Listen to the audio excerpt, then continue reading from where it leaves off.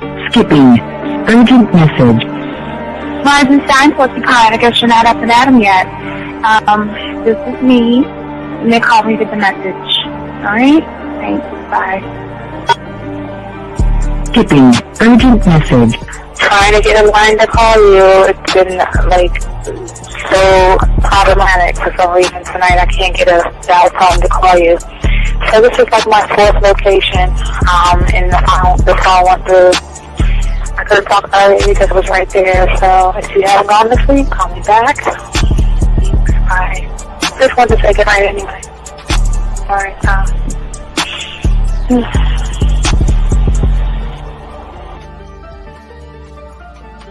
Urgent message. Hi. I hate that your phone keeps rejecting me. You must have a really bad connection. Anyway, I don't know. It's 11:42. It's not even late. So if you're not asleep, call me back. All right, bye.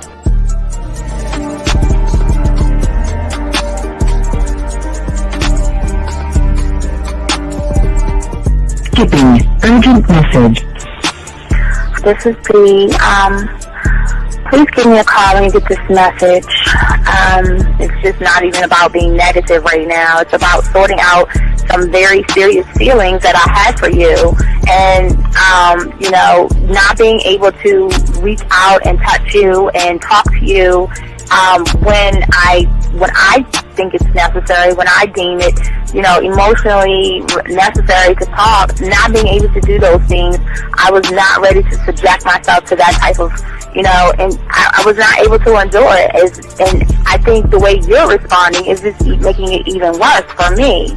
So I need to talk to you with regards to that, and just, maybe the talk you suppose that we should be having, that needs to take place then, obviously. I don't know. Your reaction to everything is really disappointing. And I need to talk to you. So call me, and don't be acting like that towards me. That's probably the situation, how you normally deal with it, but that's just not going to work. So formulate your thoughts, processing, and all that, whatever you need to do, and call me, because I want to talk to you. I'm so falling in love, and it's not a good thing, because I know that this is ultimately not going to end. It's not going to happen. So I need to talk that through with you. I need to express that to you, okay? And if I haven't said enough already, that's just where I am, so that you know. Bye. To say thank you for letting me have a couple of days to actually think about what freaking happened the other night. Anyway, it was so funny how I had my whole mind made up on, when you leave your ass alone, I just felt like you was trouble. And it's so interesting how vibe is, because I was right, I ain't gonna lie, I do have questions. I'm like, how do you do that? Who taught you that? Are you a goddamn professional? So on a real note, that was amazing. It was totally, perfect. If I were to vision what I want my man to be sexually, you would be that person, hands down. Am I mad at you? Hell yeah, because you know that you got those skills. So for you to do that to me, that was not nice at all. Because I was getting to know you in a whole different way, and it was cool too. That other way was also nice, So I don't know. It makes me more curious about who you are and what you're really about. I won't lie, But again, I keep feeling that vibe of how you gonna do me like that? That is not nice. So you definitely, at some point, will have to give me that explanation, because I'm just real curious. But that's it. I'm not, in any way meaning anything else. I think I'm okay. I'm staying away from you. I'm still gonna stick to that one. But I definitely want to know. I'm dude, are you on TV? Robert Frank, and you're listening to the manmindset.com dating help for men with your host, Steve the Dean Williams. I'm Tyrone, and you're listening to the manmindset.com dating help for men with your host, Steve Dean Williams. So get on board, long dick style. This is Debo. Steve the Dean Williams, give me your chain, punk. Yeah, sleep with your lights on. I still got the bicycle. Much love, Steve. Do what you do. God bless. Yo, cupcakes. This is C.T. Fletcher, and you're listening to the Man Mindset Dating Show for men with your host, Steve the Dean Williams. The following program is rated MAN. It contains real game, learning your value as a man, original ways to have her face in the pillow and her ass up in the air. I'm talking her knees pushed so far back, it's touching her shoulders. Touching her without touching her. Having a woman respecting your every move. Buying you gifts. Cooking and cleaning with a smile. And knowing her place at the table.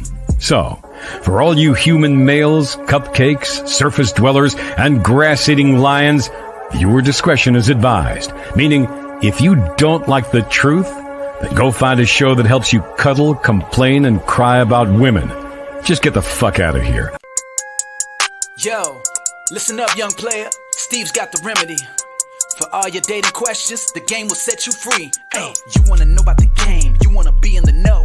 Yeah, yeah, teaching you life as a man, help you to stick to the code. Yeah, yeah, and we just keeping it real. Pulling these women is really a skill. Know how to talk and know how to move. Leveling up and we help you improve. You got the number, you look like a player, you seeing the success. Hey, closing the deal, that's really major, but what do you do next? Hey, we here to help, no need to worry, little homie, so don't stress.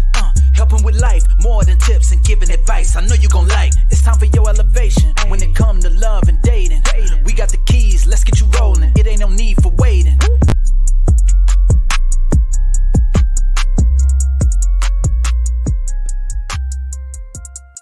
All right. We up in here in the building. Dogs out there, all my chat room dogs out there, man. How y'all guys doing, man? We have a great show for y'all today, man. We're here to give y'all a game like no one else is giving y'all, and we're gonna be talking about some changes that you're gonna have for yourself, gentlemen, to be able to unlock the game for you. So what we want you guys to do is we want you guys out here to make sure that you guys ask the proper questions, get your notebooks out, and take notes. This is going to be a great show. Gentlemen, if y'all have questions, go ahead and ask, man. And we're going to get into this game, man. We're going to get into this. And I understand, hey, guys, everything we're going to teach you, everything we're going to talk about is going to make y'all better men in the game. And it's understandable, gentlemen. I say this for all you young men out here. I know you want to change. You just don't know how, okay? But the last thing that I want to do is I don't want you guys to have any kind of regrets or allowing life to pass you by. Because right now, when your mindset right now, everything is average. You're just moving average. Everything you're moving, the thought processes, the way you talk to women, the way you text women, the way you move for yourself is average. And hopefully by the end of this, we can just do something to give your life a shift, because that's what we want to do. We want to kind of shift your life, and I want to shout you guys out, okay? And it's not a thing that we're not going to change you. We got to start with a shift in everything, okay? Because most of you guys will understand, if you don't make these shifts, it's just going to eat you from the inside out. And we don't want that to happen to you guys out there, because I want you guys to be able to begin to challenge yourselves to see if you're willing to do the things that men are able to do. And gentlemen, and that is whatever it takes to become a student of the game, learn the game, and being that man. So if you want that lifestyle, it starts right here. And that's what we're going to be talking about, okay? Because the change what you think about, you know what, it's funny, okay? Change is what, gentlemen, you guys think is achievable but not possible, okay? And if you're going in this world and in this game like this, okay, I do want to say this, and this is very important, and this is no knock on you. It doesn't matter where you are as far as the money you make. It doesn't matter where you are as far as how your body looks and all this other stuff. I'm telling you, when it comes to women, it comes to the game, potential doesn't mean anything, okay? All right? You never experience life and you'll never experience the game through your potential, gentlemen. The game will always be experienced by the way that you move and the effort that you gentlemen take as men. And there's a difference between the I can do something and I will do something, okay? Lots of people can, and the thing is, and which makes the game so great is that, you know what, only a small percentage would do the necessary things. And all the rewards in the game and all this other stuff will only go to these people out here. Because those that are looking for what we're trying to teach you is trying to let you know is that you can't look for happiness. And you can't try to search for any kind of meaning, especially with a woman, to be happy, okay? The difference between these things, okay, it all lies in the belief that you have for yourself. And please understand that when you have the game and have understanding, you know, you're going to see success. You're going to be I always say you'll be the last one actually to know what success is and what it is about. But let's talk on it. You know what I mean? Let's break it down. See, a lot of you guys do one thing, but you don't do two things that you have to do. Like I said before, we always talk about paper, putting it on paper. We're too busy, right? Get your notebooks out and soak this up. You got a question, put a Q, and we'll be happy to answer your question or call in. But I want to talk to y'all guys out here. Get your notebooks out. This is very important. So many of you guys out here always put things on paper, meaning that a lot of you individuals dream big, and that's fine. It's okay to have dreams. But you know, when I was 9 years old, I didn't dream big. I moved big. And even though I was small, you know, and the thing that led me to the self-discovery of myself through my mentor was I never put it on paper. I mean, I for right now, for you young men, I say, yes, absolutely, put it on paper. But don't keep it on paper. I think that's what the biggest problem a lot of you guys are having is that you're putting things on paper, but you're not moving off the paper, okay? That means that the way you have to think is cool, but it's nothing without moving that way, okay? See, the thing that the game is always going to give you young men are rewards, okay? And these rewards in the game, okay, see, you can't cheat the game. You can't manipulate the game or anything like that. But when you are a actual student of the game is going to reward those exclusive. It's like the game, that's why I always tell you guys, it's an exclusive club of guys. Everybody can't get in this club, but it doesn't mean you can't. We'll talk about that. But everybody can't get in this club. It's an exclusive club of a certain group of individuals. It's always, and it will always be that way. The world The world is not supposed to know about us. Okay, we're small.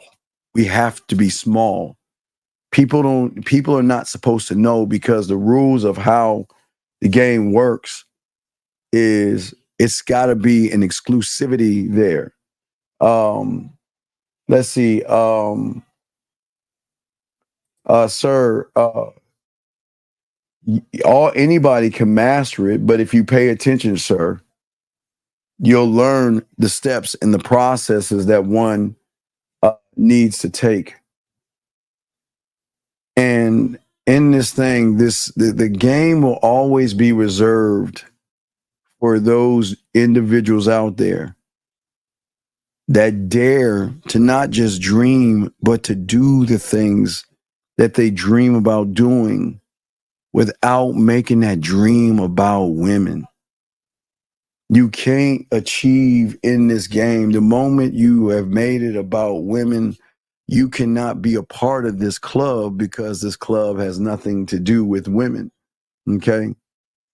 It's about the skills that you develop on your own. Okay? Because honestly, guys, and it's no knock on your parents or anything, how you learned. Your parents, your teachers, society in general, okay? You got to understand, man, they didn't dream big. And it's no knock on your parents. Your parents' dreams are their dreams. Your teachers' dreams are their dreams. Your pastor's dreams were their dreams. Everything in society, everybody has dreams that are on paper, but most do not move and put those dreams to action. Okay? Because there's something about, if you not only dream, but create the fire inside of you, and it's something that they don't have, and it doesn't make them bad people. Y'all have to understand, it doesn't, just because people, and we'll talk about that because it's very important to understand, but a lot of people won't understand you. You're not going to be understood. Listen to what I'm saying. See, most of you guys that are here right now, you believe in yourself, and you're going to be around people, okay? You're going to be around people. And I know a lot of y'all probably have this right now. You're going to talk to some of your friends online. You're going to talk to some of your friends at the bar. You're going to hang out with some of your buddies or whatever. And you're going to tell them that, you know what? You know, I want to do something for myself, whatever it is, fill in the blank.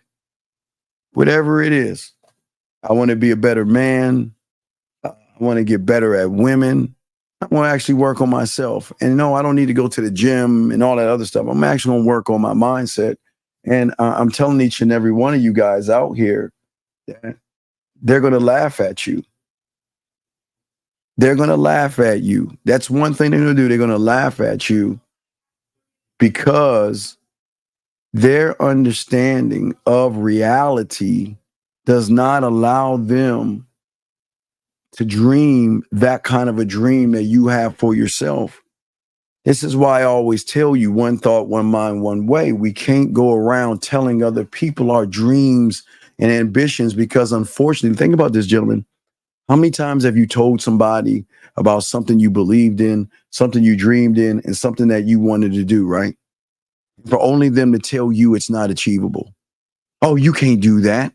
That can't happen. You can't do that. Even if it's getting, even it's getting, I want to get some women. Oh, you can't do that. I mean, did you listen to the last video on YouTube about the hypergamous nature of women and how terrible that you can't do that? How many times have you tried to tell somebody, just someone you thought that you could trust, what was on your mind? You know what? This is what I want to do.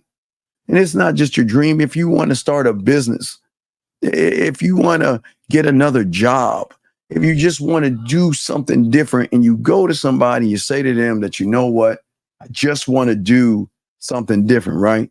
I just want to do something different. And these people out there start to laugh at you. They'll either laugh at you, or they'll try to tear your dreams down. And you never understood why. I'm going to tell you why today. The reason they do that is not because they don't like you. It's not because, and it could be a little jealousy, but I don't think they're jealous of you. It's just from their perspective, gentlemen. Their reality, not your reality. That's why we always talk about one being one of one. Your reality will never fit into somebody else's dream. So when you share your dream from your reality, what happens is that anybody else outside of you, they're going to try to tear that dream down. And it's not that it's not that they're doing it to be mean. I'm not saying some won't do it to be mean. Some will have a crab in a bucket mentality, and some will want to hold you back. But that's not the case in all this. The case in all of this is just that it just doesn't fit their reality, right? Okay. And there are men out there who have game. But the question is, why can't you have it? And when you tell people what you're going to do, if it's going to meet women, you're going to change it up a little bit and do something different.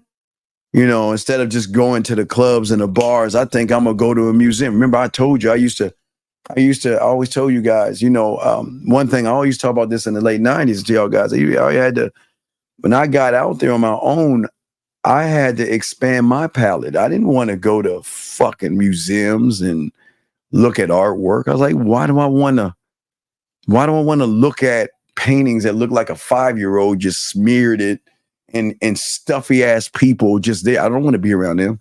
But see, my reality didn't allow me to open up and see more of the game. And it was my mentor telling me, you got to expand your palette because there are women everywhere and there are levels of classes of people.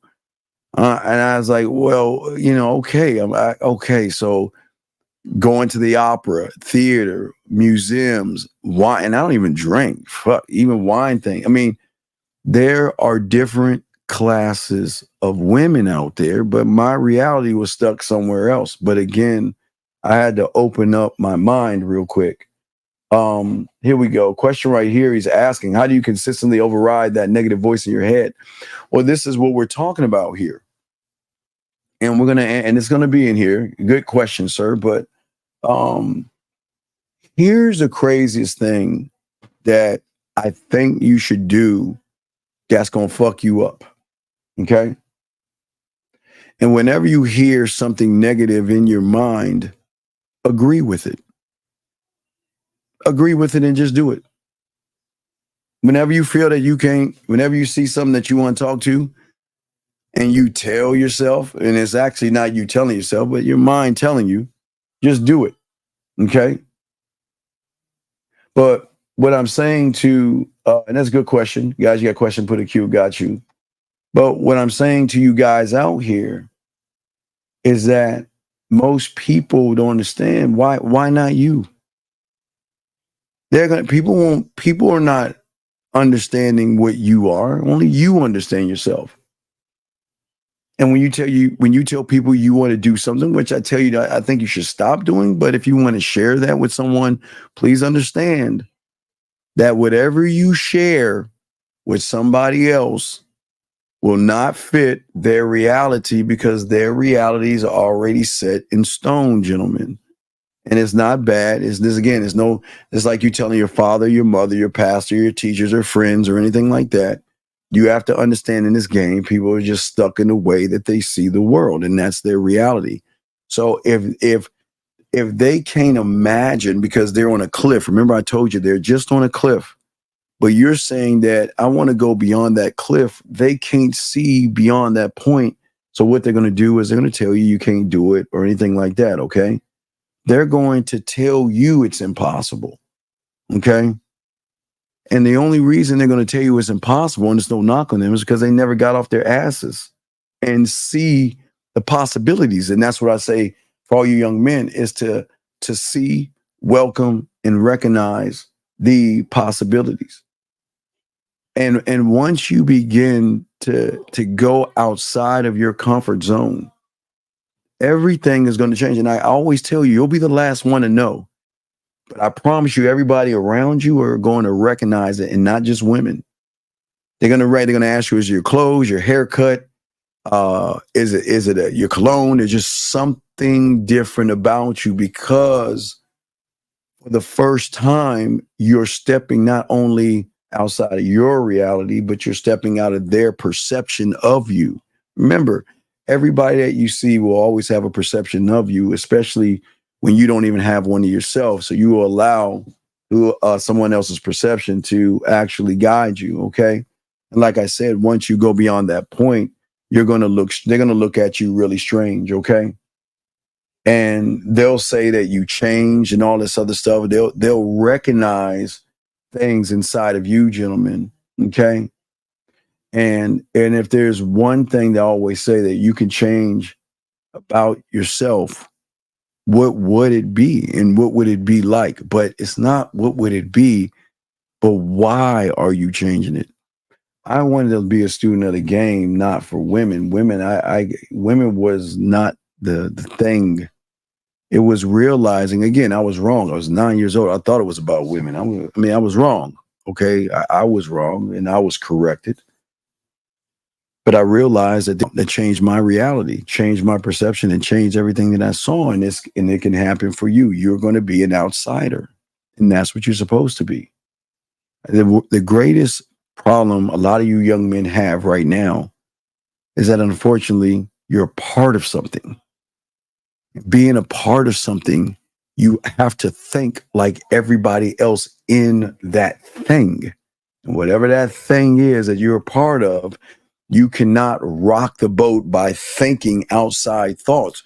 You must think like whoever is running that thing that you are in and moving in. You are not allowed to have a free thought, gentlemen. And that's why we always tell you what's important is that you just don't put it on paper, gentlemen. You actually have to move big in this game.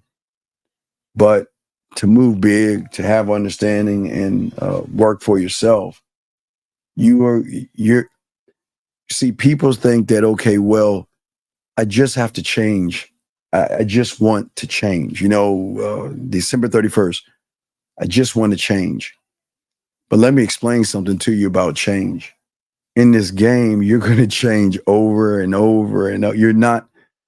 It's not just a change. See, what happens is when someone wants to change and they change for a little while, they always snap back to their original form, because that change was a false perception or a false change for something that, again, a lot of guys say, well, I want to change so I can get better with women. And they may start to change in a little bit, but they will always come back, because you can't actually cheat the game that way, gentlemen. You see what I'm saying?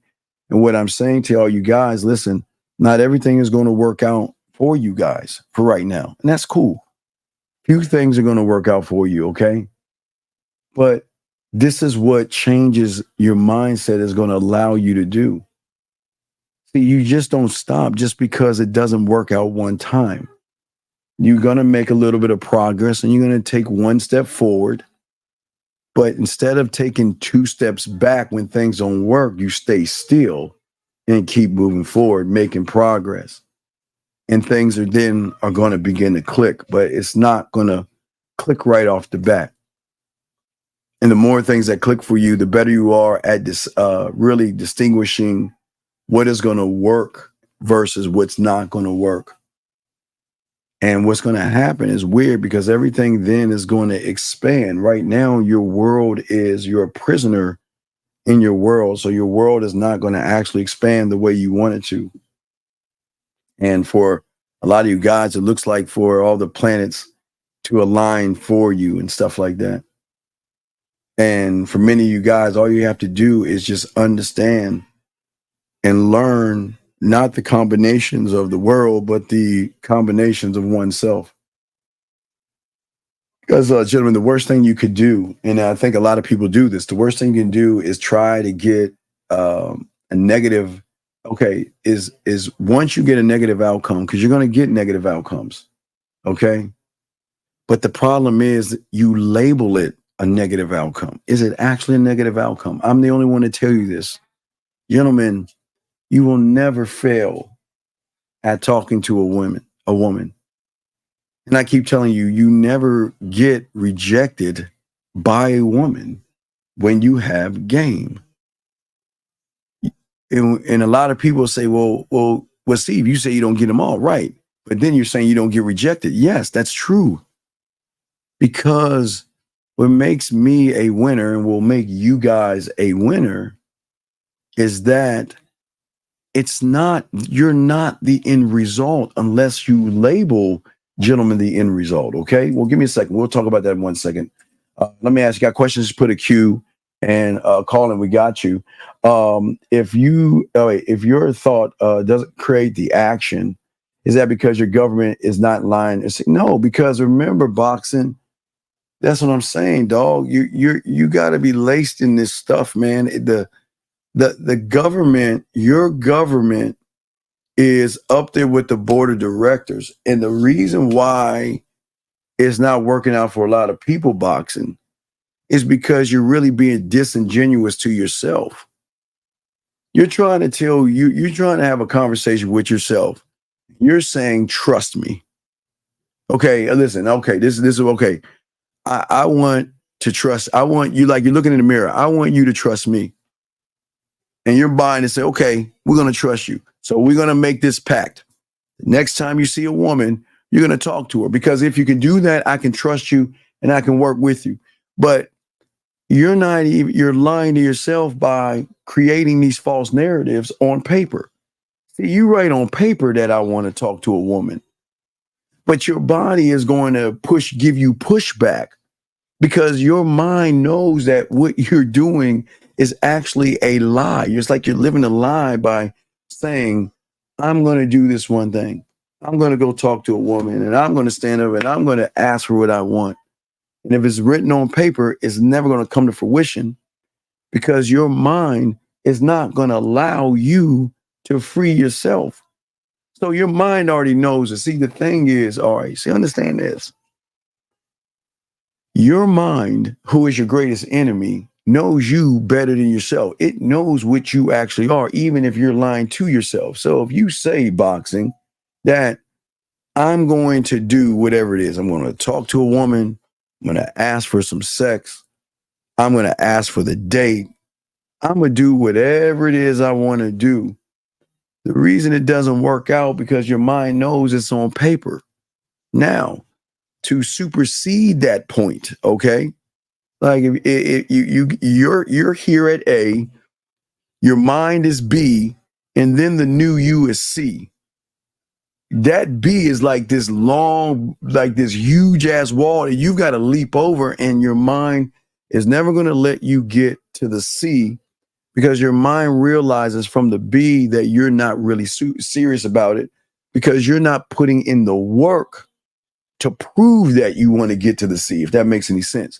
See, when the mind recognizes that you're learning the game, and the mind recognizes that you're a student of the game and you're soaking up the information and stuff like that, it is at that point the mind realizes I have no say-so, and I can't listen. I just got to sit the fuck back and just watch what happens. Let's watch this. The way a lot of people watch the show, the same way the mind observes. The mind will sit back. Gentlemen, listen what I'm saying. When you actually are moving one thought, one mind, one way, that means on paper, in action, as one, your mind can only do this: get some popcorn and go and just watch. He has no say so. He can't say anything, because he has, or it has, no power over you.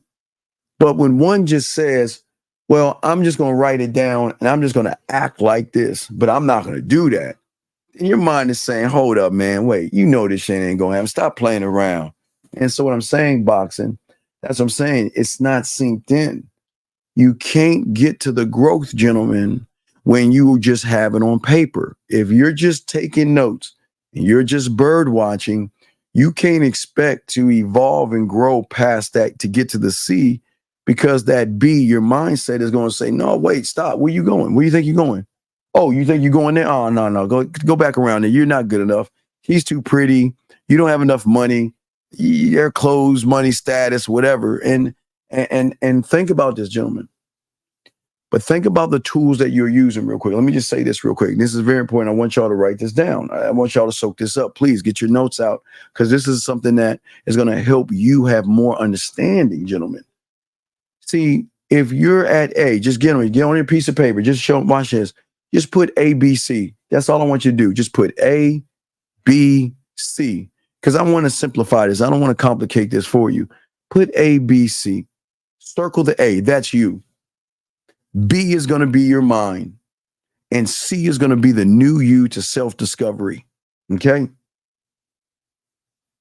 How can one get past the B when one is tying down chains to himself?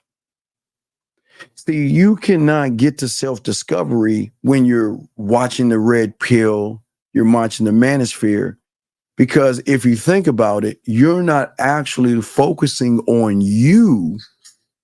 You're focusing on what's outside of you. And so your B, your mind is saying, hey, keep watching that. That's really interesting. Hey, that's really interesting. Keep watching. Wow, look at that. See that? Wow. Hey, look, Riz. Wow, they got something new. Handsome Man game. Hey, women versus bear or tree versus women. Wow, these are exciting things. And what it does for a lot of you individuals, it throws you off because you're finding it so intriguing. But that's the trick. The mind plays on you because the mind doesn't want you to get to the C, because once you get to the C, then he has to do this. He can't say anything. So what he wants to do everything he can to prevent you from getting to the C of self-discovery. So what he'll do is he will push you towards things. Remember, the mind is the enemy. He will push you towards other people. He will push you to be a part of other things and all this other stuff.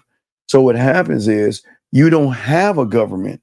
And if you have one, it is a weak governing system that is built upon the B and not you, the A.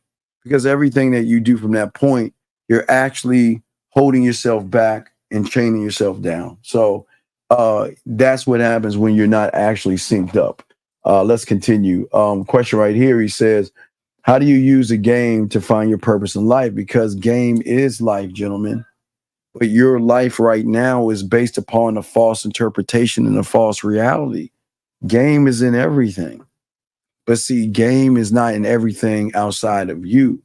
See, you're looking at life from the outside, but you're not looking at life. You have life here that you have not even tapped into that is going to change that life out there. See, we're too busy looking at life from this view versus looking at life from this view. This is going to wipe that reality, take those glasses off and put on a new set of glasses. Then you're going to see a whole different life, but you can't see that until you start working on the life here, young man. And let's see here. I think we caught up. Wait, here's a question. Should I be aggressive towards someone who is not being straightforward when they talk? Like someone ask me, where are you without any, sir, I don't understand what you mean by that. What does that even mean? And why would you be aggressive? I mean, that's feminine. That is a triggering emotion. Why would you allow somebody that you don't know to trigger something in you, sir? You need to explain, because I don't understand what you mean by that, because this sounds really feminine right there, buddy. I do not understand what you're saying right there, sir. I do not. Okay. I have I don't know, but I say for all you guys, TB, make sure you put a Q here. You said, how do you know when you have gotten to the C? Well, okay. You know when you've got to the C when you have cut off the red pill, you cut off the manosphere, and you stop following the herd.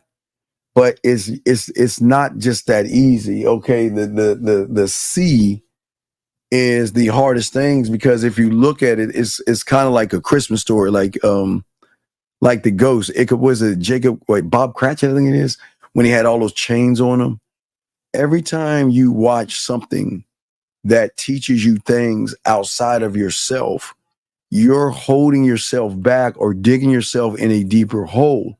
And most of you guys, your hole is as big as the Grand Canyon. So one cannot get out of said hole right off the bat. It's a process because one has to actually unlearn what he has learned and things like that. But as I was saying to all you guys out here, for many of you guys out there, the change is always going to happen over and over again. And everything is not going to work for you, okay? But as I said before, what I was saying about rejection that no one's ever told you about is that the only reason you get rejected is because you placed a label or judgment on what the woman is freely doing. Because she has a boyfriend, because she is married, because she is not interested, she is allowed to say what she wants to say. That's not a rejection. That is just her making a decision. Do you see what I'm saying? It's her making a decision. And her decision that she makes has nothing to do with how you present yourself. See, it's the presentation that you have and the way you present yourself to a woman, and that's all you can do. But when you present yourself, when you actually believe in yourself, is different than just throwing shit up on the wall because I don't believe in myself. Because remember, gentlemen, when you don't believe in yourself, women can recognize a person that doesn't believe in itself. He can't articulate himself correctly. He can't look it in the eyes correctly. He talks about a bunch of shit that has nothing to do with anything. So women can recognize somebody that does that. And what happens is that a lot of you guys, you have these negative outcomes and things like that. And that doesn't make you a bad person. It's just a negative outcome. But that's why we always tell you guys, you're labeling an end result that you have, that you have no control over. You have, listen, I will tell you again, you have no control over the determination or what a woman decides she wants to do when you have game, because you want to give her the free will to make a decision for the first time based off of truth and allow her to say yes, no. Well, we don't accept maybe though. We don't accept a woman saying maybe to us. But what I'm saying is that we've got to begin to change the optics of how we see the world and how we see life. And I think that's where we're going wrong, gentlemen. You look at a woman and you automatically assume that she's going to reject you. But how can she reject you? All we can do is present ourselves. But don't we do that every time we go to a fast food restaurant? Go into, I'll give you an example. Let me think of something. You know, McDonald's ice cream machine's been fucked up since 1975 or some shit like that, right? So you go to McDonald's and present yourself. I'd like to have a sundae. That's the presentation. After that point, there is nothing else that you can say or do. What happens after that point is none of your business. It has nothing to do with your self-worth. It has nothing to do with your self-image. It has nothing to do with you. It is this. Okay, I presented myself and I put myself out there. This is what I want. This is who I am, basically, right? Okay. And then by doing that, okay, and by doing that, then that woman right there says that, you know what? No, I'm not interested, or the thing is not working, or somebody's always told you that, you know, you've always been turned down.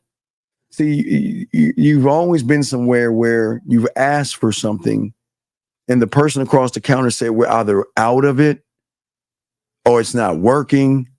And just like that, you just either find something else or you go to another place to get that something else, and you just don't care. So you're not actually being rejected.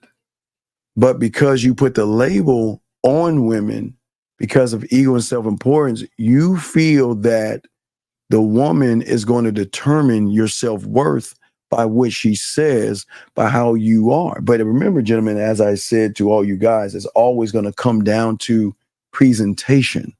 How do I present myself to a woman? It's always going to come down to that, the presentation, okay? And that's what is so important in all of this. And guys, again, if you have a question, please put a Q. We'll answer your questions. But what I'm saying to you guys is that the thing that we do here is I'm not trying to change you. That's not my job. And I'm not trying to get you to be like us. That's not my job.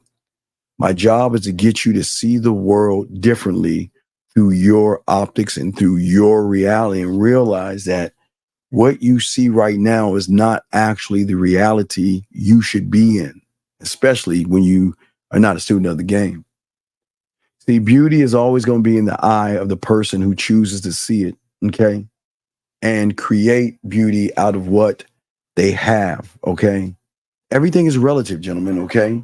So what that means is that whatever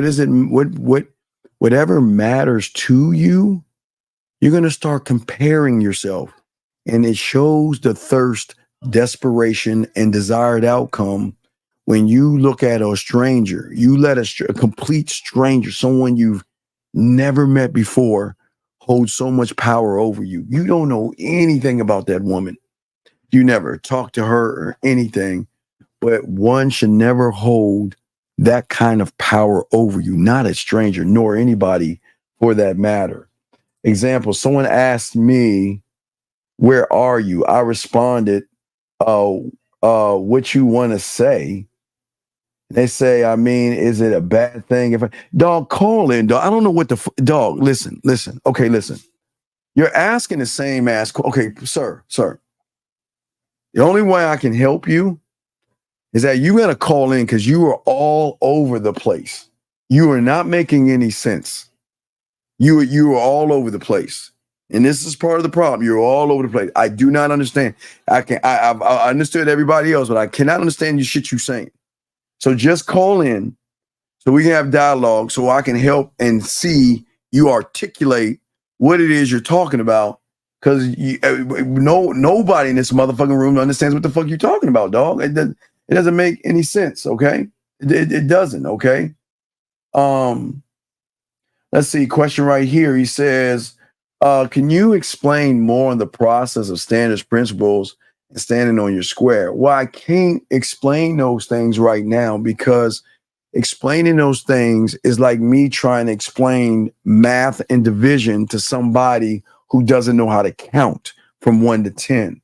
So I can explain it, but the problem is, if I explain it to you, you're just going to write it down on paper, and it's not going to carry any weight, because you're not about that right now. Now, please understand this. I'm going to shock you right here, young man. You have standards, you have principles, but what you don't understand is, see, people think standards and principles can be good things, but they actually can be bad things. Your standards and your principles say that I am not good enough, and you believe that's your principle. Your standards and principles saying that, you know what, I don't know how to articulate myself, and I'm not good enough. And whatever you feel about yourself, you have a standard and a principle. It's just the standard and principle you have will always put you in a position when you get around a woman to actually feel like you're not good enough, or you can't get that woman. And then what you have is that, then think about what I talked about earlier. When you don't have that standard, then think about where you step into. Remember, I told you, you step into somebody else's reality and listen to their reality. And then what you do is you take somebody else's reality, their DNA from the fingerprint, and you try to imprint their reality on your reality. And that's where everything goes wrong. And that's why a lot of you young men are confused today.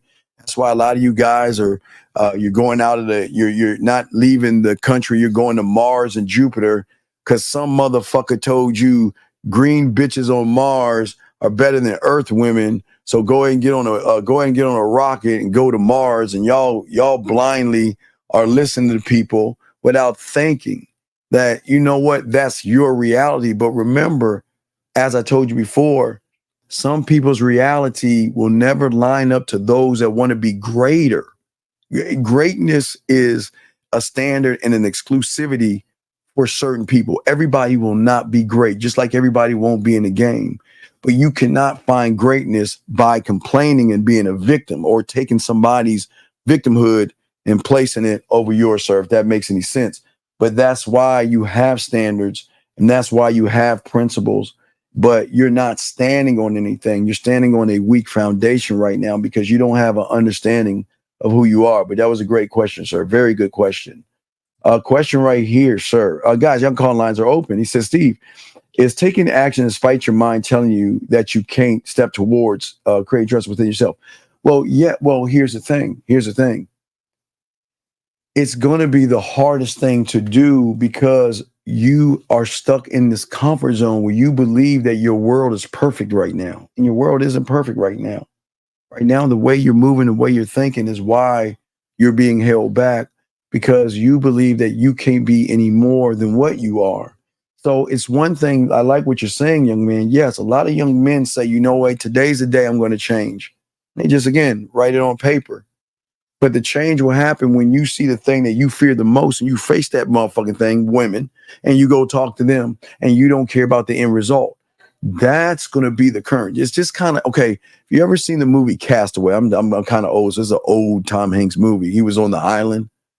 But the thing was, he could never get off the island because the current kept pushing everything towards the island, right?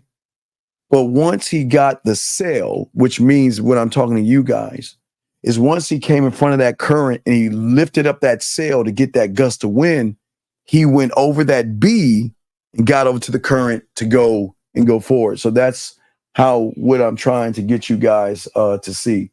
The C is self-discovery.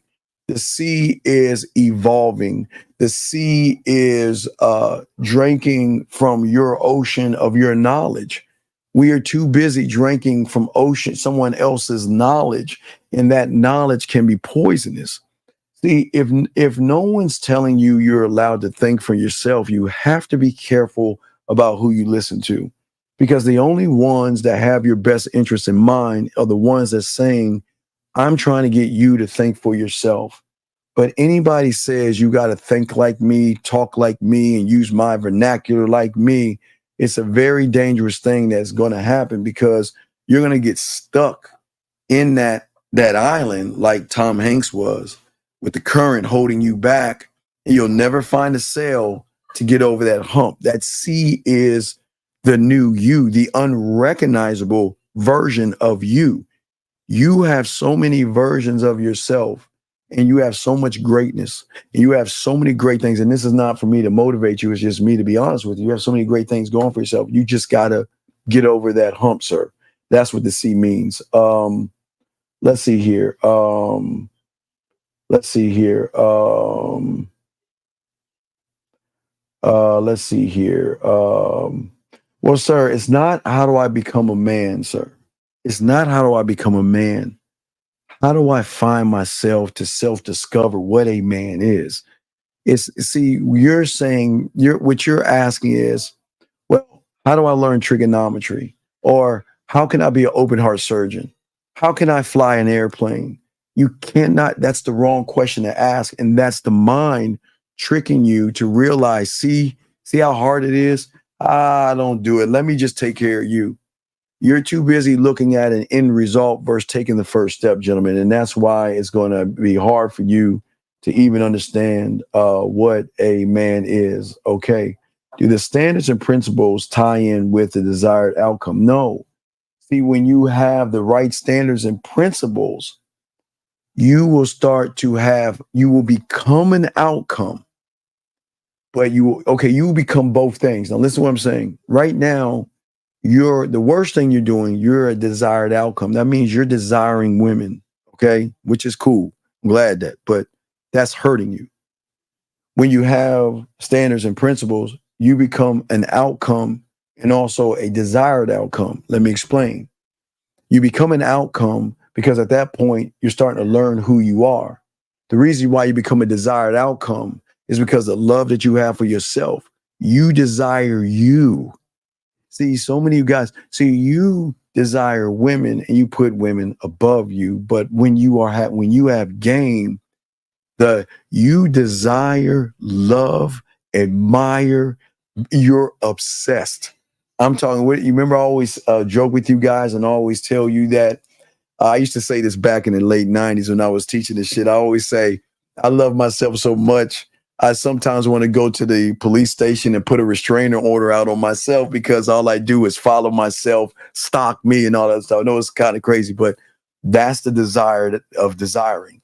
The desired outcome should never be from anything outside of yourself. The desired outcome should have the desire and the love for myself, but also the desire to want to be more than what I am today. So you will then, from the desired outcome internally, you will then become an outcome outside, which will draw in a desired outcome from the woman.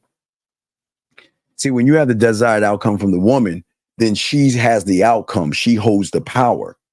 And when she holds the power, there is no desire in somebody that desires me when she looks in the mirror all the day and say, I'm just ugly, I'm fat, I'm getting old, I got a wrinkle here, and I'm just this. But yet this guy wants me.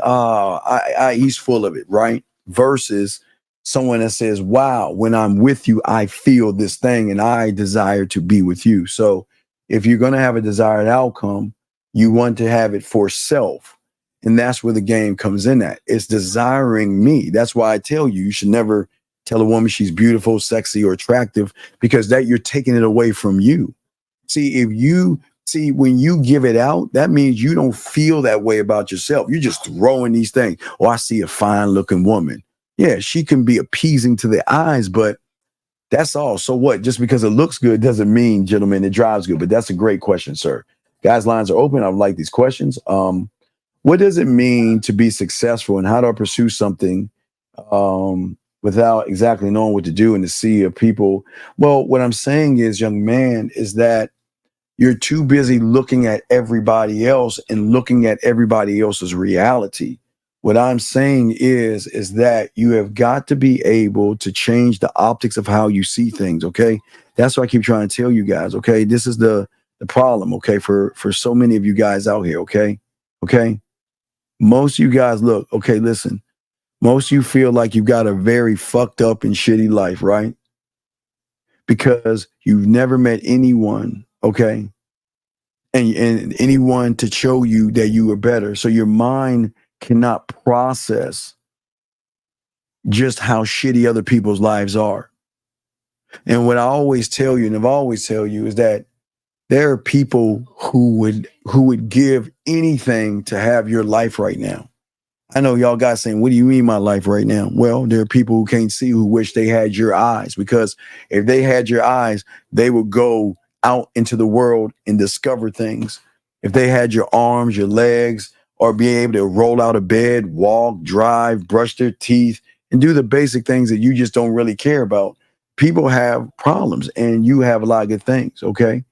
But what I'm saying to you right here doesn't mean that you should stop growing and everything, okay? What I'm saying to many of you guys out here, that you're looking at success through the eyes of someone else, DN. And what I'm saying as far as the game is that you should look towards yourself to find what you need to find for yourself. It's discovering yourself, sir. That's how it works, okay? You say, but you can learn from someone's experience. No, you can't. Okay, listen. It's one thing to learn from experience, but it's another thing to say that experience is the end all be all. Listen to what I'm saying. Okay, so a blue bitch on Pluto dogged me out.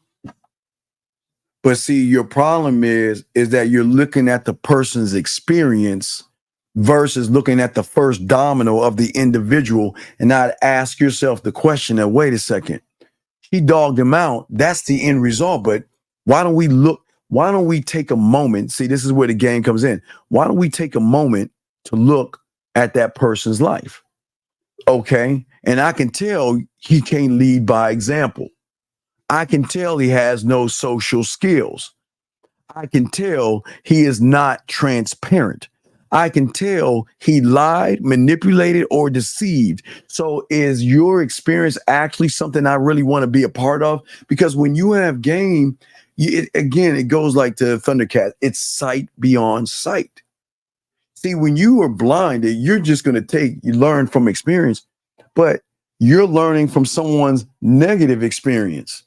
Oh my God, she dogged me out, and see, she's going to do that to you. So what you should do is get on a rocket and don't go to Mars. You need to go to Jupiter, because the orange bitches on Jupiter are better than the purple bitches on Mars, and they will treat you better because of my experience. And then when you are blinded, you're going to follow somebody's thing without even questioning, who is this motherfucker talking? Wait a second. Let me take a moment and break down and dissect them. Wait a second. Men don't complain about women. Men don't push negativity. So something. See, that's when the game comes to something. There's something wrong here. But yet, when you are caught in someone else's reality, you're just gonna follow his weak ass experiences, and you're gonna make it your life, your world, and your experience. So you gotta remember, negative experiences are different than motherfuckers that's teaching you how to be positive about yourself. So all experiences are not good.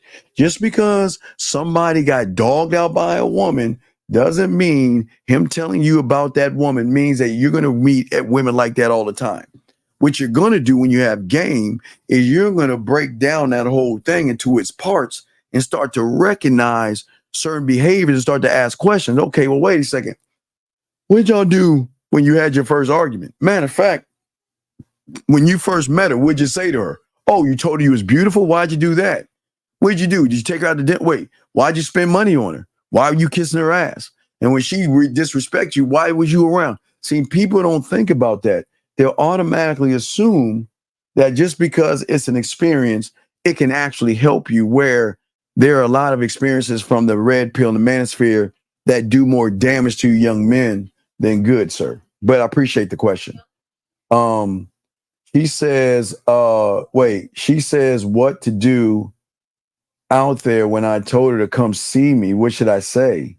She says what to do out there. What are you talking about? What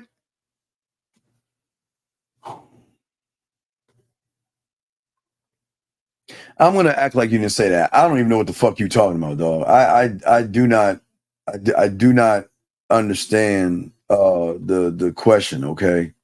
Yes, we do have a book on Amazon. Yes, we do have a book. You can get it from the website. Yes, we do have a book.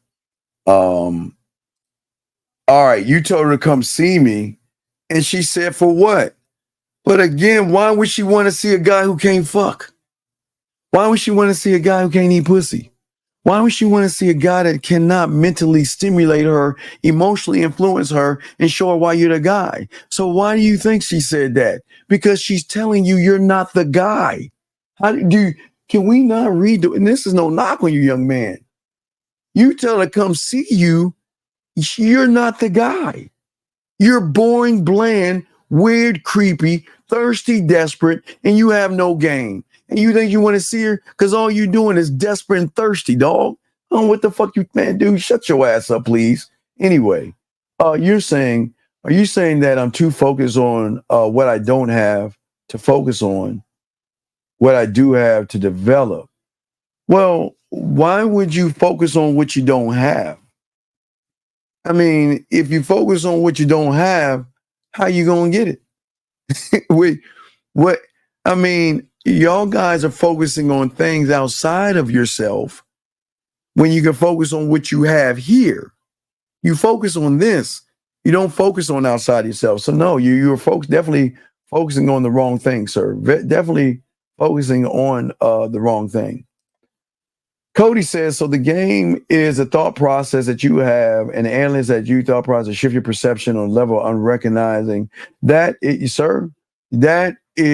a small pebble on the tip of the needle, sir. But yes, it is that, but so much more. But yes, you're in the right direction, but it's so much more. It's so many layers, dog. But yes, that is it. But again, on paper, it doesn't. That's why I'm saying I got to be careful, because I don't want to say, well, what you're saying is correct. It is correct, but you don't understand it. Yes, you're writing it down on paper, but it carries no weight if you don't have understanding of it. So yes, it is, but that's a little pebble on the tip of a needle for you, because it's on paper right now. So you don't even, you're saying the words, but you don't understand what it is you're saying, sir. You're just, again, when people, you're taking good notes, young man, but you're just writing it on paper. It's just paper on paper.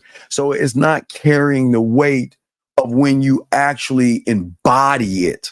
Because once you embody it, man, the shit you write on paper, you'll be like, oh man, oh man, oh shit, I thought this was it, but this is just the beginning. So yes, young man, it is that, but you're writing it on paper, buddy. You're writing it on paper.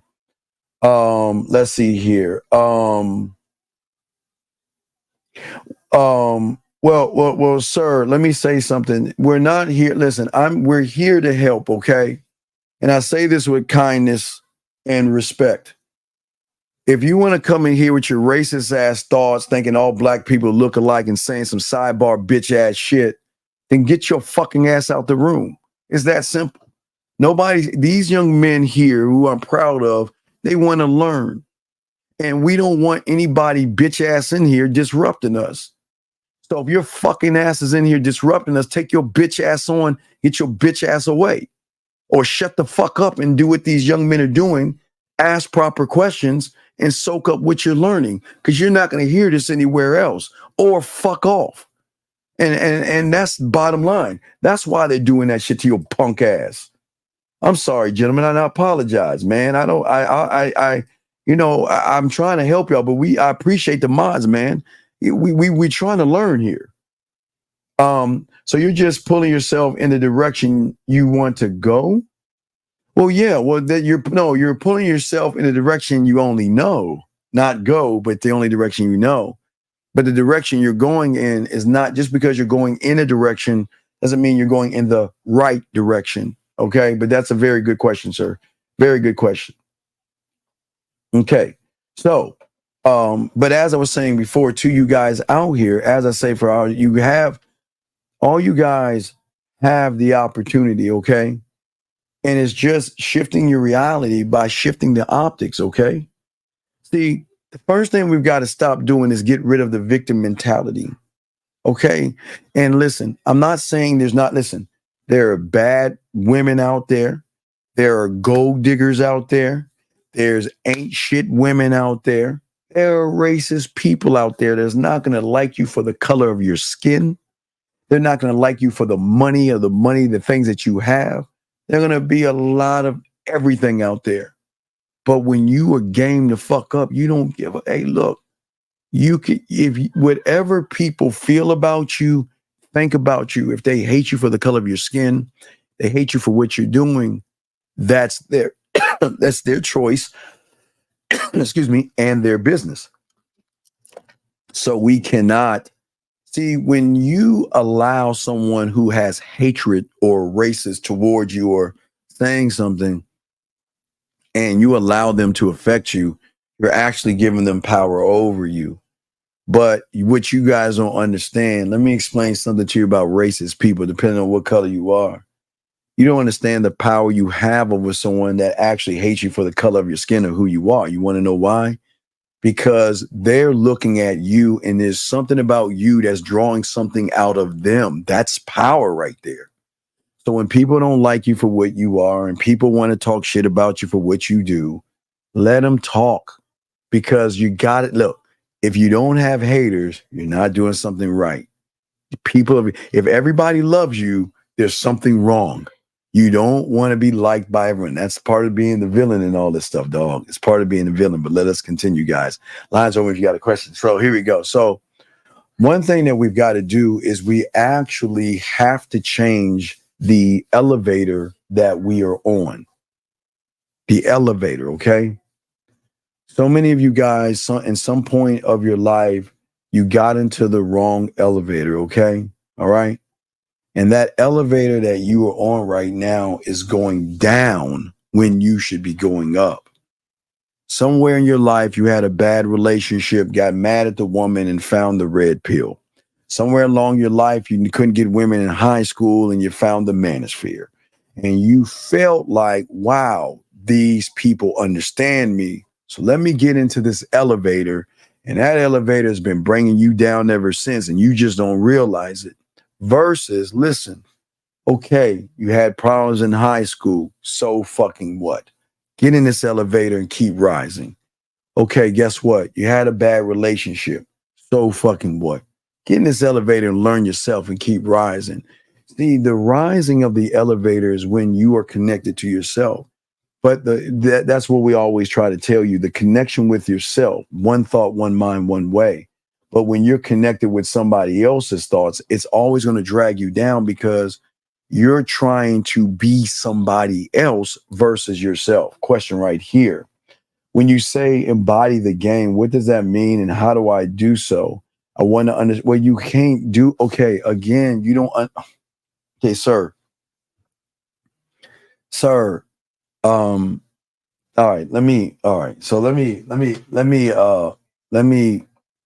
give you a prime example of what I'm talking about. Okay, because people think it's just you're saying it and it just happens. It doesn't work that way. So let me explain what it means to have game in this scenario. Okay, so let me see here. So let me break it down.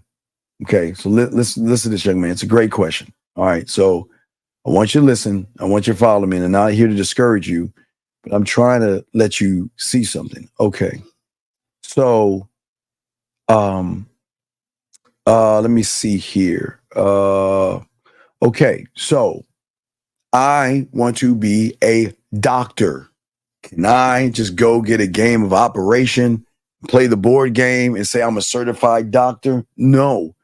First thing you gotta do is you gotta get past high school, which is 12 years. And then you have to do an undergrad. Well, then you gotta go to college. Then you have to do an undergrad, right? Then you have to do 4 years of medical school. Then you have to have 3 years of residency. Then it's got to be a fellowship and so on and so forth. You know, it's a process. See, people think that, okay, see, what you're saying is, Dub, and I say it's respect, is you just on paper right now.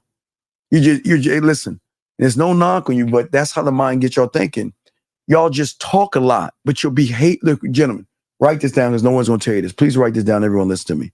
This is the most important thing to determine what you actually are when it comes to game. Your behavior is your truth. The end. The end. It doesn't matter what you say. It doesn't matter what you write. It doesn't matter what you think. It doesn't matter how many motivation videos you watch. It doesn't matter how many affirmations you say to yourself. Your behavior is your truth. And that is the problem right here, Dub. You're just on paper. You're not in the game. You're just a guy talking like you want to be a part of something, but look at your behavior. Your behavior is like it's going the opposite way. It's like you're thinking this, but you're moving this way. One thought, one mind, one way. It's all got to line up. But I appreciate what you're saying, Dub. It's no knocking. It's a great question, Dub. But that's why I keep trying to tell you, Dub. Listen, Dub. I will be 53 in August. Started at 9, Dub. And there's I always say I know nothing. I know so much, but there's so much more. Dub. I just can't stress to you, Dub. I don't know how, because I get excited when I say this stuff, Dub. I can't tell you how limitless the ocean and knowledge that you have of you that's just sitting there and you're not even drinking from it. So it's just hard to explain, but evolving every day and growing every day and just being someone new, a new set of eyes, a new reality every day. I can't Oh man, but just talking about it, nah, man, it doesn't work that way, buddy. But I understand what you're saying, though. I appreciate the question. So it's no knock. It's a very good question, though. Very good question. Question right here. Okay. Does the hate come from me? I've had my own thoughts instead of trying to. Well, no. Well, Iverson, you're not okay. Iverson, you're not doing anything. Listen, people are just going to hate you for what you are, okay? And if I see you're a young black man, some are going to just hate you for the color of your skin. That's just how the world works. But what I'm saying is that you're not satisfying your thoughts. You're just writing shit on paper. So that's not why people don't like you. It's just people don't like you because they don't like you. And it doesn't matter why people don't like you. Who cares? They just, you should never give people that power or even care. Remember, I always told you, dog, it's none of my business. If they hate me, it's none of my business. They like me, it's none of my business. If a woman's interested in me, it's none of my business. If she's not interested in me, it's none of my business. It's going to sound real fucked up, but I just don't give a fuck. I don't care, man. I mean, guys, the greatest power is the reason I don't care is because I'm too busy caring about this motherfucker. I'm putting over 1,000 into me. Do you think I'm gonna take a point off of looking at me in the mirror and caring about me to put it in somebody else? Fuck no, I'm not doing that shit. So that's what I'm saying, dog. But I understand what you're saying, and I appreciate what you're saying, sir. Let's keep going. Let's see here. Question right here. What are your thoughts on carry yourself like Roy? No, that's on paper. Young man, that's on paper. Okay, so let me explain what's happening right now for a lot of guys. So right now they have these things on YouTube, these I guess stoic sayings and like these Sigma male sayings and how you should be. Gentlemen, you talk about it or you be about it. If all you doing is talking about it or listen to somebody talk about it, and all you're doing is saying yes, but then when the time comes to be about it and you ain't doing that, then you just have it on paper. That's why it doesn't carry the weight, because believe me, it feels good to hear positivity. It feels good to hear motivational things. It feels good. But then what does it matter if when you're in front of a woman or in front of something, well, hopefully a woman for you guys, and you don't know how to move and think, what does all that other shit matter? What does it matter if you watch a motivation and someone's sweating and climbing a mountain, and then you hear all this positivity and they got the music in the background fucking with your feelings and all this other shit, and you like, yeah, today's gonna be my day. Then you go out there and see a woman like, oh man, I ain't gonna do that. Right? So then what you do is you take steps back because you feel lesser. You know what I mean? You feel good, but then you question your own self. It's like, well, if I feel this good, then why didn't it work for me? Versus looking at that motherfucking man in the mirror and say, you know what? I'm not going out there for any pussy. I'm just gonna go out there and do what the fuck I want to do, and pussy's gonna be out there anyway. And whose day am I gonna make? Whatever woman I run into, I'm gonna make her day. And that's how it is. I'm not thinking about going out there for some ass. Now get it. If you're in high school, I get it. Y'all like, you know what? It's Friday. Let's go get some girls. But you're a grown ass man, dog. We ain't thinking about that shit. We moving. We just moving, doing. You know, I'm gonna go to the store, and guess what? There's some women at the store. Let me go and grace her. You go to the mall, look at some shoes or something. You know, I'm gonna look at some mall, give me some. Hey, look, there's a woman at the food court. Let me go ahead and holler at her. You see, that's how it works. So, if you move like royalty on paper, but the behavior is not royalty, then you're being disingenuous to yourself, because you are royalty, but you're not moving like a king. Remember, what did I show you in Versailles? You say nothing and you do nothing, which means you are nothing. So what is a nothing doing in my court? Meaning that when you meet a woman, she's a nobody. So in order for you to be a somebody in my world, royalty, who the fuck are you, right? See, that's royalty. But y'all guys fake royalty by saying, well, I'm royal, I am this and that, and then you see a woman and you shrink. So you got to watch out, Sea-Dog, on how you say things, because sometimes you can say things and it can really mess up your mindset, okay? Can a man of the game be focused on themselves as well as being religious, or do you not? No, wait, excuse me. Religion is something that you do. It's not who you are. You can do and be whatever you want to be. You can pray and all that other stuff. That has nothing to do with this. Okay, please understand, dog. So this is what I always keep trying to tell you. A lot of people try to add religion to an I am, and it's not an I am. Religion is an I do, okay? And what I mean by an I do, and that's not a bad thing. This is not a bad thing. Let me explain what I'm talking about. Let me find it. What I'm saying is, on the depth in things that I'm talking about, when you were going here, there was no conscious thought. There was no religion. There was no conscious thought. There was no subconscious thought. You were moving from a place of such deep depth at your core. That's what I'm saying. So once you came into this world, you were taught by teachers to believe and think and move. Remember, we are nothing but handed down stories, and it's not a bad thing if you are religious. It's not bad. It's not bad at all.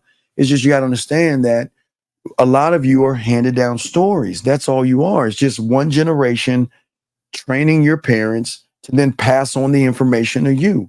And what you are doesn't make you a bad person. What you believe in when it comes to religion, that's your business, and that's what you do.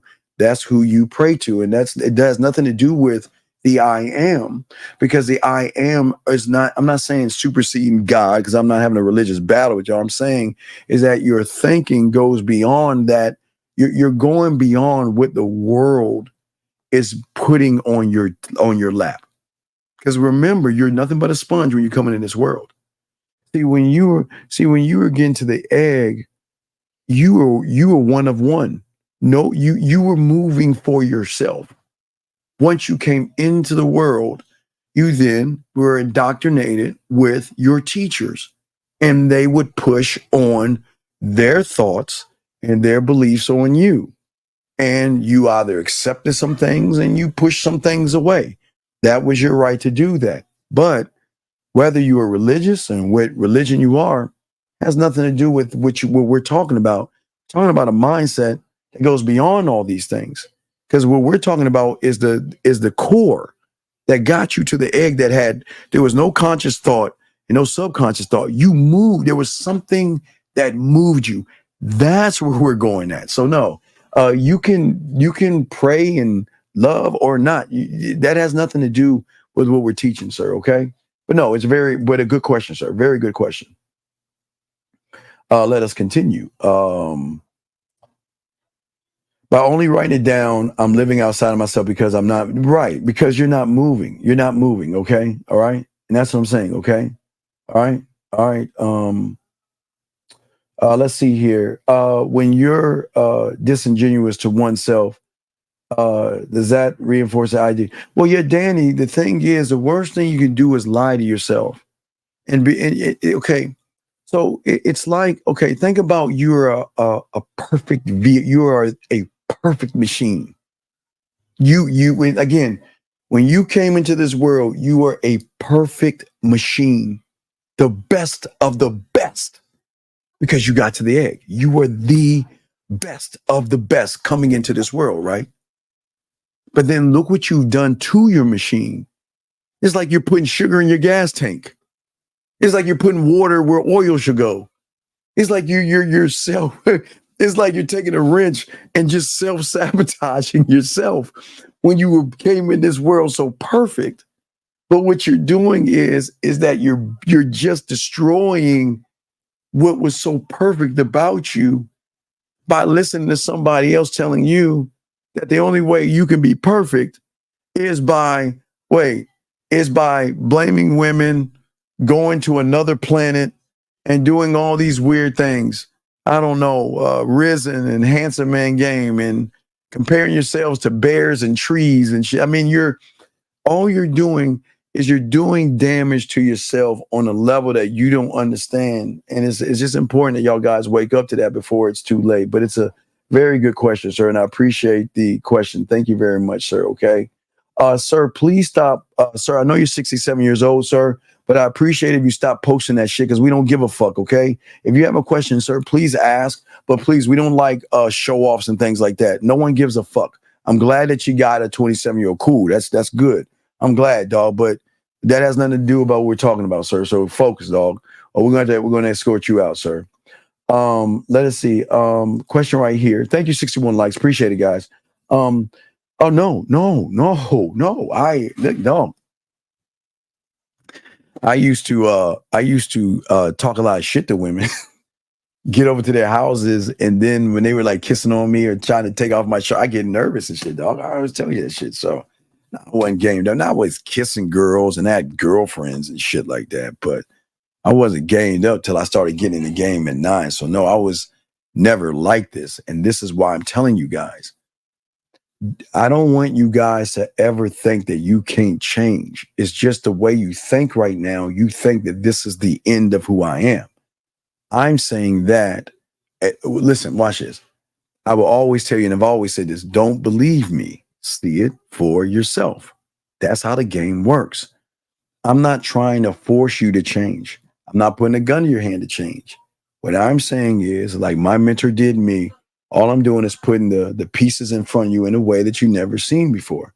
That's why I always tell you about the 100-piece puzzle set. That's got to be the first step of self-discovery, because it teaches you that, wow, all my life and right now in my life, that like a puzzle, I've got these training wheels on, right? Because when we see a puzzle, what we do, we dump the pieces and then we sit the box down. And what we do, we look at the box, find the piece. Look at the box, find the piece. So you're not even thinking for yourself. And that's part of the game that we teach that no one else on YouTube is ever teaching. As I tell you, those that have game teach you things that you never heard before.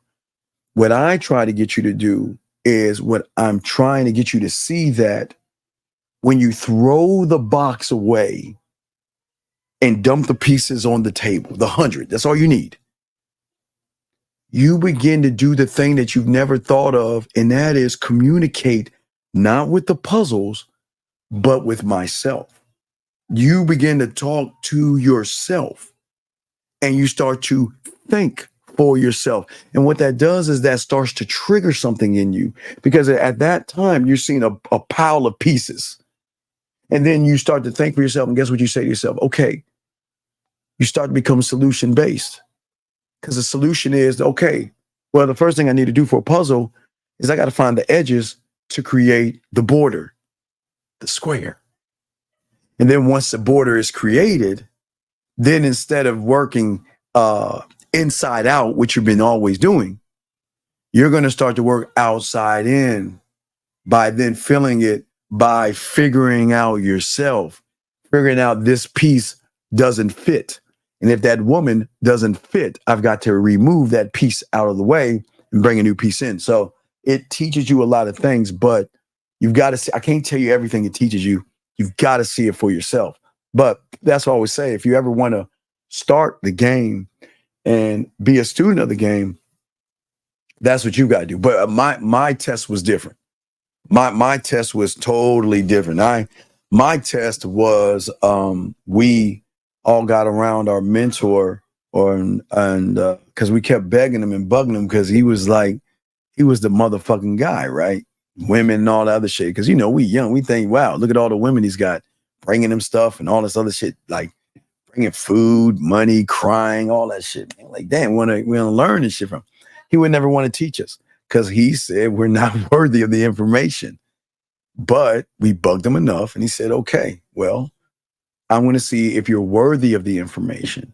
I'm not going to give the information to you, because you have to understand that one has to be worthy of this. You just can't come in just because you want to come in. One has to prove that he's worthy of the information. So what he did for me was, or for when we were small, he just asked us, who wants money? That's all he asked. He said, who wants money? And, you know, all of us little motherfuckers, we like, yeah, I want money. I want money. I want money. So he dug in his pocket and he had some nickels, pennies, and dimes.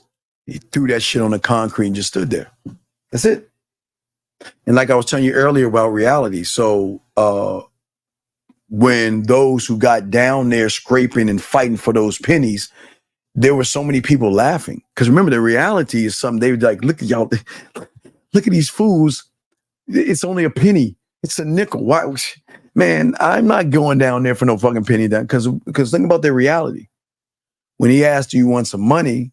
Those that didn't go down there looking at money was $1, a $5 bill, a 10, a 20, a 50. But I'm not going to go down and get on my fucking knees for a nickel or a penny or a dime. Why the fuck would I do that? And that's when he told all those motherfuckers, get the fuck out of my face. And they was like, what are you talking about? He said, oh, you bitch ass mother, get the fuck out of my face. Y'all are not worthy of the information. Because your thoughts, paper, has to line up with your behavior.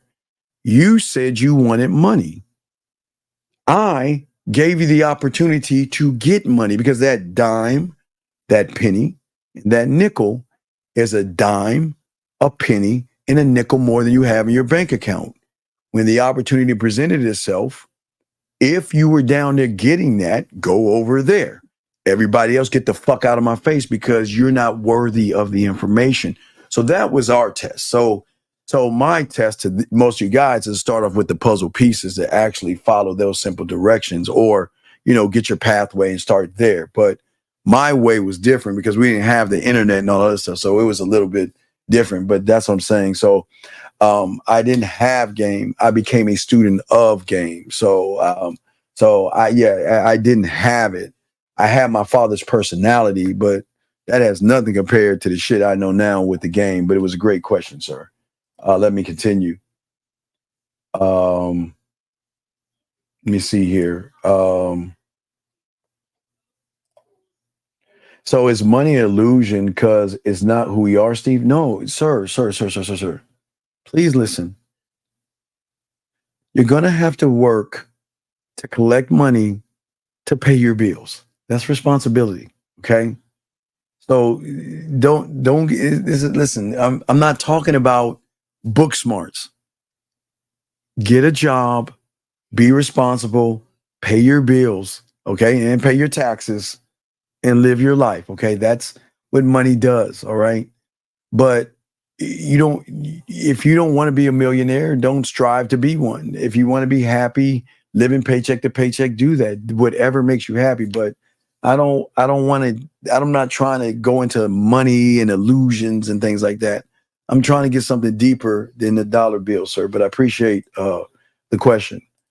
So on the real, what do you do when you have tried everything and just get bad luck on jobs, etc.? How do I restart? And how do I pursue what I want facing adversity? Well, sir, listen. As I said before, life is going to come at you a million different ways. One thing I will always tell a young man, I don't know how old you are, I'd like to know how old you are, but if you are a young man and things are not working for you, I will always tell anybody, if you want to start somewhere, get in the military. And it doesn't mean you're going to go to war. You take the ASRAF, whatever your score is, they'll give you a list of things you can do, but it will allow you to not only travel the world, but it'll allow you to save money, learn a trade, and stay in as long as you want to give you an edge. So when you go back in the world, you'll have money saved up, you'll have a trade, and people love veterans and stuff. So, but you don't have to do that. But what I'm saying is that I don't think you tried everything, and you could call in and we have dialogue, but I don't think you tried everything. I think you tried some things, but again, that's got to be based off of the skill set that you have. So one thing I always tell you, and if you don't want to do the Army, what I tell you is this: go to a company and get your ass in the mailroom. And let me tell you why. Mailroom has power beyond power that you guys don't understand. Because the mailroom, you rub elbows with not just the middle people, but you rub elbows with upper management, the vice presidents, CEOs, CFOs. You rub elbows with the big wigs. You rub elbows. So what happens when you start low there and you get cool with HR, whenever there's something in the company, you can always move up within the company. But if you don't have the skill set to do things for a company and things aren't working right, just start in the mailroom, start there and work within the company. But you rub elbows with everybody. And people don't understand it's all about who you know in the business world. I know everybody thinks that your resume is going to get you somewhere, but nah, man. Sometimes it's about who you know, depending on the company. So I don't actually know how old you are, what you're looking to do and things like that. But I don't actually think you tried everything, young man. So if you want to call in, you can, okay? You're saying, Steve, I'm attempting to piece the puzzle piece together. You're saying that there's a difference between knowledge and wisdom. I not only have to understand it, but I have to be able to abide by the rules of it. Yeah, right. Well, yeah, it's game. It's levels to that, sir. Absolutely. Let's see here. Let's see here. Question. You got a question? Please put a Q. I got you guys. Hold on a second. Question right here. I have a girl who I will always tease, and that because I wanted her, like you're in elementary school, which is not good.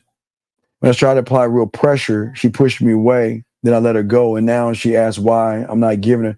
Well, here's the thing, young man. This is okay. Listen. You've got to learn how to grow up, young man, and stop playing childish games. Okay. Listen. If she comes back, all y'all gonna do is fuck. There won't be a relationship because when the opportunity presented itself, you didn't want it. So I'm not gonna give that to you. So if you want to smash, you want some dick on the side, just get at me. But outside of that, I'm not entertaining you.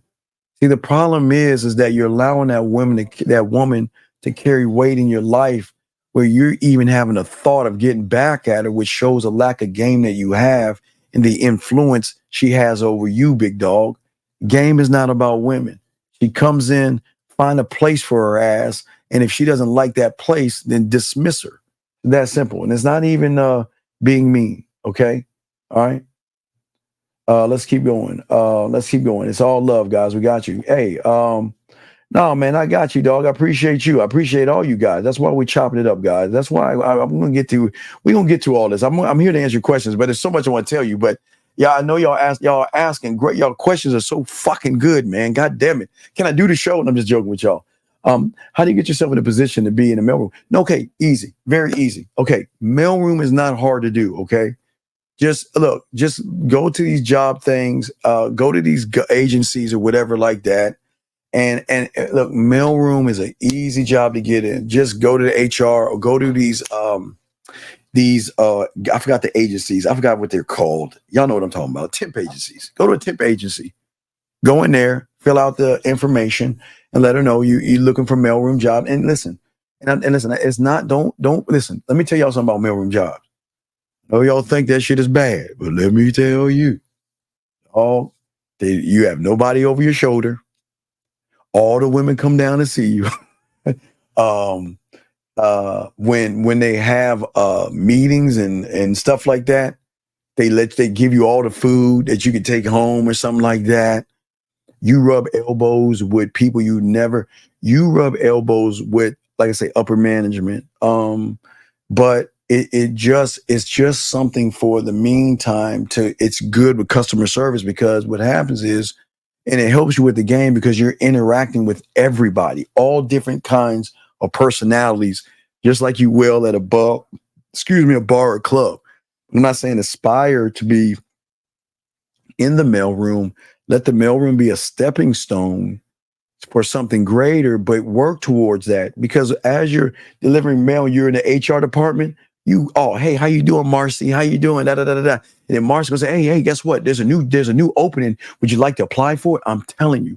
So you don't have to. And here's the best thing about the mailroom. When a company goes down, which is rare, but they do, they fire the mailroom clerks last because you still got to deliver mail. They cut the fat in the middle. They don't mess with the male people because you're the one that's handing contracts and all that other stuff. You have total freedom. It's real fun. It's cool. Everybody comes down. It's a real laid back atmosphere, but it's a real fun atmosphere. But it also allows you to get your foot in the door of a company versus trying to compete with the middle bunch of people trying to get that one job. Where when you're already in, what companies do, they look within first before they look outside. So they will come to you if you have a good rapport with the HR department and say, hey, look, there's some jobs coming up. Or you can ask, is there anything coming up? Oh, yeah, here's a job that you can apply for. Oh, you know what? I know her very well, so I'll put a word in for you. I'm telling you, man, I know think about a company, it's like an exclusive club, right? So if people know people in there, they're going to look out for the people inside before they look out for the people on the outside. So if you're in, it gives you an opportunity. So just think about that. But, just to give an idea, sir. Sir, I'm a bit conflicted. I'm 23. My question is for mentors for men, how do we know to trust for the advice of men? If there's, gentlemen, it's the easiest thing, young man. 2 things that you have to do. Listen, just write these 2 things down. This is going to be your checklist. And this is your simple checklist. Number 1, is that person teaching me something I've never heard before? Or is he regurgitating something from somebody else? That's number 1. And number 2 is that person trying to get me to think for myself? Or is he trying to get me to think more like him and everybody else? So those are the 2 most important questions you're supposed to ask. Trust no one, young man. Those 2 questions in your checklist, that will give you your answer. Because when you run into someone that's actually have game, they're going to teach you shit you never even thought of or imagined. Like, whoa, I never even thought of this shit. Whoa, that's what's going to happen. And number 2, that person is trying to get you to self-discover yourself versus saying hypergamy, modern women, fucking lay counts and Riz and handsome. There, if you notice, and this is how you got to see it. So you'll notice it, young man. Just think about this. Everybody is just regurgitating, and only a few are teaching game, because game comes from the streets, brother. It doesn't come from the street. The Kari will always say the YouTube streets. It comes from the street. So when you learn street game, you're supposed to learn things that no one has ever said before, because they're not only have they experienced it, but they're teaching you it because they've done it before. And it gives you a whole wide range, like, whoa, I've never heard that before. So that's how you know what's real versus fake. Those 2 things. All right, those 2 things, guys. Remember those 2 things. Those 2 things. Is that person regurgitating something over and over and over and over and over again? And is he trying to get me to think for myself, or is he trying to force me to be part of a community? Remember, the real ones are going to teach you to create your own community. Well, for me, we're different because I want you to create a cult. Again, no one's ever taught that before, or ever said that. I want you to create a mental cult. That's what I'm here for, to get you not to think like me, move like me, or behave like me, but to self-discover yourself by creating a world in which you have more understanding of yourself. But my friend, now you have those answers, and you take that, pin that against all the people you listen to, and watch how you start cutting the fat. Because after a while, you're going to say, wait a second. He sounds like him. Gone.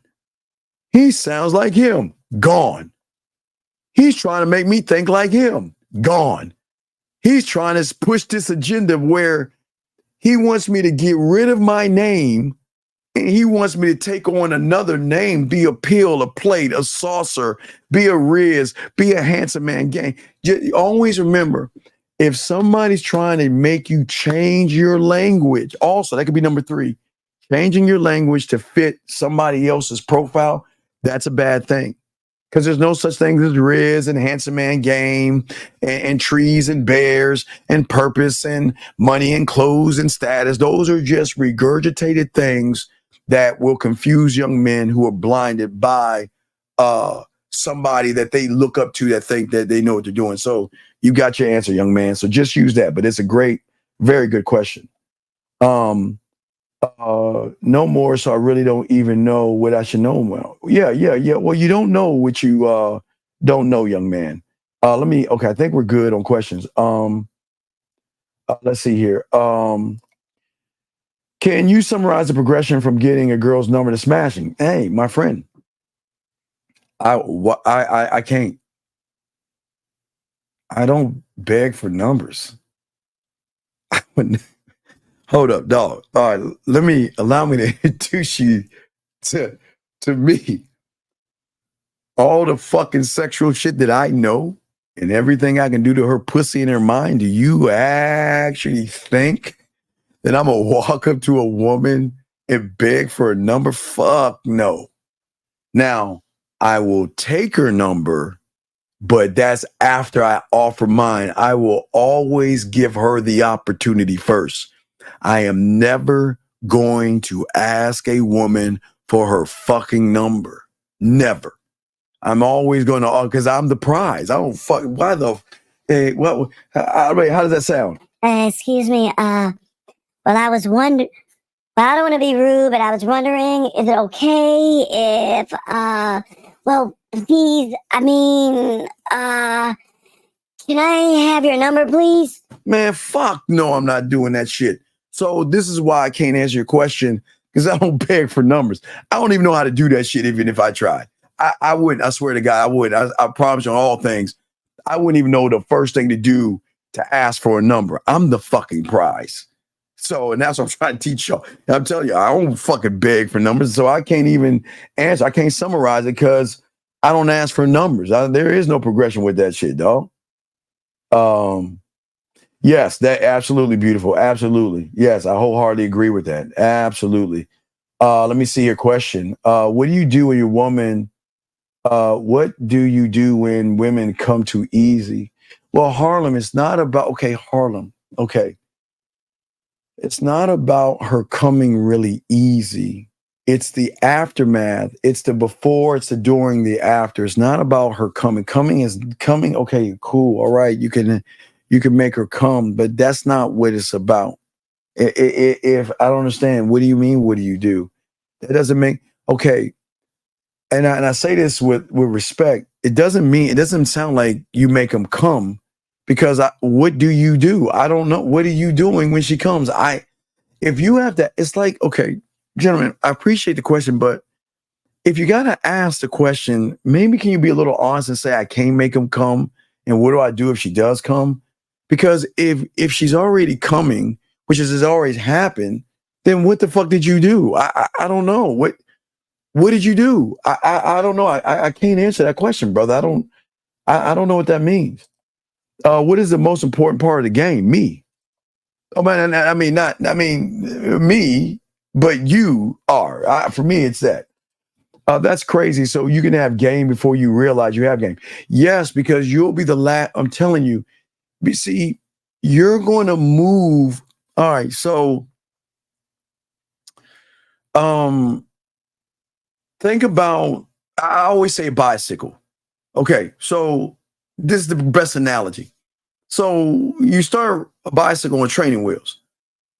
And when you take the motherfuckers off, you start falling and fucking up, because then you start learning balance, because your mind says, well, if I put too much weight on the left-hand side, I'm going to tip my ass over. So let me put some more weight to the right, and you learn balance. So then once you learn balance, then you learn how to ride a bike. But that's the beginning, because after that, then you start to get fucking arrogant. Okay.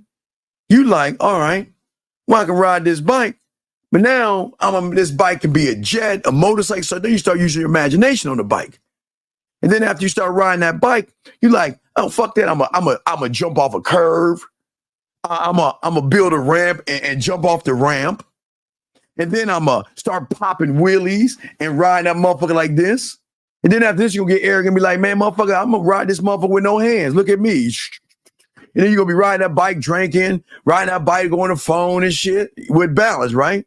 And then you'll be like, all right, let me put my friend on the bike, and you ride your friend on the bike on the back. So once you learn, like the game, once you get the basics down, that is just the beginning.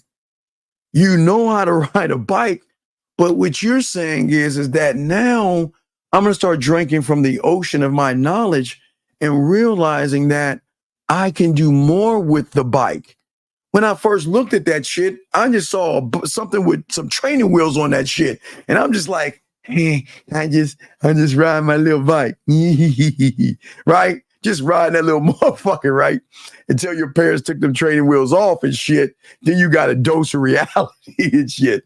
And even when you had balance, you still didn't know how to brake. Because even when you're like, hey, I got this. Hey, wait a second. How do I stop? How do I stop? And you're in someone behind you, hit the brake. You're like, ah, and you crash and shit, right? So once you understand the rules of the bike, that's the beginning. Then you start to believe in yourself that you can do more with the bike. Jumping off of ramps, like I said, jumping off of curves, popping wheelies, riding with no hands. That's just like the game. Once you become a student of the game and start to soak the game up, the possibilities at that point become endless, sir. So that's a very good question. Here we go. What is the value of us knowing our core values? This isn't for you. I'm telling you right now, this isn't for you. If everything that I just said for the last hour and 50 minutes, and you're asking this isn't for you, sir. I'm going to move on. I can tell you this isn't for you because I will not have to. If I got to explain myself to you, fuck no, I'm not doing that shit. This ain't for you, dog. This ain't for you. Because what you're saying is, Steve, you've got to prove yourself to me. Fuck no, I'm not doing that shit. Does writing help improve my mouthpiece? No, poetry helps you improve your mouthpiece.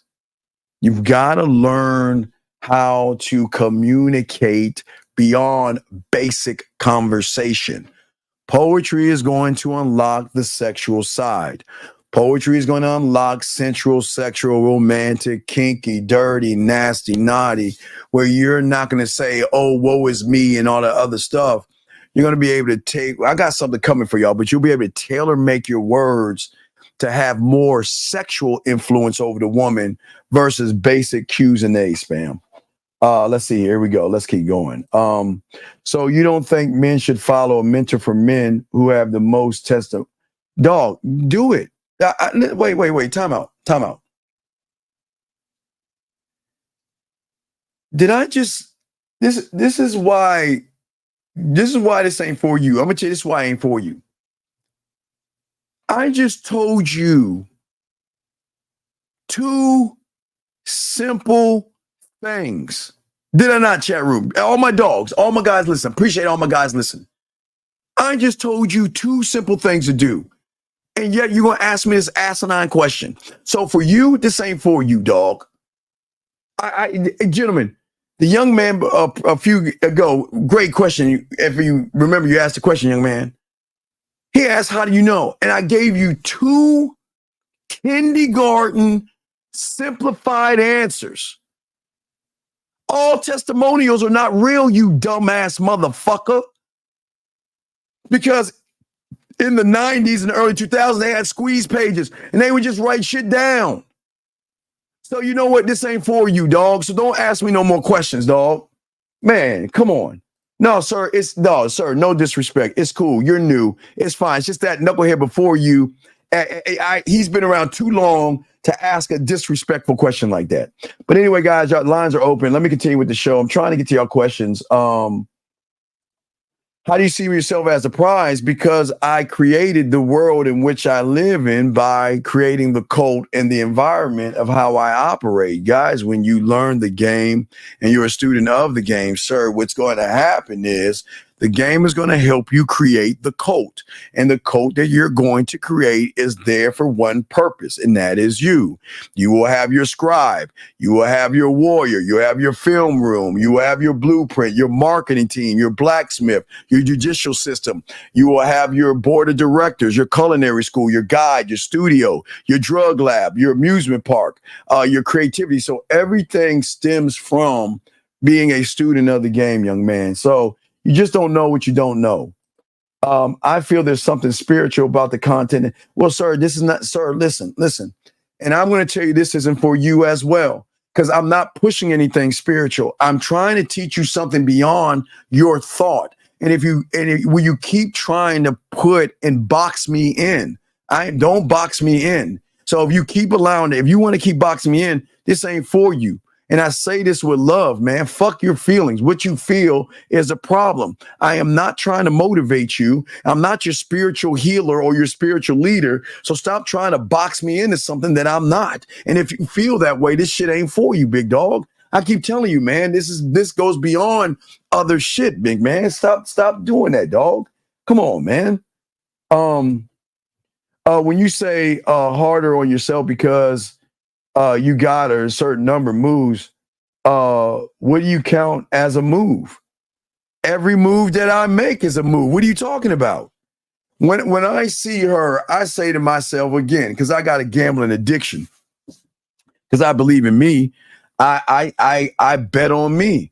So when I see her, I'm saying to myself, well, it's gonna take me, I don't know, I bet on myself. I say it's going to take me, like, I always bet against me. I say it's probably going to take me 7 moves, and that's 7 interaction moves. That's 1 to her 2, to me to 4, to her 5, to my 6, to her 7. Interaction moves to get for me to pass my information to her. So I always fuck it up because I never want to bet on me. I always bet against me, but I bet my mind, and it's fun. It's a fun exercise I always do. So it's just moves, sir. When you get a woman effortlessly, what do you what do you do in those terms? Okay, what do you mean, Harlem? I don't understand. Call in. I don't understand what you mean by that. What do you mean? I need more on that, okay? All right. So I just want to make sure I got that, okay? I just want to make sure that we do that. Let me continue. Here we go. So next one. Yeah, I don't know with that one. Question right here. Can you elaborate on the point where you give them your number or explain how you approach a girl in public? No, okay, dog, there's no dog. Okay. Allow me to help you out. This, my friend, is a frame. Sir, there's no such thing as a frame. It's a PUA term that's fucking you up. Sir, that's a frame. Okay? I don't know what the fuck a frame is, but whoever taught you that shit, this is why you all fucked up right now, because you don't know the difference between a frame and a frame. There's no such thing as frame, brother. There's no such thing as a frame, man. There's no such thing as a frame. Okay? All right. Let me keep going here. What is this channel about? This channel's about I don't know what this channel's about. I don't know.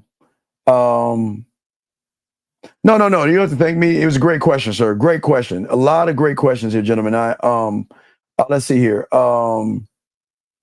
Let's see. No, it's all good, dog. Don't have to say sorry. I'm just saying, dog. I just want y'all to focus. But we're gonna get back to things. Get the last question here. Besides your content, what's a good source to read it? This ain't for you.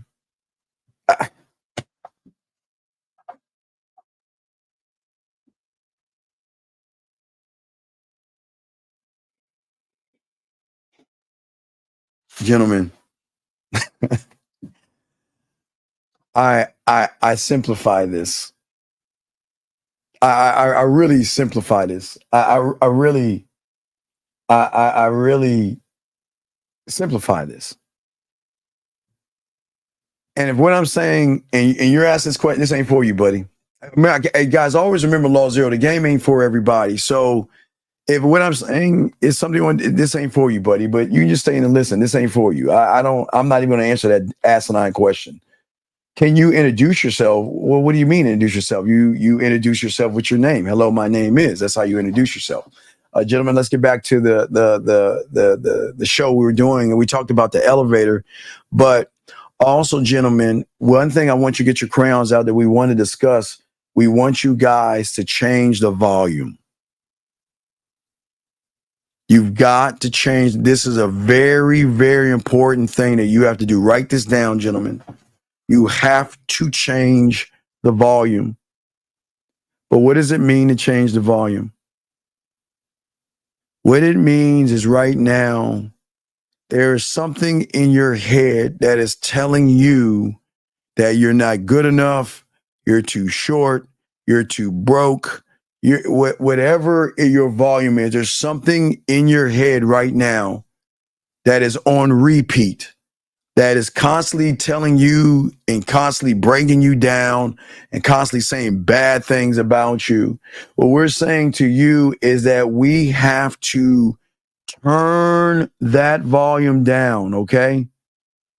See, the way you turn the volume is face the music, gentlemen, okay? What I'm saying to you guys out there, okay, as a student of the game, I always used to tell you guys, the game doesn't sleep. I mean, you always notice I do stuff at 4 a.m. I don't sleep much, and I warn you guys that when the dam breaks, it's going to be hard to sleep because the information is going to flow. It's going to flow, and it's not going to stop. Right now, you're like a faucet that's dripping right now. But once it starts to flow and breaks, oh my God, it's just that you're learning so many things about yourself. That's going to be the draw in with the opposite sex, because she's going to recognize, why aren't you paying attention to me like all these other guys I'm not trying to fuck? Well, who do you think you are? Oh, you think you're God's gift to women? You see how that works?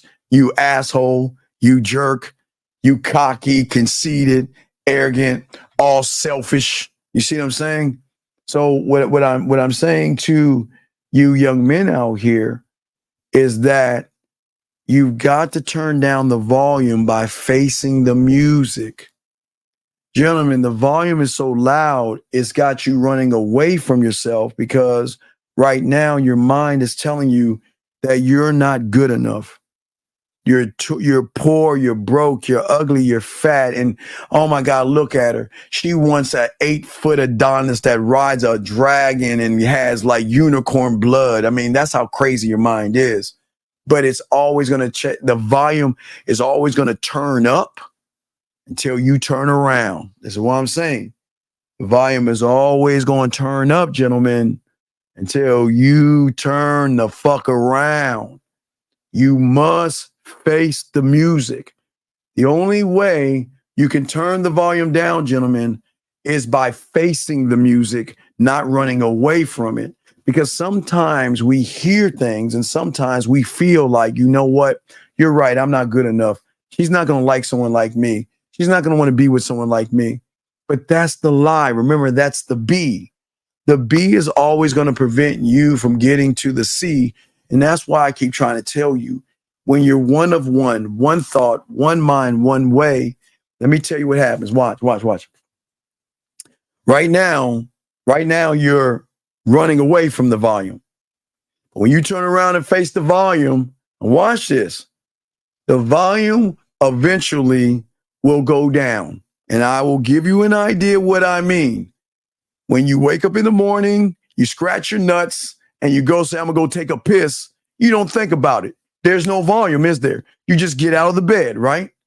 When you want to go and brush your teeth, which you should do every morning, you go in that motherfucker and tell yourself, you know what? Let me go and get this toothbrush and grab this toothpaste and talk to yourself. This is how much I'm going to squeeze on it. Oh, that's enough. Put it down. There's no volume, right? When you're saying, you know what, where's my wallet? You know what it talks to? Oh, yeah, shit, man. Well, I remember you came in drunk and shit. Wait, I think your wallet is on the couch. And you go, damn, let me see. Oh, there's my wallet. See what I'm saying?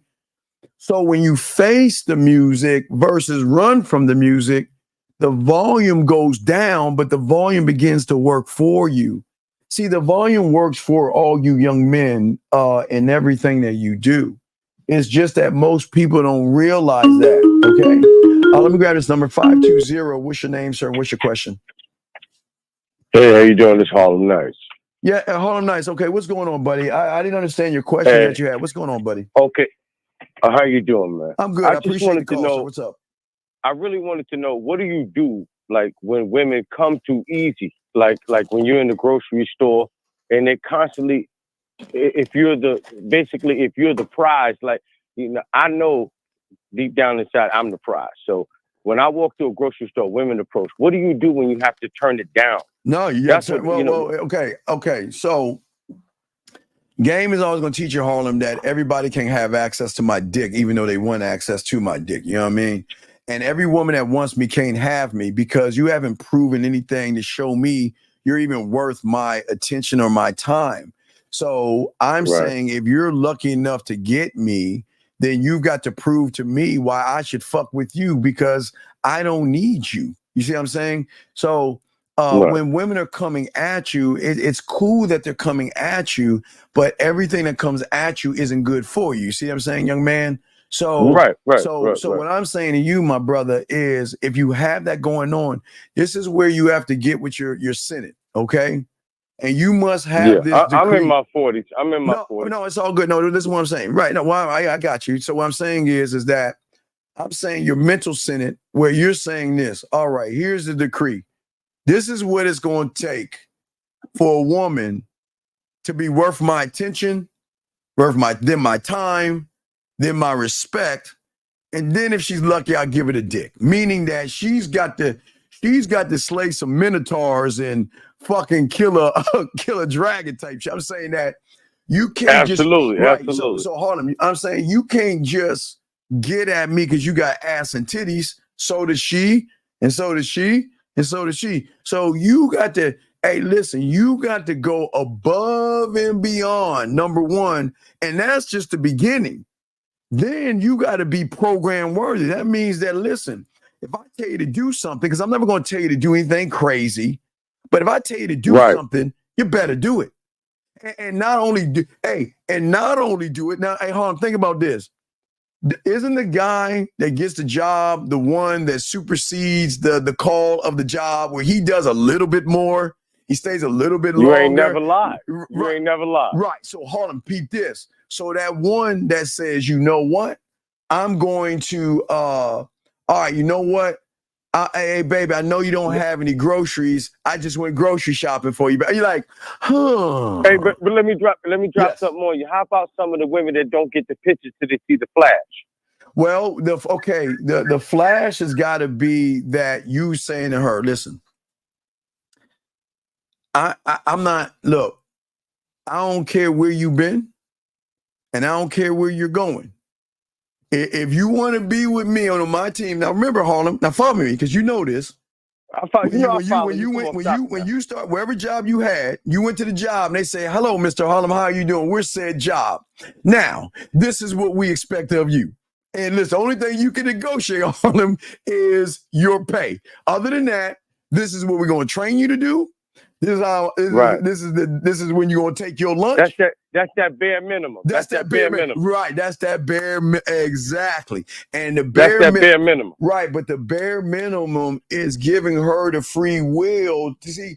This is what we call applying pressure. See, people don't understand pressure. See, a lot of women don't have applied pressure because a lot of males deceive, lie, manipulate, beat around the bush, and bullshit with women, walk on eggshells and shit. They apply. If only guys could abide. If only guys could abide by these. Well, they don't understand this game. We be straight up like 6 o'clock. Yeah, but here's the thing. There's rules to the world. See, the economy. Okay, look. Okay, beyond you and I talking, let's get to a little bit deeper game. The economy must move forward.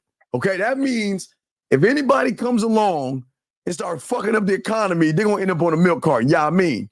So that means that that means that the economy's gotta move. Somebody's gotta buy the flowers, somebody's gotta take her out to eat, somebody's gotta buy the jewelry and kiss her ass and do all that bullshit. But you know what? We'll allow a small percentage of motherfuckers to run around freely and fuck everything because the economy's still running because the women are giving the economy by buying you shit, buying you a new pair of Nikes, buying you watches and colognes and shit. So you're giving to the economy, but through the woman and shit. So what I'm saying is that there's levels to this thing. But going back to the job thing, what I'm saying is that just because you want to be on my team doesn't mean you're team worthy. I got to see how you move. You see what I'm saying? I just can't give my dick out. You know what I mean? See, when you have diamond dick, diamond dick is what they want because they're saying that, damn, it's unattainable, right? Yeah. So Absolutely. I'm saying that, Absolutely. Yeah, hey, look. I don't even know. Look, I'm not even thinking about you getting the dick yet. I don't even know if I want to even spend any time with you. You're not showing me anything. I did want to pick your brain about one more thing. Yeah, no, you got it, brother. What do you do with those over generous women? The women that are overly generous. What do you like? You need a washing machine. I got you. You need a refrigerator. What do you need, my baby? brother. What do you do with those women? Hey, reward good behavior. It's hey. There's men on the other side of the spectrum. Harlem. There's men on the other side of the spectrum. Yeah, but that have it their way. Harlem, men of leisure. But Harlem, you know what the reward is? You get some of me. You get my time. That's it. That's the reward. You get to spend some time. You get to, and I know that sounds. I know that sounds arrogant as fuck, but I'm dead ass. No, it don't, bro. Right. You get a text message from me. But to me, it doesn't at all. It doesn't at all. Yeah. It doesn't sound like self-sufficient. It doesn't sound so selfish to me. No, it's selfless. It's selfless. I'm allowing you to have some of my time. You'll get messages from me, calls from me. You'll get a lot of things from me because you're showing me that you know what? You're already a team player. You see what I'm saying? Right. So the overly generous women, for those who don't know what to do with them, what do you tell them to do? Well, no, okay, watch this. This is the benefits of me. So when you're not, you're overly generous. When you're not feeling good, guess what? I have no problem, because remember, you're overly generous. So remember, you in the green anyway. She buying the woman is overly generous. And her, yeah, so follow me on this. She buying you shoes, colognes, and all other stuff. So right. So when she's not feeling good, it's nothing like, man, you know how fucking she'll cry. Go to Panera Bread and get some chicken noodle soup or some shit like that. Or she's not feeling good. Sit there and just rub her feet. Goes a long way. Right. It's the see what people are saying. See, men, the reason why the little things carry weight, because men just don't give that shit away for free. So when you're overly generous, that means if you're not feeling good, I'm gonna check on you and see how you're doing. When you're having a bad day, I'm gonna spend a little time with you, right? So, but that's the benefits of showing me that you're a team player.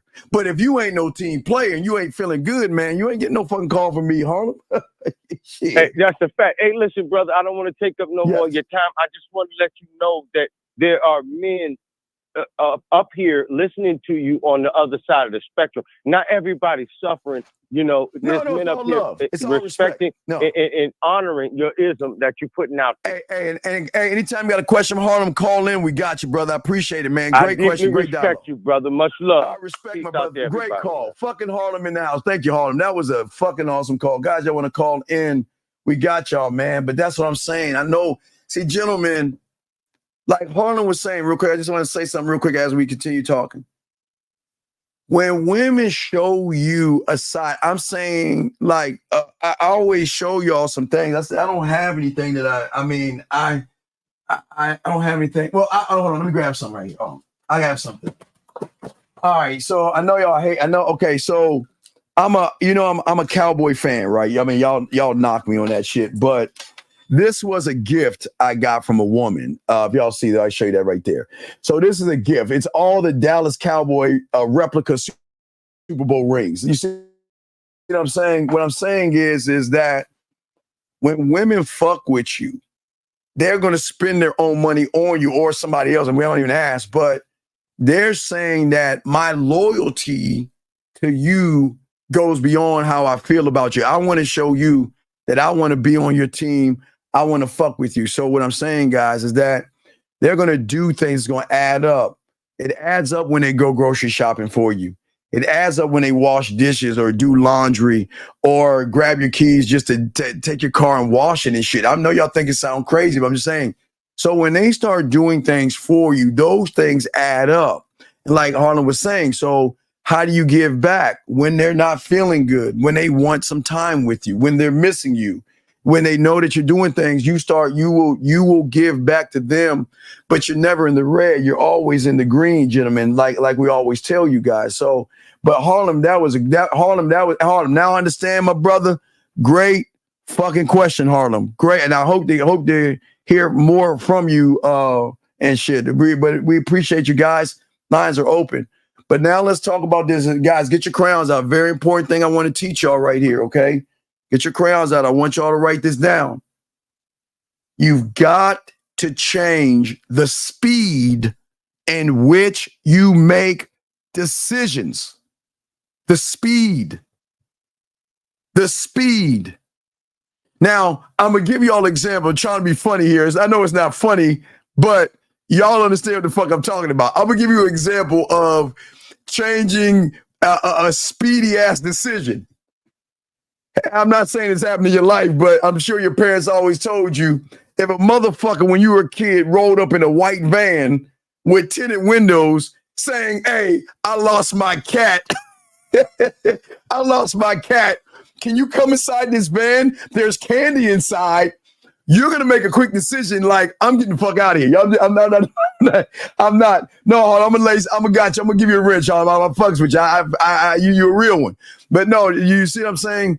That's what we call a quick ass decision. So we're going to I'm not trying to be funny, but I'm just trying to get you young men to see. Let me see. Wait, Harlem. Where's Harlem at? I think Harlem. Harlem. Come on my main channel. No Diddy. Yeah. Jump on the Man Mindset. Harlem. Jump on the Man Mindset channel and just say something. And I'll lock you in. Jump on the Man Mindset channel, Harlem. Come on the man. You're probably on one of my other stations, but come on my main one, the Man Mindset. So I see you in there. But no. Wait, no. But it's a decision, though. Yo, man, it's still a quick decision. No. It is instinctive, yes, but it is still a quick decision. And it's the one thing. hey, yeah, right. No, right, exactly. Motherfucker be like, hi, Kitty. Hey, young man. How are you doing, buddy? I can't find vittles. Do you think you can help me? You see what I'm saying? By that time you go. So I see what you're saying, Kay. I see what you're saying, but what I'm saying is that in the game, this is what's important, okay? In the game, we've got to move faster. When you see that woman you want to talk to, instead of sitting and thinking, what should I do? You make the decision and fall on it and go. See, the problem for a lot of you guys out here is that you got to have the ability to not only quickly make the decision, but quickly move on the decision because you believe, okay, watch this. Again, you wake up in the morning, scratch your nuts, and you say, well, not ladies, I'm talking to guys, ladies. You wake up in the morning, scratch your nuts and say, you know what, I got to go piss. Decision made, you get up, you go piss. Yeah, I mean, right? What happens for a lot of you guys out there, your ability in the decision making is hurting a lot of you guys because, write this down, most of you guys are the sum of the decisions that you make, okay? But making faster and better decisions will always lead to superior outcomes. See, when you think and fester, okay, you see that girl, and you like, oof, look at them ass and titties, man. I love it, man. You've already failed. You're not making a superior outcome. A superior outcome is, damn. Okay, hey, wait, how the fuck did I get here? Because you're moving, gentlemen. I'm saying that fast. I'm saying she could be a block away. But as soon as you see her, you're already moving without thinking. That's a superior outcome. Because, gentlemen, remember, There is no, again, gentlemen, I know it sounds crazy. I'm the only one on YouTube to tell you this. There is no such thing as rejection. There is no such thing. I tell you all the time. So you can never say that she's going to reject me. Every time you walk up on a woman, your mindset should be, I'm giving you the opportunity to suck my dick. And I no difference, ladies. I'm just being there with the guy. I'm giving you an opportunity to get on this dick. I'm giving you the opportunity to spend time with me. I'm giving you the opportunity to have some of my time. Guys, that's what a superior outcome looks like. So when you see a woman, your mindset will shift to say that instead of saying, oh my God, she's pretty and she's beautiful and she's sexy and she might not like me, you're already lost. A superior outcome is saying, you know what? I'm going to give her the opportunity. Okay, hold on a second. Hold on, B, I got your question, B. I got you, beautiful. I got your question. Hold on one second. Hold on, I got a few questions. Hold on a second. Hold on one second, guys. Lines are open if you have questions. Y'all are doing a great, guys. Y'all are all doing awesome fucking jobs. All of y'all are doing awesome jobs. And your questions. And if I forgot you, I got you, beautiful, on your job. Let me grab this one real quick. So you move quick so you don't give a voice a check. No. Oh my God, brother. Or you got, let me give you an example. For a lot of you guys right now, when you see a woman, you're told, okay, she's beautiful, she's sexy, she's, she's whatever, right? So I'm talking about superior outcome. One thought, one mind, one way. So when I see a woman, oh my God, it's on. When I see the woman as I'm walking over here, here's the question. What do I want to give her? Do I want to give her a little bit of smooth, a little bit of romance? Do I want to be seductive? Do I want to be sensual? Do I want to be sexual? Do I want to add I talk to my culinary school. I say, I gotta see okay, let me show you. As I'm walking over there, I'm talking to myself. Gentlemen, listen what I'm saying. I'm not lying. I'm saying to myself, as I'm walking the fuck over there, I'm going right over there with the compass. And I also know time is very important. So now I'm going to my studio. All right, now I got to go ahead. Okay, so now I'm in my studio. First, I'm a guider. My warrior. I'm going to call on my warrior. I'm going on the move right now. I'm going to go into my imagination. I'm going to go into my culinary school. I'm going to go with my scribe. I'm sitting here saying, oh man, it's on. I gotta lace her on my sexual amusement park. And then all I'm going to do is market myself. So what you see right here is that I am actually talking to myself. I'm actually having dialogue. As I'm walking up, I'm saying, what do I want to do? How do I want to present myself to her? How much of myself do I want to actually give her? And I'm going to give her the opportunity to decide what she wants to do, because I'm always going to bet on me. And no matter what she says, I will always hold my head up high, because I don't lose. I don't get rejected. She's allowed to say no. That's not a rejection. All I can do is present myself to her.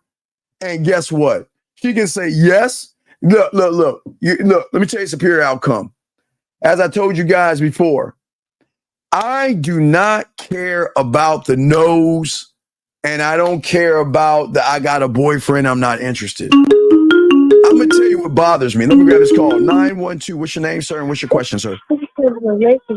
Hello? Oh, I'm sorry, kid. You got to listen. Watch some SpongeBob, kid. Get the fuck off here. Go watch SpongeBob. Motherfucker, get off. I know you got school, kid. Get the fuck off. You're too young to watch the show. But what I'm saying to y'all guys is this. I'm saying that my thing and y'all's thing is going to happen is that you're going to beat your own self up when the woman is down, because your expectation is so high on yourself. You're like, fuck. Like, see, most of y'all guys right now, you're like, she turned me down, man, fuck. She said she had a boyfriend. Damn. Nah, let me tell you superior outcome. When she's like, okay, I'll take your number.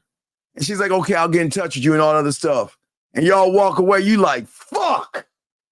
Then I'm serious. You say I'm mad. And see, y'all understand, I am mad when they are down. And you want to know why? You want to know why I'm mad?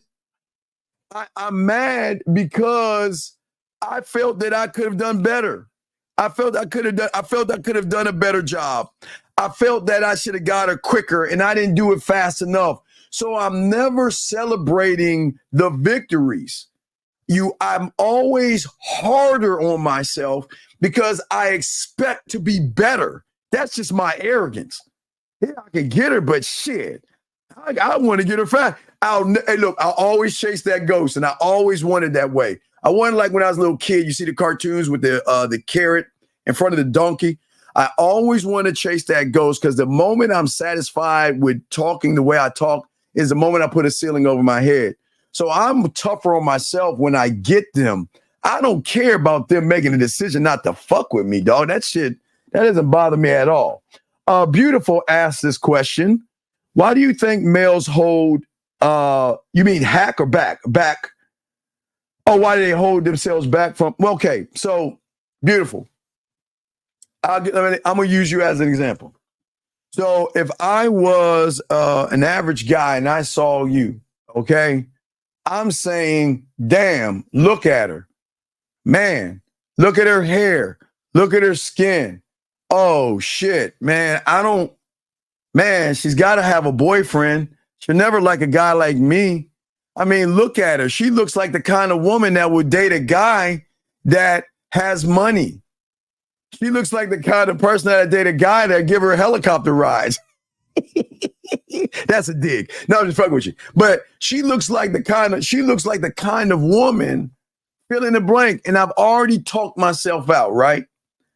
But if I'm a superior outcome, I'm saying, all right, I see you, but now I'm going to show you how to actually see me. Because what you see is always blurred. You haven't really seen a man until you've seen a man, and I'm going to give you the opportunity to see me. That's the difference. So that's why a lot of guys hold themselves back, because they're too busy looking at outcomes and looking at things and not figuring out the game the right way. But that was a great question. I want to make sure I answer that question. Let's see here. Let's go here. Let's see here. Let me make sure I got questions, guys, because we're still talking, still spitting this game. Moab, Steve, what's your thoughts on making quick decisions in moments of life requires strategy and deeper thinking? No, I am the thief. Okay.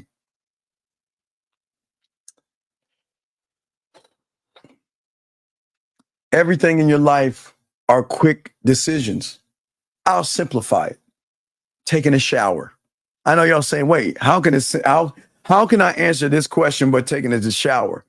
All right. Well, what do you always do? You either turn the cold water on first and then turn the hot water on, or you turn them both on at the same time. And what you do is you stick your hand out and make a fast decision. If it's too cold, decision, turn up the heat. If it's too hot, decision, turn up the cold. That's what we're saying, dog. This is what I'm saying. The I am, you are the decision. You don't have to make what you are. You don't have to think. See, you're going on, okay. If you look at 99% of your life, Mohab, you're on autopilot.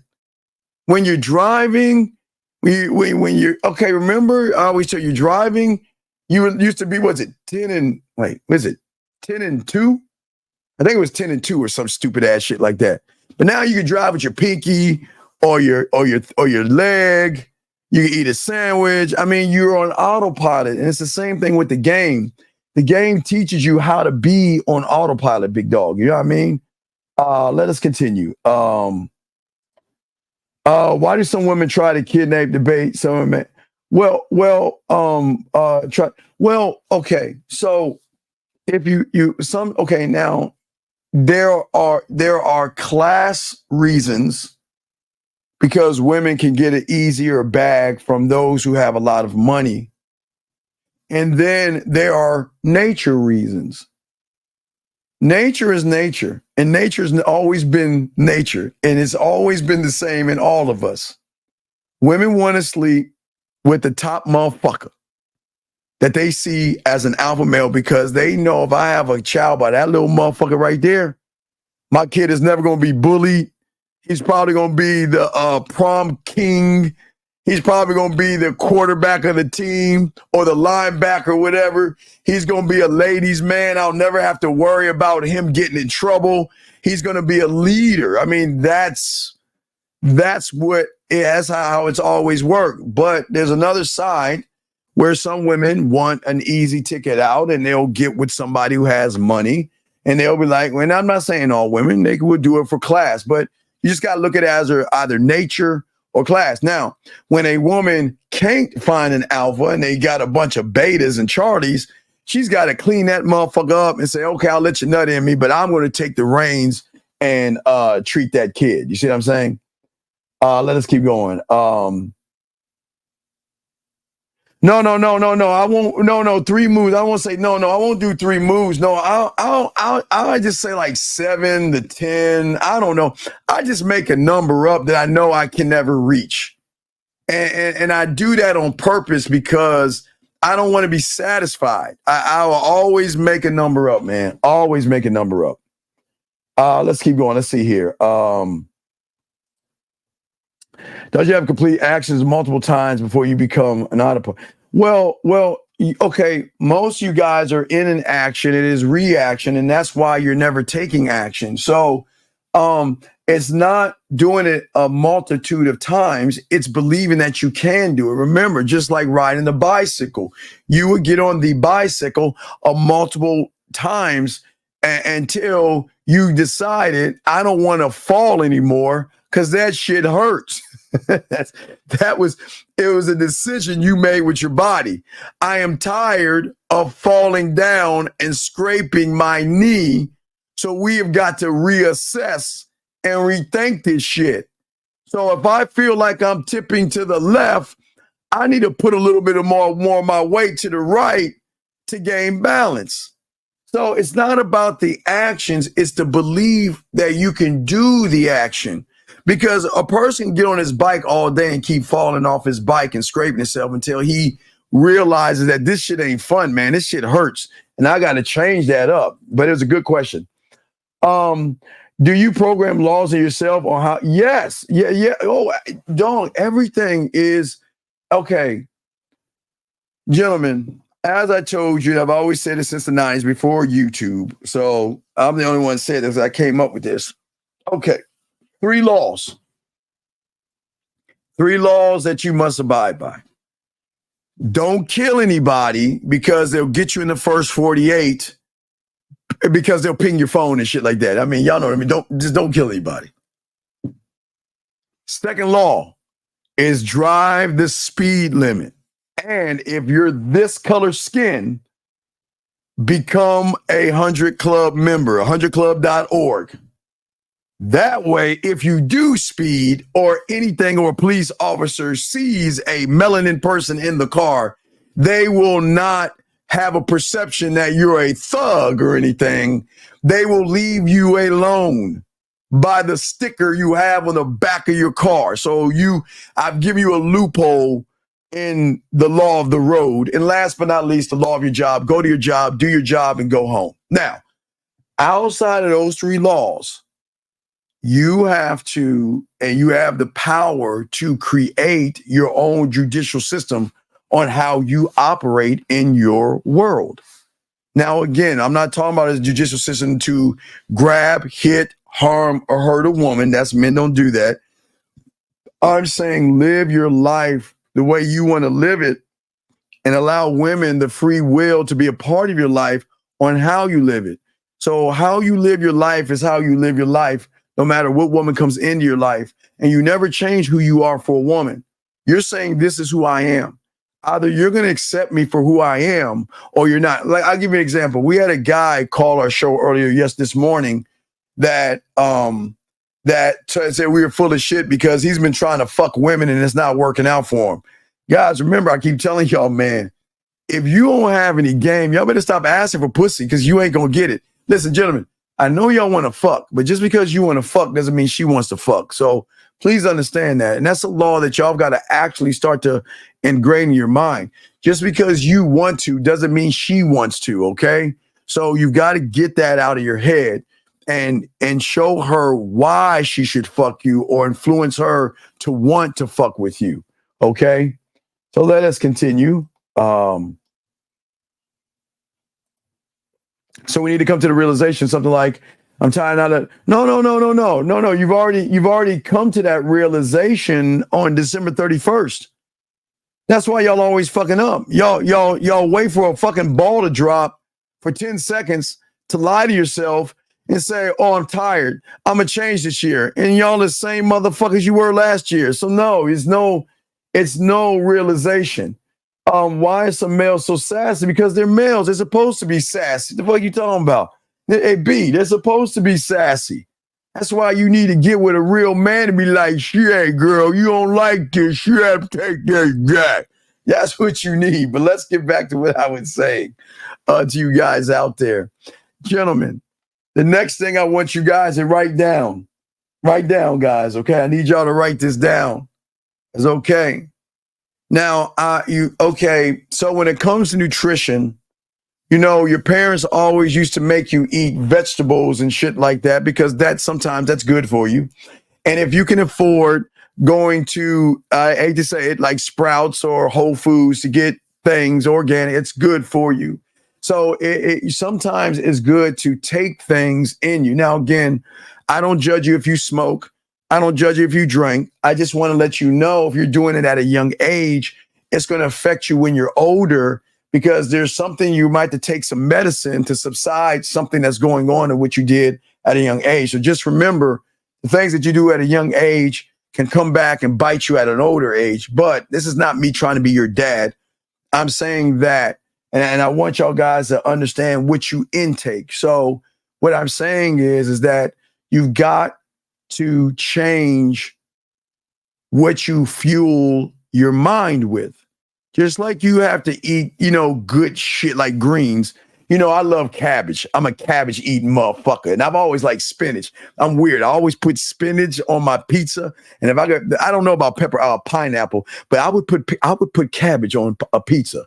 That's how much I like cabbage. I'm a cabbage eating motherfucker. My mother used to, because we didn't have much money. So I had to eat liver and shit. Liver, and because, my mother's like from Louisiana, South and shit. So I had to eat all that like gumbo and shit like that Cajun shit. I'm from the North. I ain't like that shit, but I had to eat it. I'd get my ass in trouble. But what I'm saying is that you want to fuel your mind because, gentlemen, your mind is your most valuable asset. Okay? And every reward, gentlemen, you get out of life should be first in your mind, okay? So your mind is the most important asset. So you've got to protect your mind. And what do I mean by protecting your mind? Gentlemen, you must remove the garbage. Okay, gentlemen, think about this.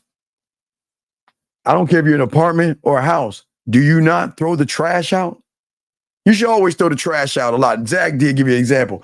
If you got anything that smells, that you know is going to smell when it rots for like a few days, bag that shit up, put that motherfucker on the hood of your car, drive around that corner to that dumpster, get out, take that motherfucker and fling it in the garbage. What I'm saying is that you remove garbage out of your house because it will smell and smell of your house, right? Well, gentlemen, what I'm saying to you guys out there, it's the same thing in your head. You've got to remove the garbage of beliefs and ideas that are not doing anything for you. Worrying about how many dicks a woman has is not going to help you because you'll never know the dick count. But if you want to have fun, I'm the only one that's telling you there's nobody on YouTube. If you want to have fun with a woman, ask her dildo and finger count. That's from us. Nobody's going to teach you that. But what I'm saying is you got to remove the garbage out of your head, okay? And I'm saying wasted information. Anything that doesn't help you evolve is actually wasted information. But I'm not saying be a stick in the ass. I want you guys, if you watch cartoons, watch cartoons. If you guys eat cereal, still eat cereal, eat your Pop-Tarts and shit like that, and enjoy your life. Have fun. Enjoy your life, have fun. But what I'm saying is remove the garbage. How come most males think there's no substance or depth when it comes to being with a real man? How come most males think there's no substance or depth when it comes to being with a real woman? Oh, with a real woman. Oh, well, hey, beautiful. Only a man can be with a real woman. I mean, you could be a woman, but shit. No, hey, beautiful. You gotta, look, beautiful. The only way you can be one of one is by being with a man who is one of one. So you're a lady, because you're a lady. Don't get it wrong. There's no disrespect. You're a lady, but you need to be with a man. You need to be the man to be that woman. If you're with a male, you'll be a female. But you're a lady. You know what I mean? You're a lady. It's all respect. You're a lady. And that's not a bad thing. It's just that you just need to be with a man to be that woman. If you really want to be a woman, you need to be with a man. Because a man can only make a person feel like a woman. You need someone to make you feel like a woman. Now, these guys, when they look at you, they looking at that ass and titties and everything. But it's a little bit different. But it's a good question, guys. It's all respect. Let us continue. Guys, lines are open if you want to call in. But also, when I talk about this, gentlemen, listen. There is a book. Gentlemen, listen to me. There is a book. And this book is on top of this mountain. And it is the book of you. And that mountain is here. You have got to find that book so you can become the narrator of your life versus following the narrative of some pussy. This is what I'm saying. A lot of you guys follow women too much and feel like everything, I got to move for pussy. I got to run behind her to get the pussy. What do I have to do to get pussy? What's the combination code to the pussy? How many dinners for the pussy?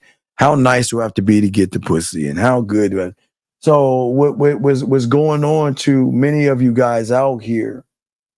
You must become the narrator to change the narrative of your life. Okay? Always remember, listen, right now, still good news. You can always be a student of the game because the game is always in play for whoever wants to play it. It's always going to be there, okay? Because with the game, there's no walls, there's no restrictions, okay? And there's nothing that can stop you from really wanting to be a student. It's just a choice one has to make. But when that moment comes and everything, okay, I promise you, so many of you guys live in the past and your past is irrelevant, okay? This is your moment as a man to capture it. And this is your moment as a man to enjoy it. And this is your moment to find yourself. See, the journey is not outside of yourself. The journey is always going to be internal because the only one that can write your book on you is you. And right now, you're writing something, maybe in a comic book or something on some fucking paper, but you ain't tapping into that book. And that book, like I've always told you, and again, this is a man mindset thing, is your own troubleshooting guide that is for you and you alone. And that troubleshooting guide, gentlemen, that you have and why it is for you and you alone is because it's always going to be based on the interpretation of one thing, and that is your fingerprint, as we always teach you. No one's teaching you this. Your fingerprint says that I'm the only one of my kind, right? So if I'm the only one of my kind, then I am allowed to learn my language, my standard, my laws, my rules, my codes, my principles, my narratives, my standards, the way I think, the way I behave, my authenticity, my empowerment, my clarity, my ability to inspire myself, the best part of me. All these things, gentlemen, you can have all those things, but that's what we're saying as far as when it comes to the game.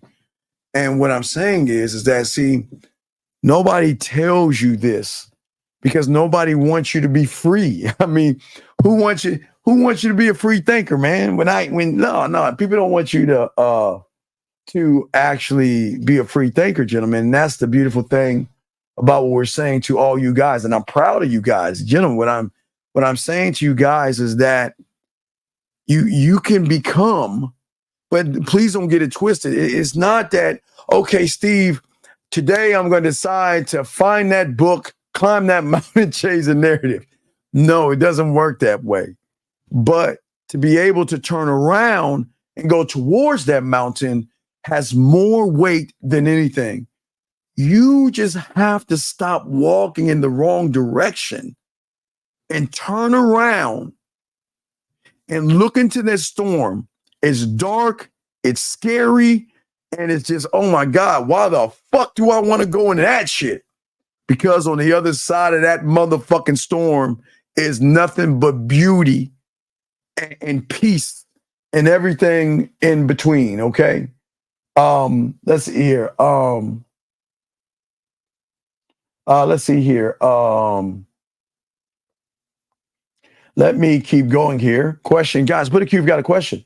How significant is it? How significant is fit to be a man? Okay, listen, gentlemen, listen. I listen. I am one that will always tell everybody, be proud of who you are. If you want to work out and gain muscle because you want to do it, because you find it's something that you want to do just for yourself, then go to the gym. If you want to exercise, do that. Man, listen, gentlemen, look, I am 52 and a half years old, and I don't have a chiseled body. I got a body of a 52-year-old motherfucker. And I can still pull the 20s and the 30s and stuff like that. So, gentlemen, I promise you, when a woman is fucking with you, they don't care how your body is. They gonna want that dick no matter what, because it supersedes their perception of what they think they want. So, gentlemen, don't ever feel like, well, I'm chubby. I've got a keg instead of a 6-pack. And know what? Look, guys, always remember there are women out there that will fuck with you because of what they like. Some women like guys who have guts. Some women don't like skinny guys. Every woman likes what they like, but being fit, nope. No. A good fit like clothes. No. Because what I'm saying is this. I'm saying, listen. What I'm saying is that it's okay for a woman to feel that way until she meets a real motherfucker. When she meets a real motherfucker, she don't give a fuck. She just wants to be with that person. It's super. Remember, the emotion that a man pulls out in a woman supersedes the conscious and subconscious thought. See, conscious and subconscious ladies can fucking. I want a guy that has a he has a chiseled body and he looks good in his suit and all that shit. But when you meet a real motherfucking B, you ain't gonna give a fuck how that motherfucker looks, because you're gonna see a whole new thing, and you don't care what he looks like because you're connected to him not by what you see, but how you feel. Okay. All right, so let's see what else we got. Guys got questions, put a Q. We got you, and I'm spitting this game, okay? Well, the deepest fear that men have is losing women, I guess. I don't know. They worry about women. We don't worry about women at all. But let us continue. Listen, gentlemen, I always talk about time. Game, life, and time do not give a fuck about you, and it doesn't give a fuck about me. But I do want to let you know something that's very important, okay? All right? Okay? And it's like this, and it's very important, is that at this moment right now, that you're here right now, no matter what age you are, you will never be the age you are right now ever again. And I don't mean the age like as a whole, but every day we are getting older and we are moving towards the mountain. And then I guess around 50, you're going on the other side of the mountain. And it's just how life works. But the new year is around the corner. And y'all waste too much time trying to do things. You know what I mean? It's just too much time being wasted. But wait, let me answer some of these questions right here. He said, should a grown man be wearing Axe body spray? JJ, come on, dog. Listen, hey, let me show you my body. They say, no, I always show you I tell you guys, listen. I know you guys have your colognes, but look, I'm just showing you my shit. I don't have my other one, but I always tell you, dog, Allure Sport, and this motherfucker right here, these are my babies. And the thing I love about Allure is that it has deodorant, it's got body washes, so I'm good. And I love it. It smells good on me. So you just got to find what smells good on you. But I don't wear the cologne for women. I wear it for me. But what is so cool when you get with a woman, they're going to want your scent all around. So you can give them your scent and everything where they can spray your scent on their pillow or their clothes to smell you and things like that. It's a real cool thing men can do with a woman. Next question. Ain't Unk. Why do I not have a girlfriend at 47? Well, sir, I just want you to look at two things. And if you can't see it, I want you to first look at your name and look at your photo and see that there's something broke in you and mentally off in you, sir. Let me keep going. Does my journey to my mission and my legacy statement start with my standards, rules, laws? No. The journey starts with understanding. See, remember, TJ, one must unlearn. Okay, I always talk to my clients and I always talk about if you ever watched a show on cable, they have these like do-it-yourself fixer-up shows, right? Where they go into a rickety ass house, right? And they look at it and say, oh, you know what? This house looks like shit, but it's got good bones. It's got mold, asbestos, and mildew. It's all fucked up. The wiring is bad, but the house has good bones, meaning that we have got to tear down the walls. You gotta unlearn, because a lot of you young men have learned the wrong way through the manosphere and the red pill, where you've got to unlearn what you have learned, because that is still in you on a subconscious level that is not going to coincide. It's like oil and water. You can't be a man and have accountability when you were taught to blame women for everything that goes in your life. So that's just a clash. So we must unlearn this over here to be able to learn manhood 101, sir. But that was a very good question, sir. Appreciate the question. Let us keep going. Brandon. Oh, wait, what was your question? What was it? Wait, what was your ask your question again? I've been answering all your motherfucker. Will you ask the question again? You fucking curry ass. Answer the question again. You mentioned bending time before one could go to understanding mass. Well, because All right. So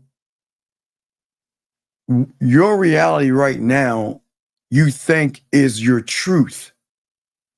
And you've labeled it your truth. You labeled it a fact. The bending of the reality is when you realize that what I believe is not even coming from me. It's coming from something inside of me, making me actually believe all the shit he's fucking telling me, knowing that your mind is your greatest fucking enemy. Your mind has created remember the three pigs. You're the third pig. You're the pig that's locked in the house. You're not running away. You're not actually Brandon. You're not actually running away from the wolf. You're actually imprisoning yourself, thinking that there's a big bad wolf outside your door and he's gonna huff and puff and blow your fucking house down. So something in your mind says, you know what? This is the best it's gonna be. No one's gonna like you and all this other shit, right? But the only way one can bend his own reality is when he realizes, as you know, Brandon, you're the fourth pig. When you realize there weren't three, there's actually four, but the stories don't tell us about the fourth one.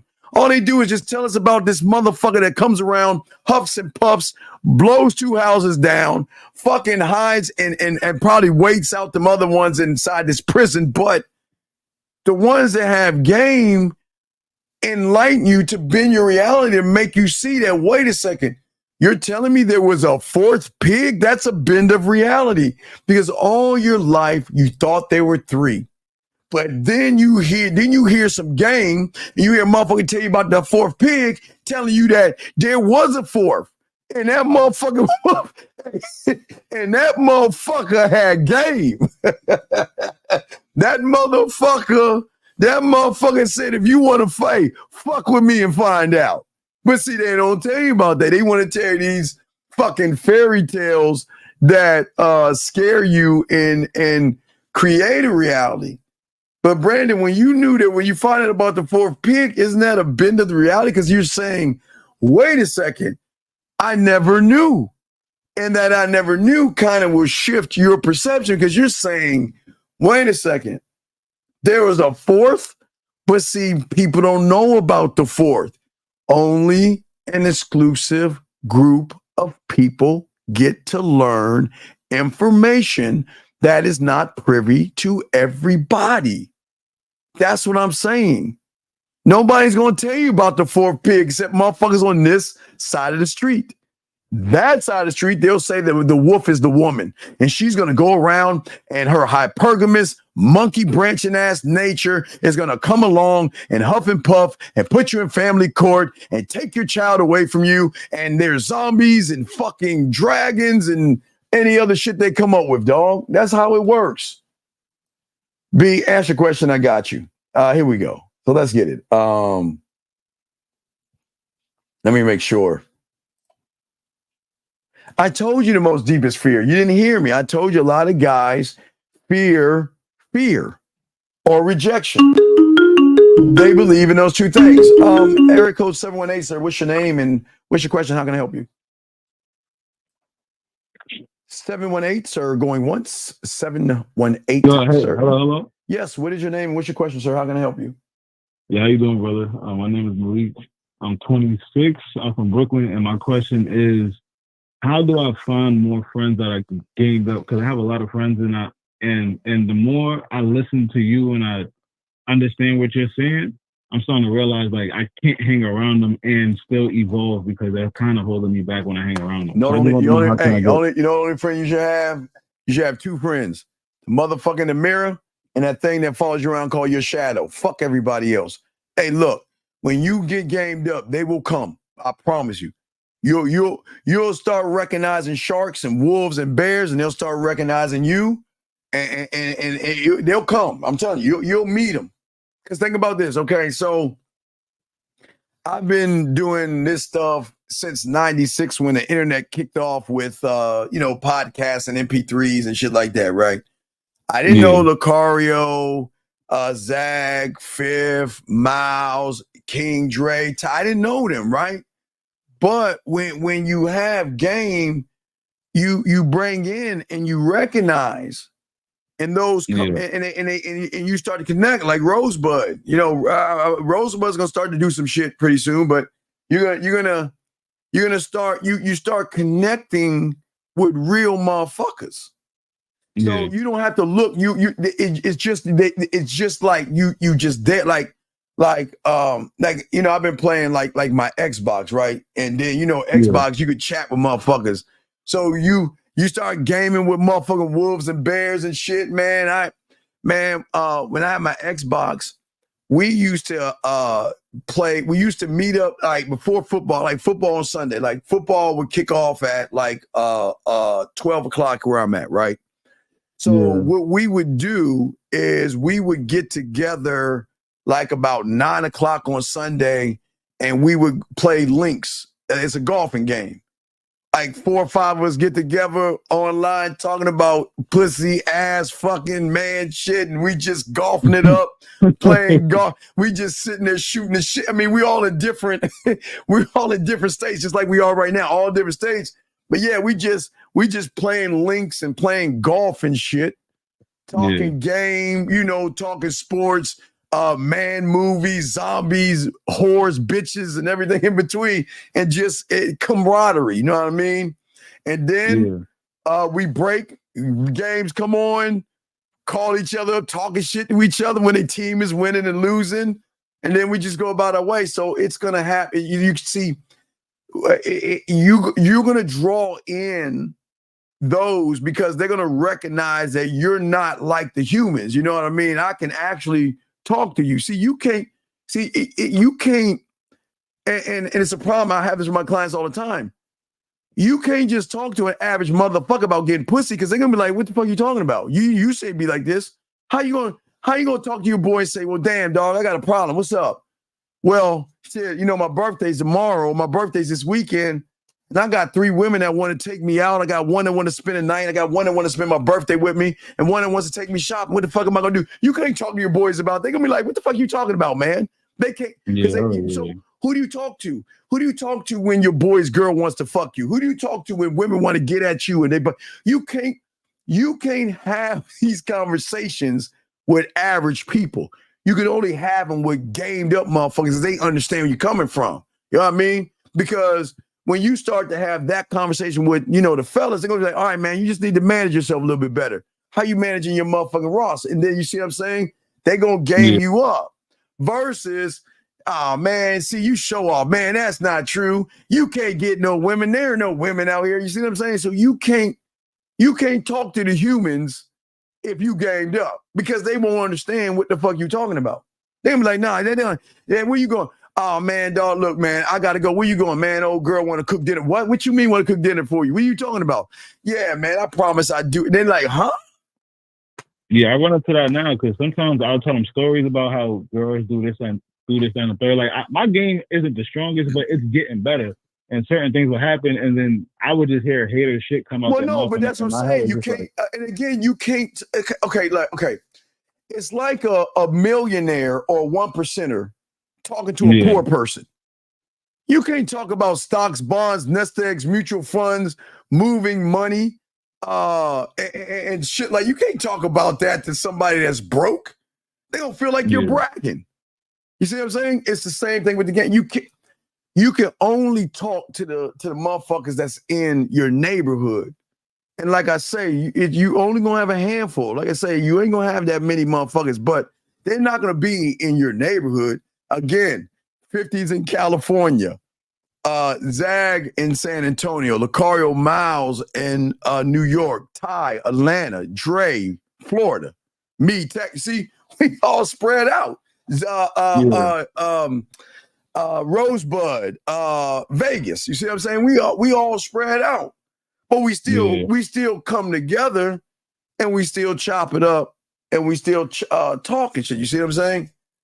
I get what you're saying. Yeah. So what I'm saying is, like I say, we're gonna be myself and I want to make an announcement. I got reform, but you. I mean, y'all don't know, but Rosebud and I about to start kicking off some more shows and shit. Rosebud from American Pimp. We're gonna start kicking off some shows. Yeah, so we're gonna start getting that game back together. But what I'm saying is that this is what I'm talking about. It's just it might not be in your city, but you're gonna meet some motherfuckers. And all the motherfuckers I used to golf with, playing links with, I couldn't play for shit in that game, but we would just sit, tee it up, and talk shit to each other, dog. And like we were all actually doing 18 rounds. We all meet up in real life, but no, we get on Xbox and pop in links, get in the room at the time before the game start, kick off about an hour and a half match, and then we get done.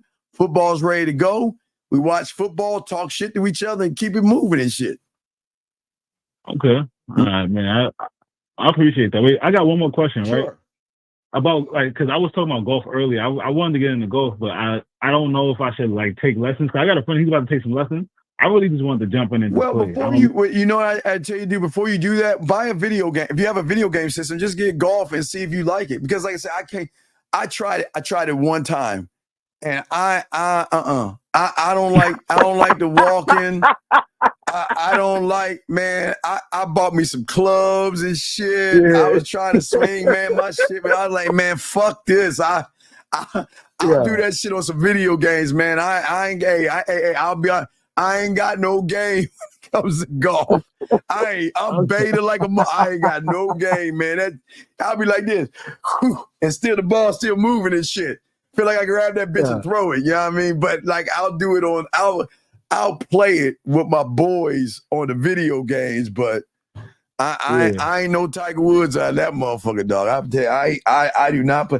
I was even when I was I was part of a country club, and I never played golf, dog. I don't even know why I even got in the country. I got in the country club because I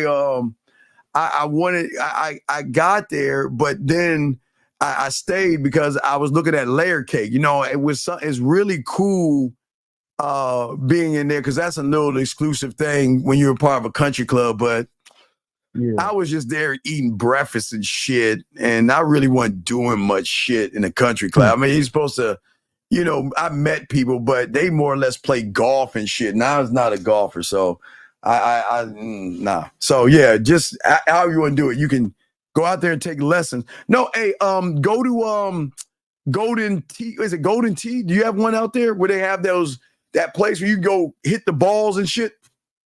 I'm in New York, so I don't really know. I forgot what it's called. I know they got them out in Texas, but they got these things where they have golf and things where you can. Or hey, start off going play putt. Hey, putt first, motherfucker. Because if you can't putt, man, don't even get out that motherfucker, dog.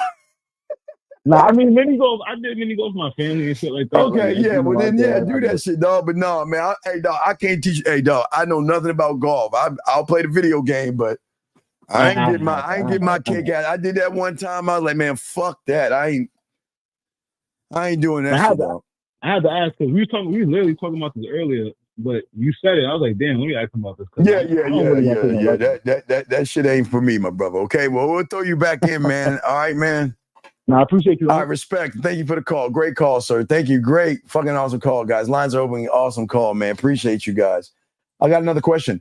How do you deal with built-up anger? No traumas, no rage, or smaller things. I'm not depressed. And the best part of my life is but angers. Okay, so young man. It's not the anger. It's the emotional you that's okay. It's okay to have emotions, but there's no reason to be emotional. Whatever it is, unless you can let me know, there's something that's triggering you to feel something and draw out your anger. So if you call in, I can help you, but I don't know what's drawing you out. There's something happening in your life where you're angry because you're not getting something that you feel that you should have. So I don't actually know what that is. So if you can call in and give me more information, I'll be able to help you, but I can't. Can you provide clarity on the prelude to sex and how it relates to the game of chess? Well, when it comes to sex, so there's two components that humans look at, and then there's a component that those who have game look at. So when you're not good in bed, you either look at the opponent, the ass and titties, or you look at the pieces of what you're not to make your determination of what you are to that woman. When you have game, you do not look at the opponent. You do not look at the pieces. Matter of fact, you just look at the board, because the rules of the board dictate how that opponent and the pieces move. So the board, which we call the square, is the starting point on how you influence a woman. But sex is not about the penetration that most people look at. They think sex is the penetration, but when you have game, sex is more of the mental connection that you have with the woman and stuff like that. Okay. Let us continue. Let me see. Harlem, what do you do when a woman keeps calling you over and over again? Well, here's the thing. Listen, you got to have a power with her. Listen, I got a lot of things to do. When I have time to call you, I'll call you. But if you keep calling me, I'm going to cut you off. That's it. Hey, my brother, you got to draw a line in the sand and you got to control. Listen, I know you want to talk to me because I want to talk to me. But you know what? When you call me, when I get a chance, I will reach out to you. But if you keep nagging me and bothering me, I'm going to do what women do to guys that bug them. I'm going to get rid of your ass. Do you understand? And if you get understanding, then you can reward the behavior. But yeah, you gotta check these guys, man. You can't play around with that shit.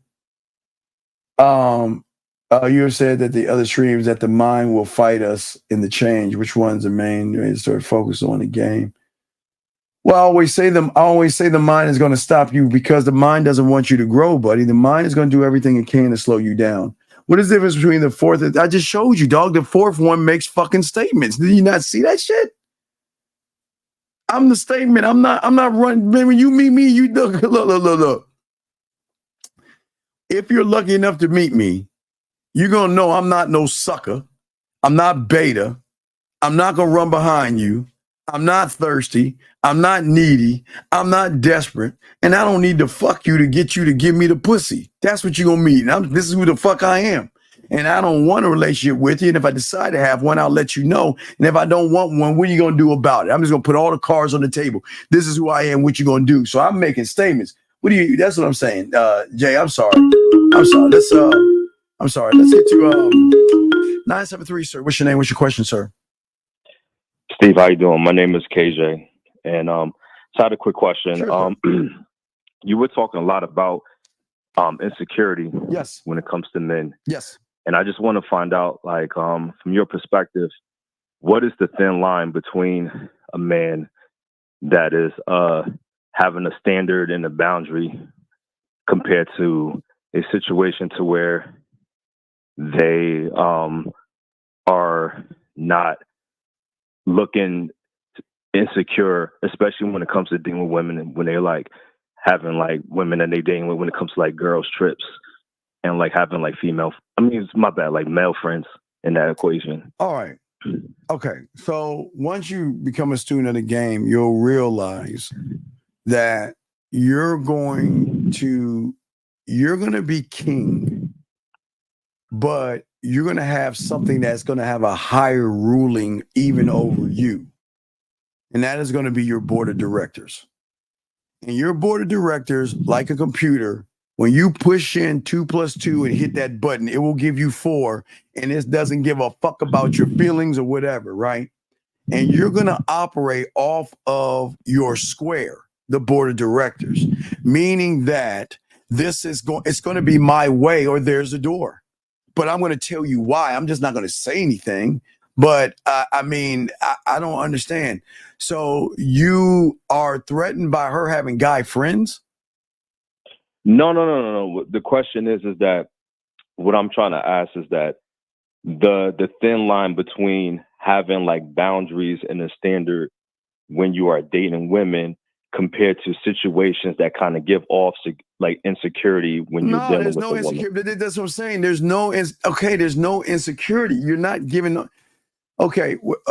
What I'm saying is, when you have game, you're one thought, one mind, one way. There is no change.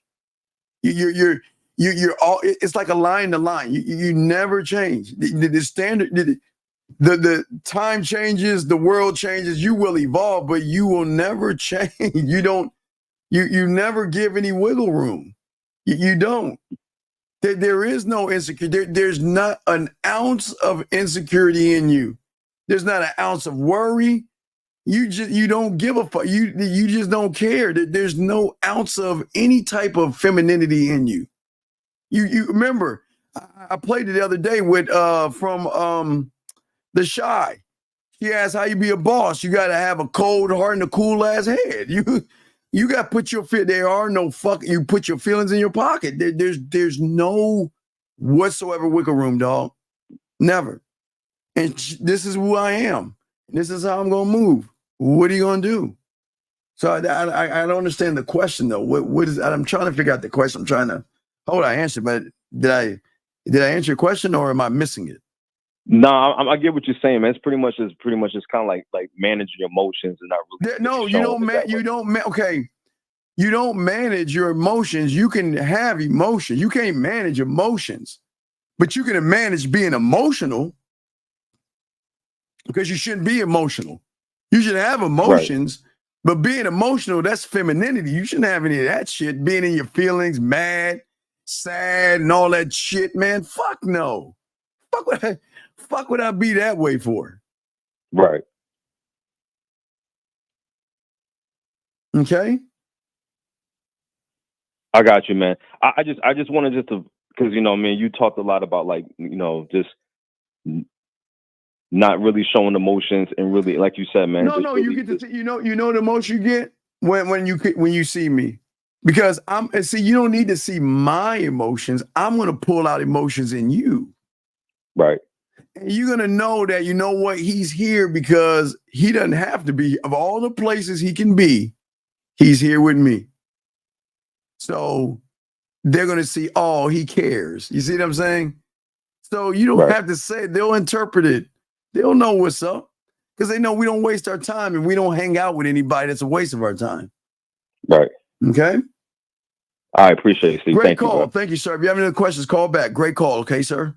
Gotcha. Thank you, sir. Excellent call. God damn, y'all kicking ass today on the calls, motherfuckers. God damn. No, I'm sorry. That's the difference between. I'm sorry. I thought you was Moab. I said the difference between the fourth pig is the one he makes statements versus the one that hides, sir.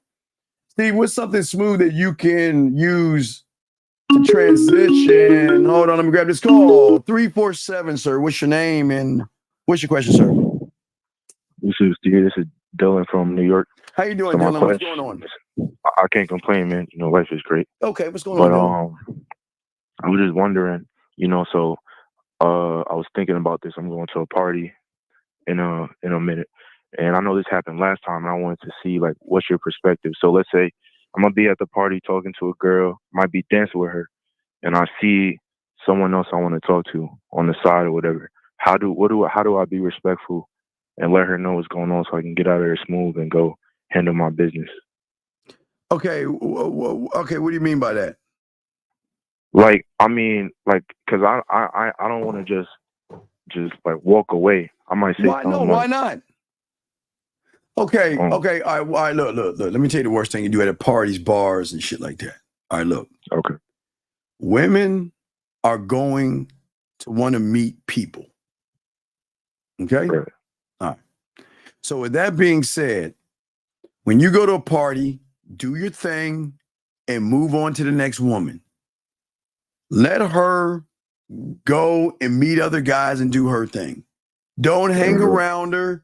Don't handcuff her and helicopter. Leave her the fuck alone. Go up to her, dance, talk to her, and then you know what? You have my information. Hit me up after the party's over. Enjoy yourself, and you go off and do your thing. Copy. But yeah, don't hang around these. That's insecure and weird. No, So, yeah. I ain't want to hang out. That's what I'm saying. I don't want to really. That's what I'm saying, because I'm not going to want to hang out with her. I know I'm going to want to go handle my business somewhere else. So I just want to make sure, okay, yeah, you have my number. Yeah, you have my number. And then go talk to some other women. All right, cool. Don't put all your eggs in that one basket. Go meet as many women as you want, dog. Have fun. Enjoy. Sure. It's a party. Have fun. Hey, look. I used to say it's called Johnny Appleseed. Go around and just keep throwing your seeds around, girl. Hey, you want my seed? Here it is. Here it is. Here it is. You know what I'm saying? Got you. All right, young man. And then I got one more. When you were saying ask her about her finger and dildo count, did you mean her dildos and how many fingers like she can fit inside? No, it's a joke. I'm saying, okay, you're worried about a dick. She's used her finger. No, I'm just saying a finger and a dildo has hit that pussy more times than any dick that she's ever had in her life. Right. So that should be the question. All right, cool. Okay. All right, man. I'm gonna tap back into the show, man. Your call, sir. Thank you for the call. Respect. I like that. Okay. So let's get this back. I don't know what you mean a woman traveling. I don't even understand what you mean by that, Mohab. I do not understand what you mean by that. Let me see. Would you agree that a lot of males have codependent? No, I won't say mom issues. They just don't know how to communicate themselves. Beautiful. I'm trying to catch up to y'all questions as we continue. Guys, y'all put a queue. Lines are open. Oh, wait, I'm sorry. Logan, I'm getting to Logan. Logan, he says, as much as I try to relax, I still get a pit in my stomach thinking about talking to a woman. Well, because you're not, okay, you are what you are because you're not ready yet. You just have not created Logan, built Logan up, or worked on Logan. So everything you're doing is just making it about pussy, and that's the problem. So you just got to learn the game, young man. It's not bad. You just right now, you worship pussy over your dick, and you just have to learn the game to work on yourself, sir. That's all that is, okay? What's an example of planting a sexual seed? Well, making her smile, laugh, and blush. Most guys can't do that. What is the board in terms of the game? Well, they are the thing that it's like a computer. It moves without thought. Or it doesn't care about feelings or anything like that. It just moves. Question: how do I overcome my feelings of jealousy with a woman? Stop acting like a woman, sir. Okay, you're too feminine right now. You should not be with a woman right now being this emotional. It's not going to be conducive of anything because this is a very dangerous game to play when you're jealous, because a lot of jealous people do bad things. So I would say leave women alone until you get your life together, sir. Leave women alone. Just finished watching Shogun because of recommendation in the past. Is a great show. My question is, how can we enter? Well, what do you mean? It's the same, dog. Integrity, honor, not having feelings, man. Move like those motherfuckers, dog. It's the same thing. That's all we're talking about.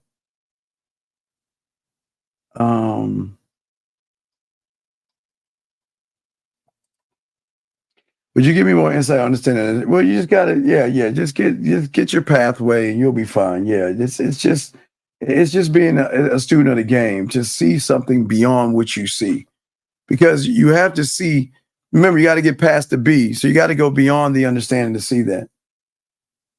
Okay, and just on the back end, just get your pathway, sir. Get your pathway. Let's see here. Let me see here. So, gentlemen, please, you got a question, please ask. We got y'all covered. Appreciate all you guys. We're trying to help you guys understand yourself a little bit better. Okay. So, one thing I do want to share with you guys, very important. Okay. So, I always tell you guys that you have to change the view of the world that you're in. You've got to find the soil, find the city, and find the country. God damn it, post it. If I missed it, post it again. Okay? And what do I mean by that? Gentlemen, every choice, okay, so most of you guys are moving from the conscious and subconscious. So as I've always said, it's the I can't, the I won't. I'm gonna give y'all an example of that, of what I'm talking about here. For a lot of you guys out here, a lot of you guys are moving from the conscious, which is the black, the I can't. The subconscious is the I do, which is more the femininity and the emotion, unfortunately, for a lot of you guys out there. And a lot of you guys are not moving from the I am. And so what I'm trying to say in all of this is that you guys have to make small changes. And small changes, gentlemen, are going to have greater effects on you. That's why we tell you guys, don't rush this. Just take your time. Okay. It's small change. Just moving from the front of the bus to the back of the bus is a small change. Where you're at on the subway. I mean, everything that you do can have a dramatic effect on what you do. When you go to a bar or a club, instead of going to the wall, going to the bar, going to the bathroom, go to the dance floor, go talk to women. It's always small changes.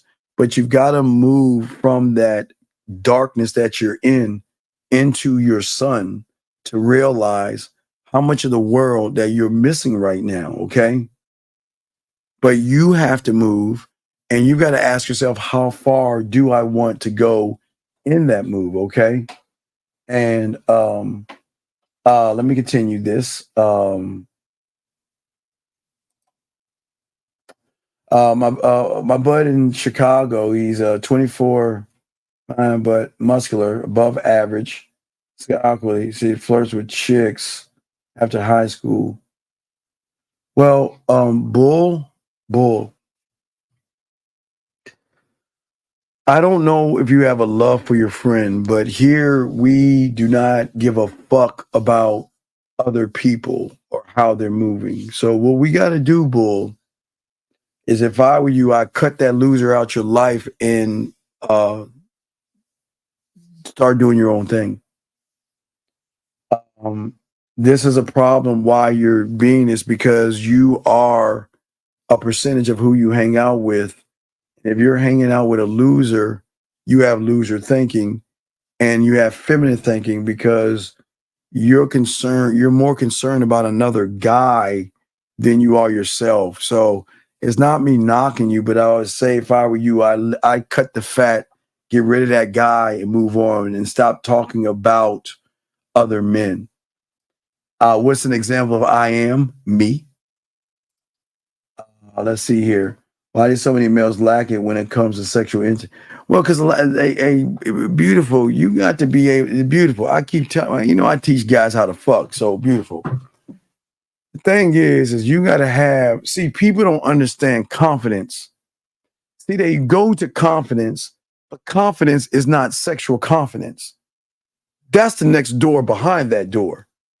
So when you get around a motherfucker that says, I don't need your pussy to make you come, and I don't need to fuck you to get you to want to be with me, that's the motherfucker you better be careful about, because you get with that motherfucker, he gonna fuck your world upside down.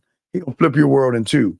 But a lot of young men don't know sexuality because a lot of young men have never explored their sexuality to know that you have to have experience in kissing, fucking, talking, flirting, being romantic, being smooth, being seductive, being kinky and dirty and nasty and naughty and freaky and not. You gotta be a Ginsu chef up in this motherfucker. But they don't know that because no one's ever told them to create that. So they don't know sexual intimacy because they think that sex is porn. Hi, my name is Sam. I don't know anything about you, but let's fuck. The end. That's all they know.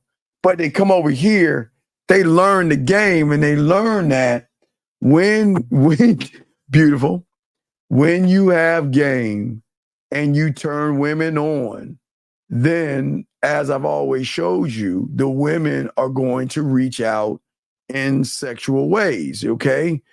And what they will do is they will talk to you nasty. They will talk to you dirty. They will reach out to you and tell you what they want to do, what they want to be, how they want to do it, how they want to feel you, lick you, take nasty pictures and everything in between. So it's just a lot of young men don't know that yet. And that's what we're trying to get them. But once they start learning this game, they're going to get a lot of women that want to fuck them because they've never met anybody that can, like, you know, wow, I've never met a man. I never heard of Sex-O-Ween. I mean, that's something I give them for free, but I never heard of Sex-O-Ween. I never knew about the costume game. I never knew about the trick-or-treating game. I never knew these things, the lost and found box, the wine above my bed, the erotic poetry. I've never met a man like that. So these young men will come into their own eventually when they're ready to learn the game. Appreciate the kind words, sir. Let's see here. I just answered your question, knucklehead. Let's see here. Well, just read. You'll know if you send the email and just write the pathway. You'll learn. That's it. Can you tell the difference between a promiscuous and non-promiscuous woman when you first read her? Sir, I don't give a fuck. Sir, listen. Okay, listen.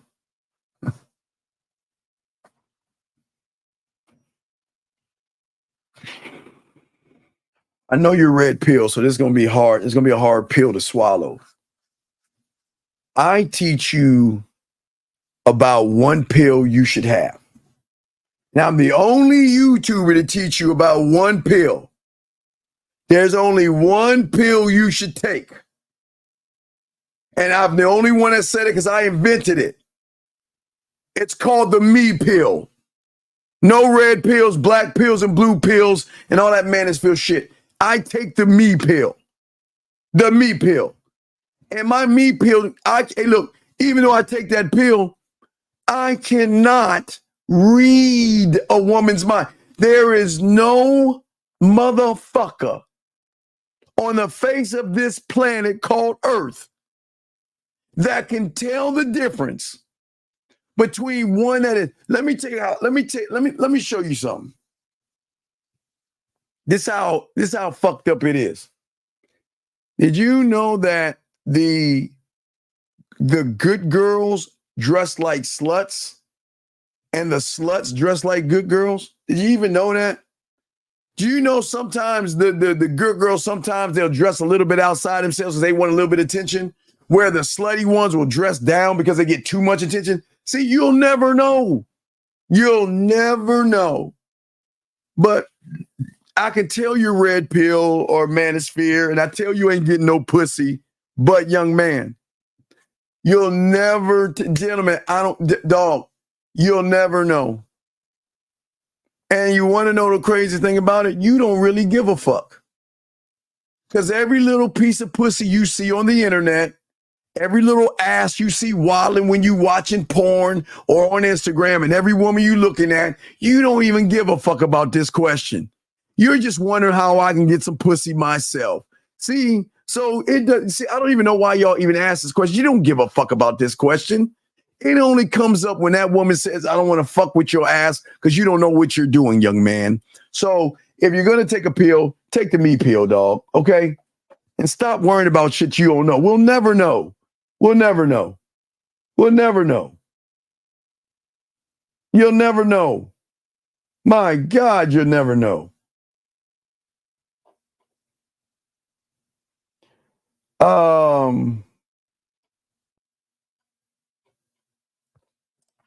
Yes, if you'd like to call in, you can. The line is open. That's what it's for. If you'd like to call in, you got a question dealing with something, I will. Examples of low-hanging fruit is when you guys get pussy and y'all don't know what you're doing. Gentlemen, y'all please understand. Now, this is not scaring you. I told you guys, look at that high. Gentlemen, y'all have to have more value in your dick and stop fucking with women that give you pussy and they might give you something else. Gentlemen, I've got a lot of clients that came to me too late because they met somebody, they had no game, and the woman gave them a little bit of play and a little bit of pussy, and they caught something. And now they got to go to these other places and stuff. So what I'm saying to you guys is that y'all better have more value on your dick, because diseases are spreading rampant, and I don't want y'all to catch any diseases, okay? But there's low-hanging fruit. There's just a lot of ain't shit people out there. Be careful, please. Please, be careful. Let's see here. Okay, let's continue. Guys, lines are open. We got a question or call in. We got y'all covered. But as I was saying to you gentlemen, the only way, okay, gentlemen, I get you love ass and titties. I get it. I get it. And but okay, you do understand this. And all you religious aficionados understand what I'm saying. Anything you place above you, you're going to worship and you're going to look up to and pray to. That's what religious people do. They pray to God. They worship God. So when you guys worship women or pussy, you're putting that woman up there with who you are worshiping. And gentlemen, I always tell you guys out here, which is so important, is to be your number one fan. Okay? If you're, $1 million question, if you're not your number one fan, how the fuck do you expect a woman to be your fan? And it's not just how you think about yourself, it's how you speak. And it's not only how you speak to yourself. You have got to believe in the person in the mirror, gentlemen. And you have got to believe that you are good enough. The game is going to help you when you are ready to accept the beauty that you have as a man. This is why I always tell you guys, you have to change how you speak to yourself. You have got to look at your interpreter, your scribe, and your mind. And you have got to see how your actions, your thoughts, and what you say to yourself creates a false reality. Okay? You're not even looking at yourself. You're talking down. You're talking down to yourself by raising a woman. And how do you listen? This is why I tell you to take the me pill. You want to know why the me pill is better than the red pill in the manosphere? Because the me pill has nothing to do with women. Has everything about you and you alone. The red pill at its core is women. The manosphere at its core is women. So everything you're doing is for women, and women have nothing to do with the game.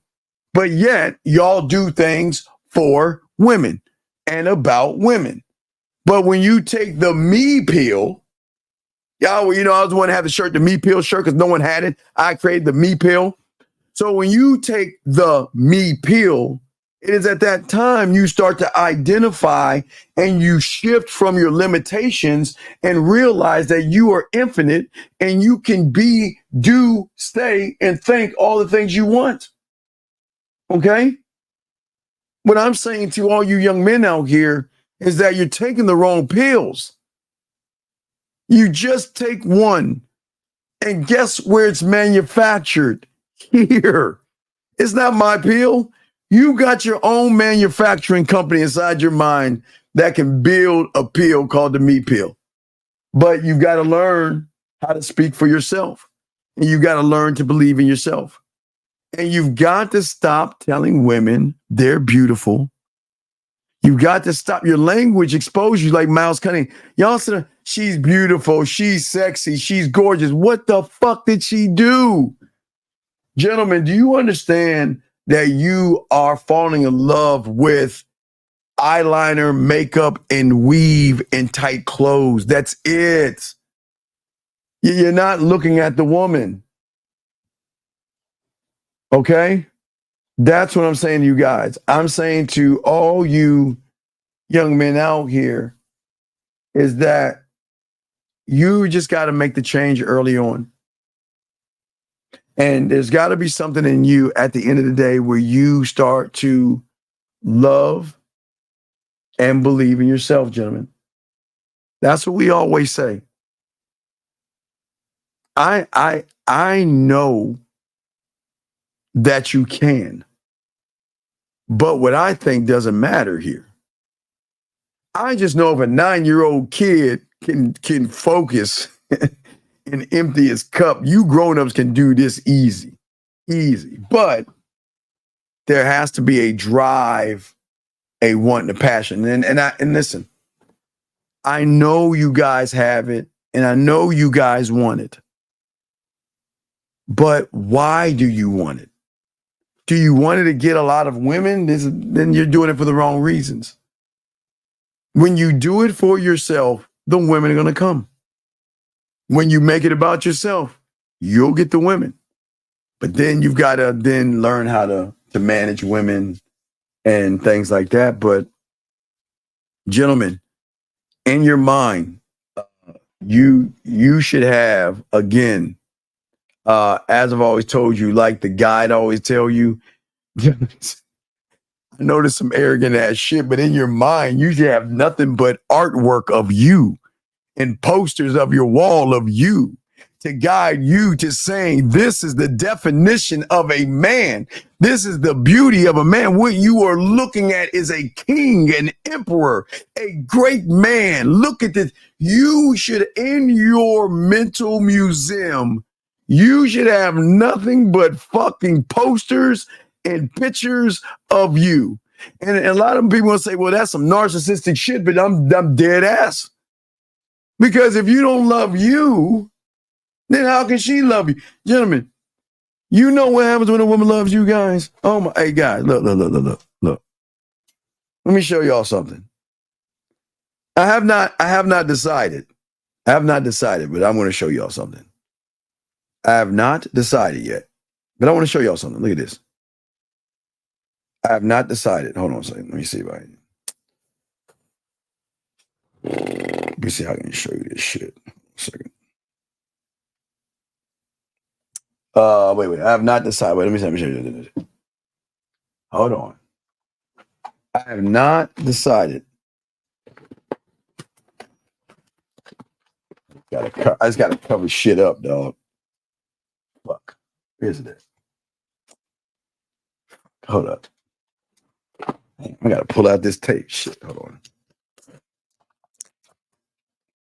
There you go. You still can see it. Fuck.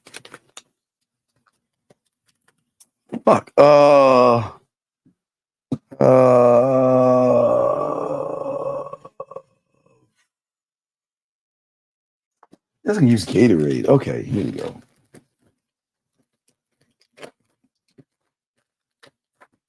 I'm still deciding, dog, because I'm gonna get the. But here's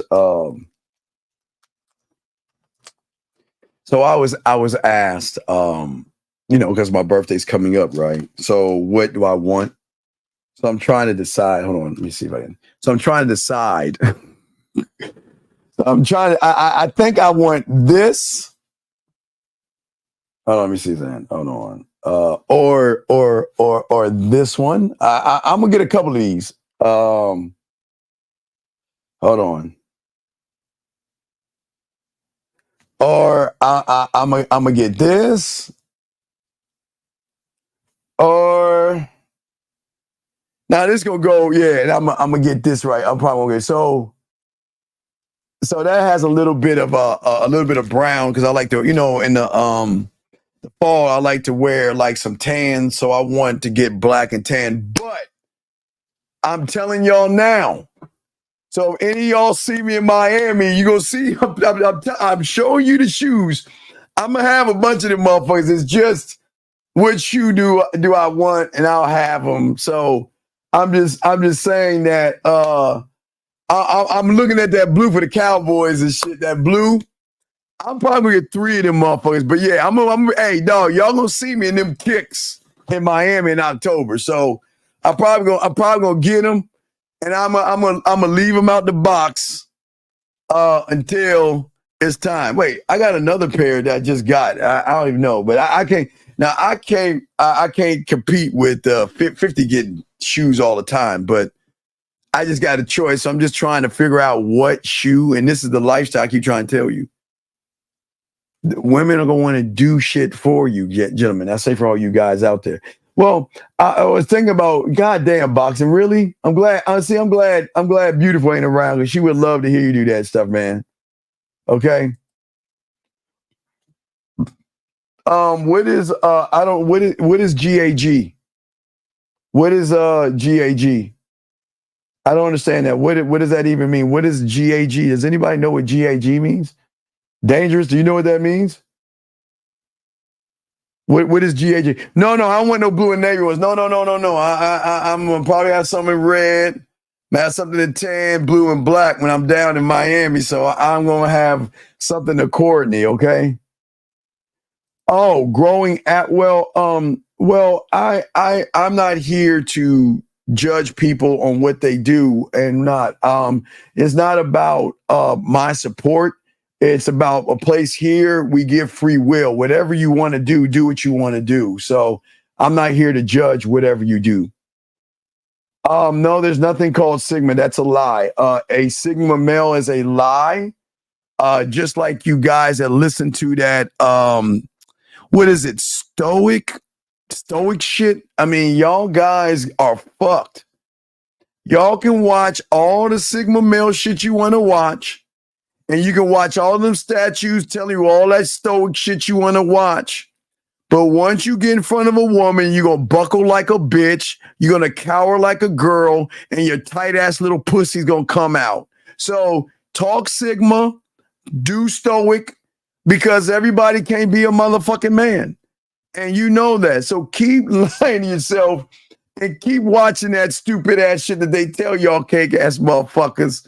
Hey, everybody can't be a man, young man. You see what I'm saying? Let's see what. Beautiful. I thought you ran the fuck up. What you mean? Let's see. No. This is, even though I don't like the New Orleans Saints.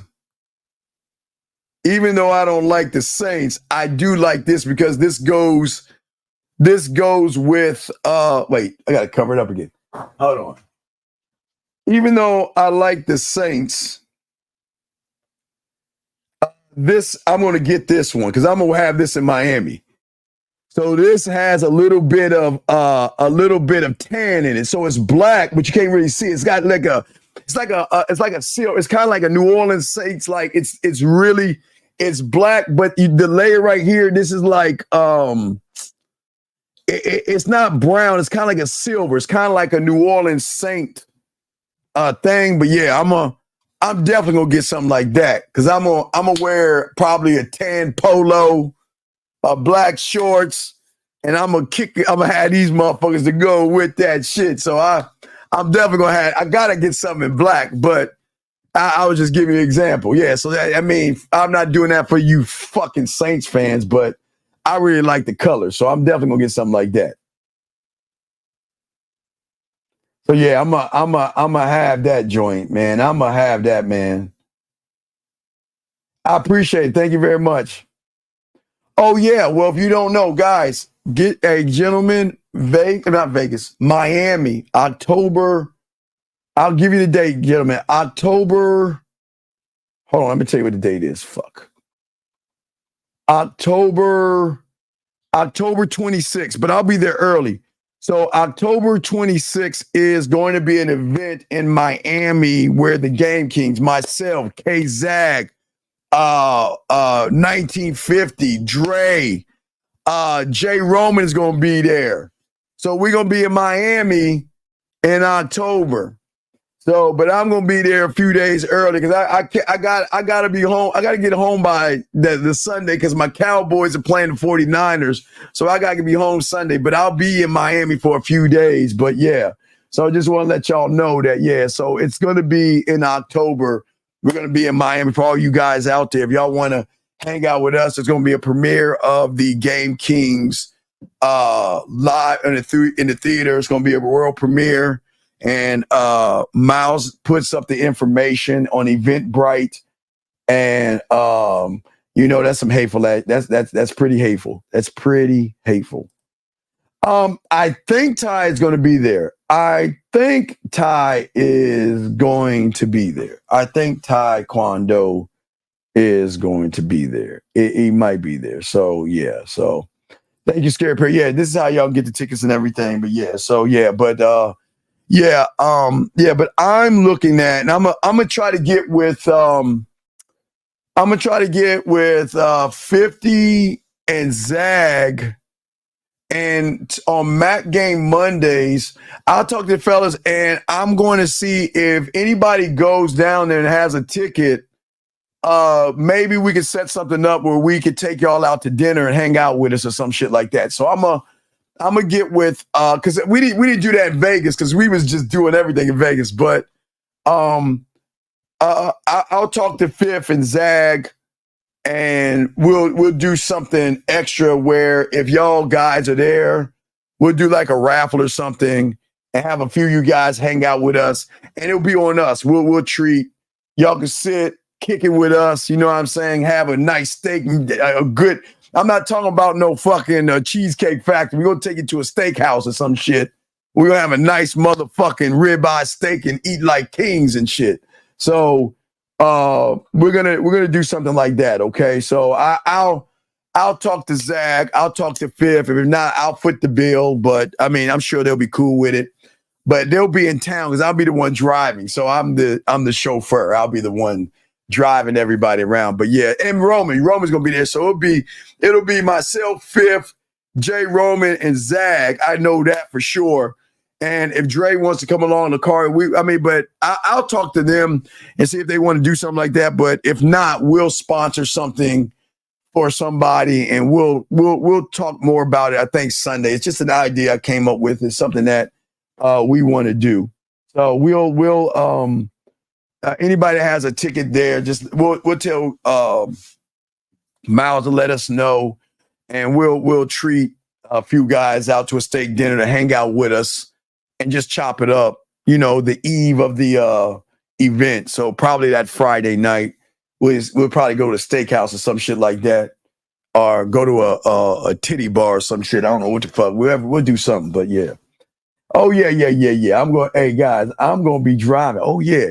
Now listen. I know Fifth and Zag. Well, Fifth and Roman. I know I was driving a BMW. Was it a Mercedes? I was driving either a Mercedes or I think it was a Mercedes. But whatever I was driving, the check engine light came on. I was trying to drive a little sporadic, but they were safe. Don't judge me. I'm going to be driving anyway. But y'all can meet us at the steakhouse or whatever like that. If you was dealing with a chick and she got a man out of the blue and was saying she's still thinking about you, what would you say? What should you do? Well, okay, listen. I don't ever want to come between a woman. I never want to feel, I don't want a woman to feel trapped with me. You know what I mean? I want a woman to want to be with me because she wants to be around me. But remember, you give them free will. I wanted to go out there. I wanted to have fun, meet other people, and I'm around. You know what I mean? But it's going to happen. So when it happens, listen, you just got to let her know that I'm not here to change your lifestyle. Keep seeing who you want to see, date who you want to date. And when you want to get at me. And that's it. You know what I mean? You don't need to, man, fuck you, Russ. Come on, Russ, man, Russ. Come on, Russ. Russ. Why are you being mean, Russ? Russ. God. See that? Hold on, dog. What do I always do for Russ? Every time I decide to talk about a club, do I not call it the Dangerous Russ on the corner of my dick on your forehead, my balls? Do I not call it Dangerous Russ? And then my dog Russ is going to leave me hanging out to dry. Man, that's fucked up. But anyway, get back to what. Damn, Russ, come on, man. Dog, we're going to have to call it Beautifuls or Renee. You know what I mean? We have to give it to a woman's name now. And see, Russ, I'm gonna have to give the store away to somebody else now because you like, damn, threw me under the bus like that. But anyway, what I'm saying is that you just let her know that everything is cool. I'm not trying to change what's going on with you. And if you want to still fuck around, we can fuck around, but I'm not trying to fuck up what you have. I'm here, but I'm not trying to fuck up what you have. And then give her the free will to make the decision if she wants to fuck with you or not. Okay? So, gentlemen, man, really? Really, Renee? Jesus. You know what? I'm going to hold on. I'm gonna do this shit live on the air. Let me see if I can give my boy. Hold on. I'm gonna leave him a message. I don't know. He might be up. Hold on. I'm gonna do this shit live on the air so you can hear this shit, dog. Hold on a second. Hold on. Call my boy real quick. I don't know if he's home though. Hold on. Hello? My Nick, what's up, Scam, baby? What's happening? Hey, What's going on? hey, I just want to, I'm live on the air. I said I'm going to call my dog Scant because that's my motherfucking dog. One of my boys had a question for me. He wanted to know, will I be able to have access to some NCAA codes to raffle off on the show? And I said, you know what? I'm going to call my dog live on the air and see if he can confirm if I can get some raffles, some codes to give away. Yeah, we could look into that. All right. Yeah. Well, hey, Scan. Can you tell them how cold we are in the game, dog? Wait, are you doing something right now, man? No, I was researching. Okay. It's all good. Yeah. Oh man. Hey, Scary, remember that time? Was you there that time we went to we went to the city streets down in Orlando and I was messing with that chick? I don't know if you was there when we was doing that. No, you were there. Okay, all right. Anyway. All right, Scan. All right, Scan. Hey, Scan, I just want to say I appreciate you, dog. You my boy, man. Yeah, I got you. And I'm gonna holler at you on the back end, but I just want, my boy asked, I said, I'm gonna call my dog Scan live on the fucking air. All right, but Scan. Yeah, we'll set it up. All right, I got you. No, hey dog, you know I got you, motherfucker. All right, Scan, I appreciate you. Now get back, brother. All right, real 100, brother. One. All right, so boxing. Yes, I will have some, and I'll have some. We'll raffle them out as well. So see how that works, dog. It's all about who you know, brother. Shout out to my dog right there. Okay. So I just want to let you know. So yeah, so the game is like that. But anyway, so but yes, boxing, we will. We definitely kick it like that, dog. We definitely kick it like that. So but let's see. Any other questions? Let's see here. Let's see what else we got.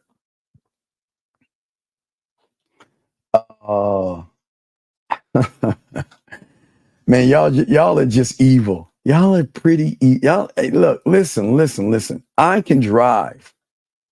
It was just, look, y'all don't understand. Look, so I was at the MGM. Fifth was at this hotel over here. Jay Rome was at a hotel over there. So I had to get dressed early. I had to walk through MGM. I had to walk through the fucking slot machines to go all the way down to the garage, get the car, drive, cut around, pick up Jay Roman, wait for him to come down and shit, zoom back around, make 2 lefts, a right, come back around, and scoop up 1950. So I didn't have time, man. We had to drive, man.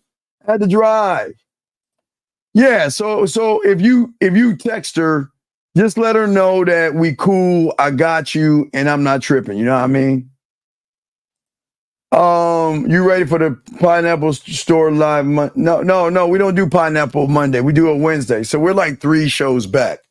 But no, we got Mac Game Mondays on tomorrow. It'll be Mac Game Monday. So we're about to wrap this up. But no, guys, we y'all did a good job today, and I hope that everything that we talked to y'all about, showing y'all guys how to unlock things, And we're going to bring back the whiteboard.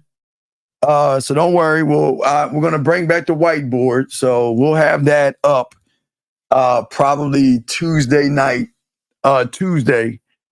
We'll have the whiteboard up Tuesday, no more than probably Wednesday, but we'll have the whiteboard up where I'm going to draw my board like I used to do, dog. We'll definitely have the whiteboard up. Yeah, the Uber peel. God damn. Yeah, I don't know, man. I hope Zach is there. Yeah, I told the fellas, man, y'all get to the airport. I'm going to scoop you up. I got y'all, but whoever is there, we'll figure out something and we'll take a couple of guys out for dinner. And if I got to pay, I don't mind. But yeah, we want to do something. So we'll definitely knock that shit out, guys. Okay.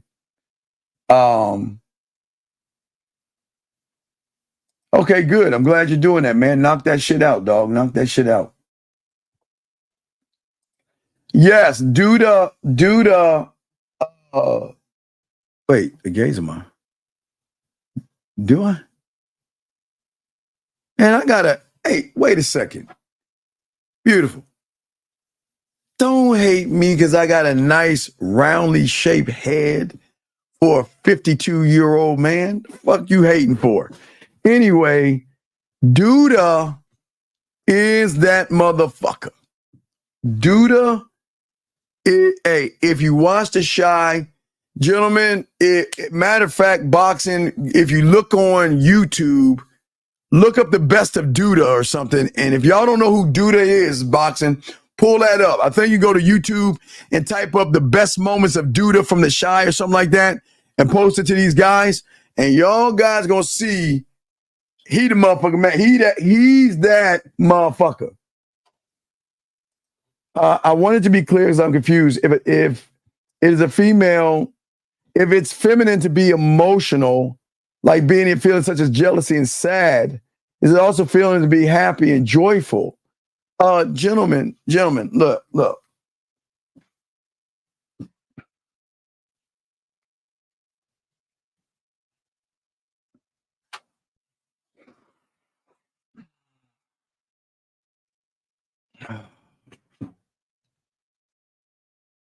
Sir, happy and joy does not come from emotional.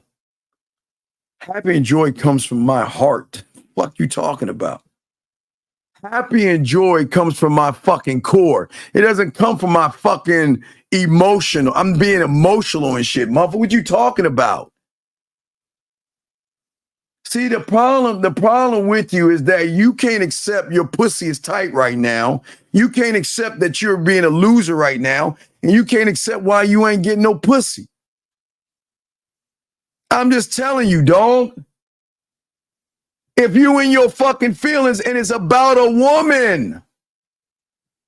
Did I say any joy or happiness you get if you talk to a woman?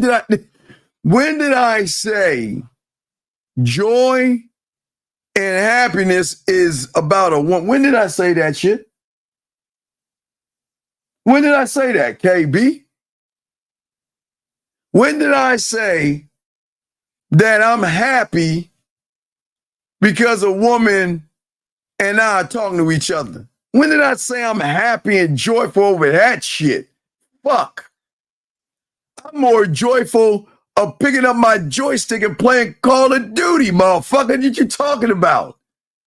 When did I say that joy and happiness is tied into a woman? But see, with you and shit, you're feminine the most because all your fucking feelings are tied into pussy. But I never said anything about happiness and joy. That comes from the core, brother. What are we talking about? All that shit comes from here. Why would a fucking man be emotional and jealous and shit? The fuck would I be jealous of? Another guy? Wait. Let me get this straight. I'm a bad motherfucker. what my fingers can do, what my mind can do. So why the fuck would I be jealous? Man, the fuck out of here, man. Come on, KB. Come on. Come on.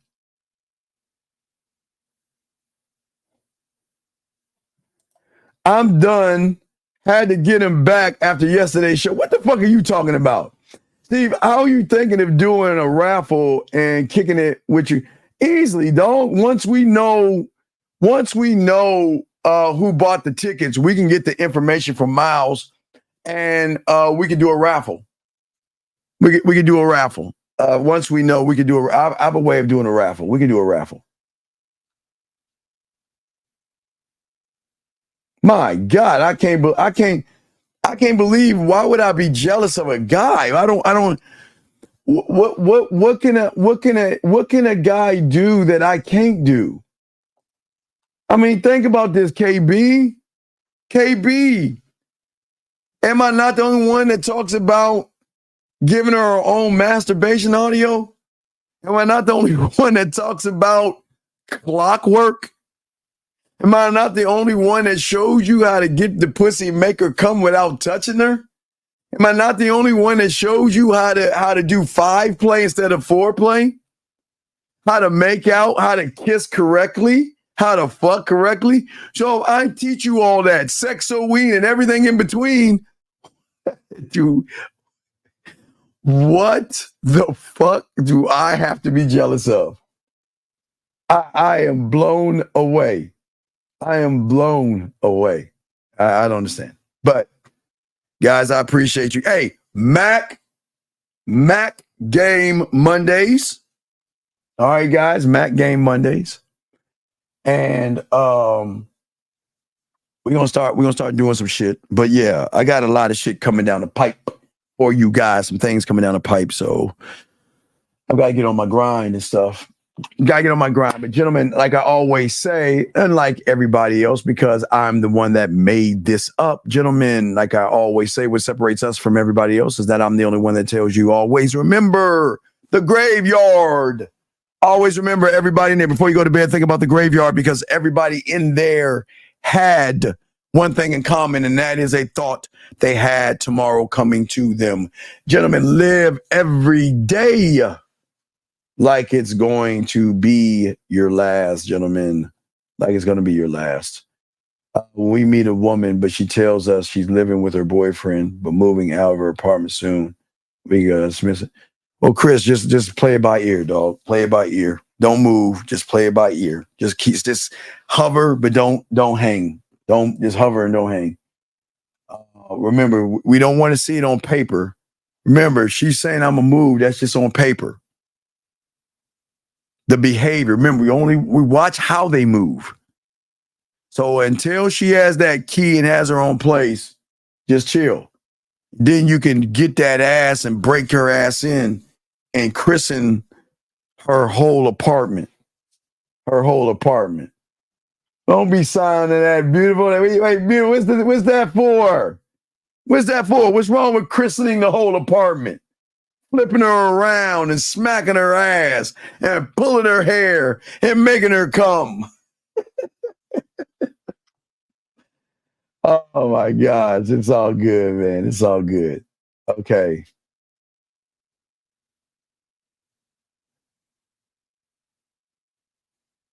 Well, yeah, it's all respect. But what I'm saying, young man or person, I don't know, KB, I say KB.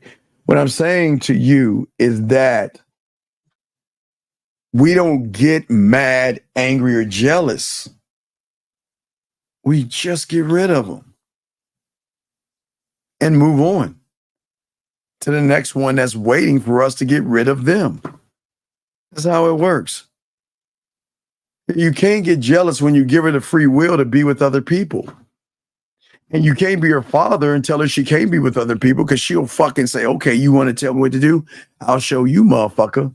But when you tell her that she can be with other people, after a while, she's going to realize that, you know what? Damn, I'm talking to this guy, but I'm thinking about him. Damn, I'm on a date with this guy, but I'm thinking about him. Or I'm on a helicopter with this guy and I'm thinking about him. Is the marketing team a combination of the board? No. Your marketing team is how you market yourself, like your branding, your self-branding. And we'll get.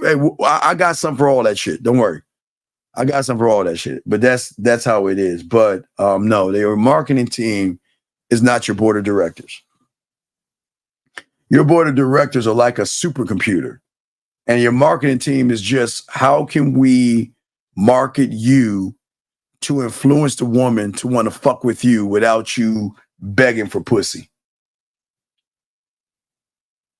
How by hover you mean just say what's up? Yeah, just talk to her. Yeah, just, hey, let her know, listen, I'm gonna tell you what's up. Listen, right now you're in a situation, and until I see your apartment myself, then we can start talking. But I'm not going to get involved until you are actually out of that situation. All right. So I think we got all the questions. I think we locked in on all the questions. But guys, Mac Game Monday. Guys, I hope y'all can show up for Mac Game Mondays, man. Y'all all, hey guys, y'all did great. Yeah, guys, y'all did great. Gentlemen, listen, listen, it's not getting your pathway and starting to become a student. It's just taking a moment and soaking up information that you never heard before and just soaking it all in and saying to yourself, damn, this motherfucker run his mouth for 4 hours and spit all this shit. This is what game is. It's flow, dog. It never ends. Oh, he's saying, wait. What? Okay. All right. What is the question? What is the question? Because it's either you or Renee that's going to be the new super owner or the dangerous Russ. I mean, he has just given, he just been evicted. He just is being so mean and shit. And no, don't thank me, thank you. You're good. Don't thank me, it's you, thank you. No, it's just listening, that's all. I'm not here to change your mind. I'm not here to try to change your thoughts. I'm just saying that just listen to what I'm saying and just think about what I'm saying and try to grasp that there are people out here that want you to be better. All right. What's the question, beautiful? Come on, girl. What's the question? What's the question? See that? She says that she's supposed to be able to type. What's the question, B? Yeah, we're going to have to make boxing. Don't worry. We're going to give you a lounge, dog. Boxing. I'm going to create a new street called the corner of her, probably her knees to her shoulders and hitting the bottom. I'm gonna give you a lounge. That'll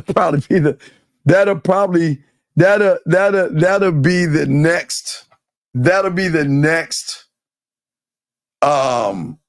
corner. It'll be her knees to her shoulders and hitting the bottom. So don't worry, boxing. We're going to give you your own lounge. I'm going to create this street for you, okay? So it'll be the corner of her knees to her shoulders and hitting the bottom. That'll be the name of your lounge. That'll be the name of your lounge, okay, boxing? I did ignore beautiful because, yeah, so that's going to be the corner. Okay, you're going to we're going to create a brand new street corner, everybody. I'm telling y'all right now. See what we do? We're going to create a brand new street corner. That's going to be the new street corner, okay? So we'll move some things around. We'll keep coffee and tea on the corner of her facing the pillow and her ass up in the air. And we'll keep ice cream there. We'll figure out if we give Renee or Beautiful the dangerous Russ because he's been evicted. And then we'll give him a lounge to chill at called the boxing lounge on the corner of her knees to her shoulders and you hitting the bottom. So that's what we... Hey, you don't think that's a bad side of town? Her knees touching her shoulders and you hitting the bottom?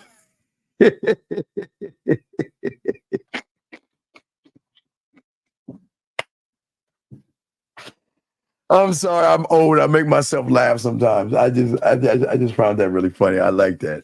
Boxing, we gonna Yeah, we're gonna hit the bottom, right? The bottom, yeah, that's gonna be the corner street. So we're gonna create a new corner street. We'll create a new corner street. Her knees touching her shoulders. That's gonna be a long street sign, but her knees touching her shoulders and hitting the bottom.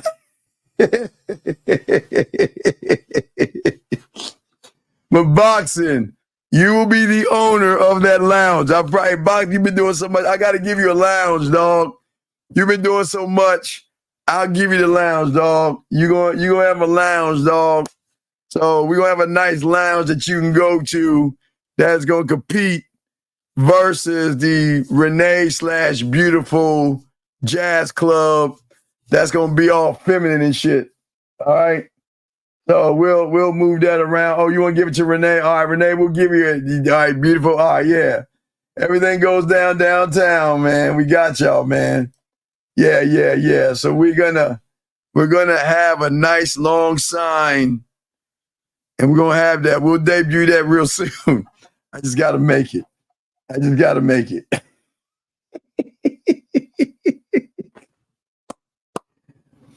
Guys, Mac Game Mondays. Okay, guys. Oh, hey, listen. If y'all have any questions, I forgot. Gentlemen, y'all questions. Hey, themanmindset@gmail.com.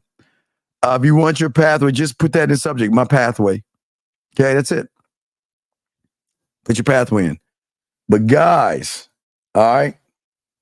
I have something for you guys. I tell you, y'all, I can't wait to share it. It's just I can't wait. I got something for you guys, and y'all are going to love it. Y'all are going to love it. And I'm getting it all together. So I'm trying to get all this together. And then we'll open up Manhood U. Okay? Then we'll open up Manhood U. Then we open up Manhood U. We're going to go really, really deep. And we're going to hit more than the bottom. Okay? You don't get it. Ain't nobody getting no mansion. Ain't nobody. We'll think about a mansion. I don't know about that mansion. We'll think about it. Nah, you'll see. I can't gonna tell you. It's a surprise. I got to get it together. Once I get it together, man, it's so much I got to do. So I got to get on that. Yeah. So I got a lot of work to do. All right. So, all right. You deserve it. You work hard. Okay. All right. Yeah. So it's all good. Okay. So for all you guys out there, we got y'all, man, and we want y'all to win, and we want y'all to learn. And we want y'all to soak it all up, okay, guys, at the end of the day. And then when y'all win, learn, and soak it up, you can't lose in this game, okay? So, guys, I appreciate all of you. Please appreciate yourselves. And Mac Game Monday tomorrow. Mac Game Monday is tomorrow, guys, all right? Great job, guys. Y'all did a great job. Fabulous job. Good 4-hour job. Appreciate you all, guys. And please appreciate yourself. We out this joint. Thank you. Just like that, man mindset. Just like that, man mindset. Have a good night, the show is over. Take notes and use what the dean has told you. Now with dating, your game is colder. No hesitation when you approach her. Gotta level up, gotta keep on rising. Till you the best, got the touch like Midas. Now you got style, you got all the women flocking. So many options, now you got it popping. Thank you for tuning in. Hey, just like that, man mindset. Gotta come back again. Hey, just like that, man mindset. Email the man mindset.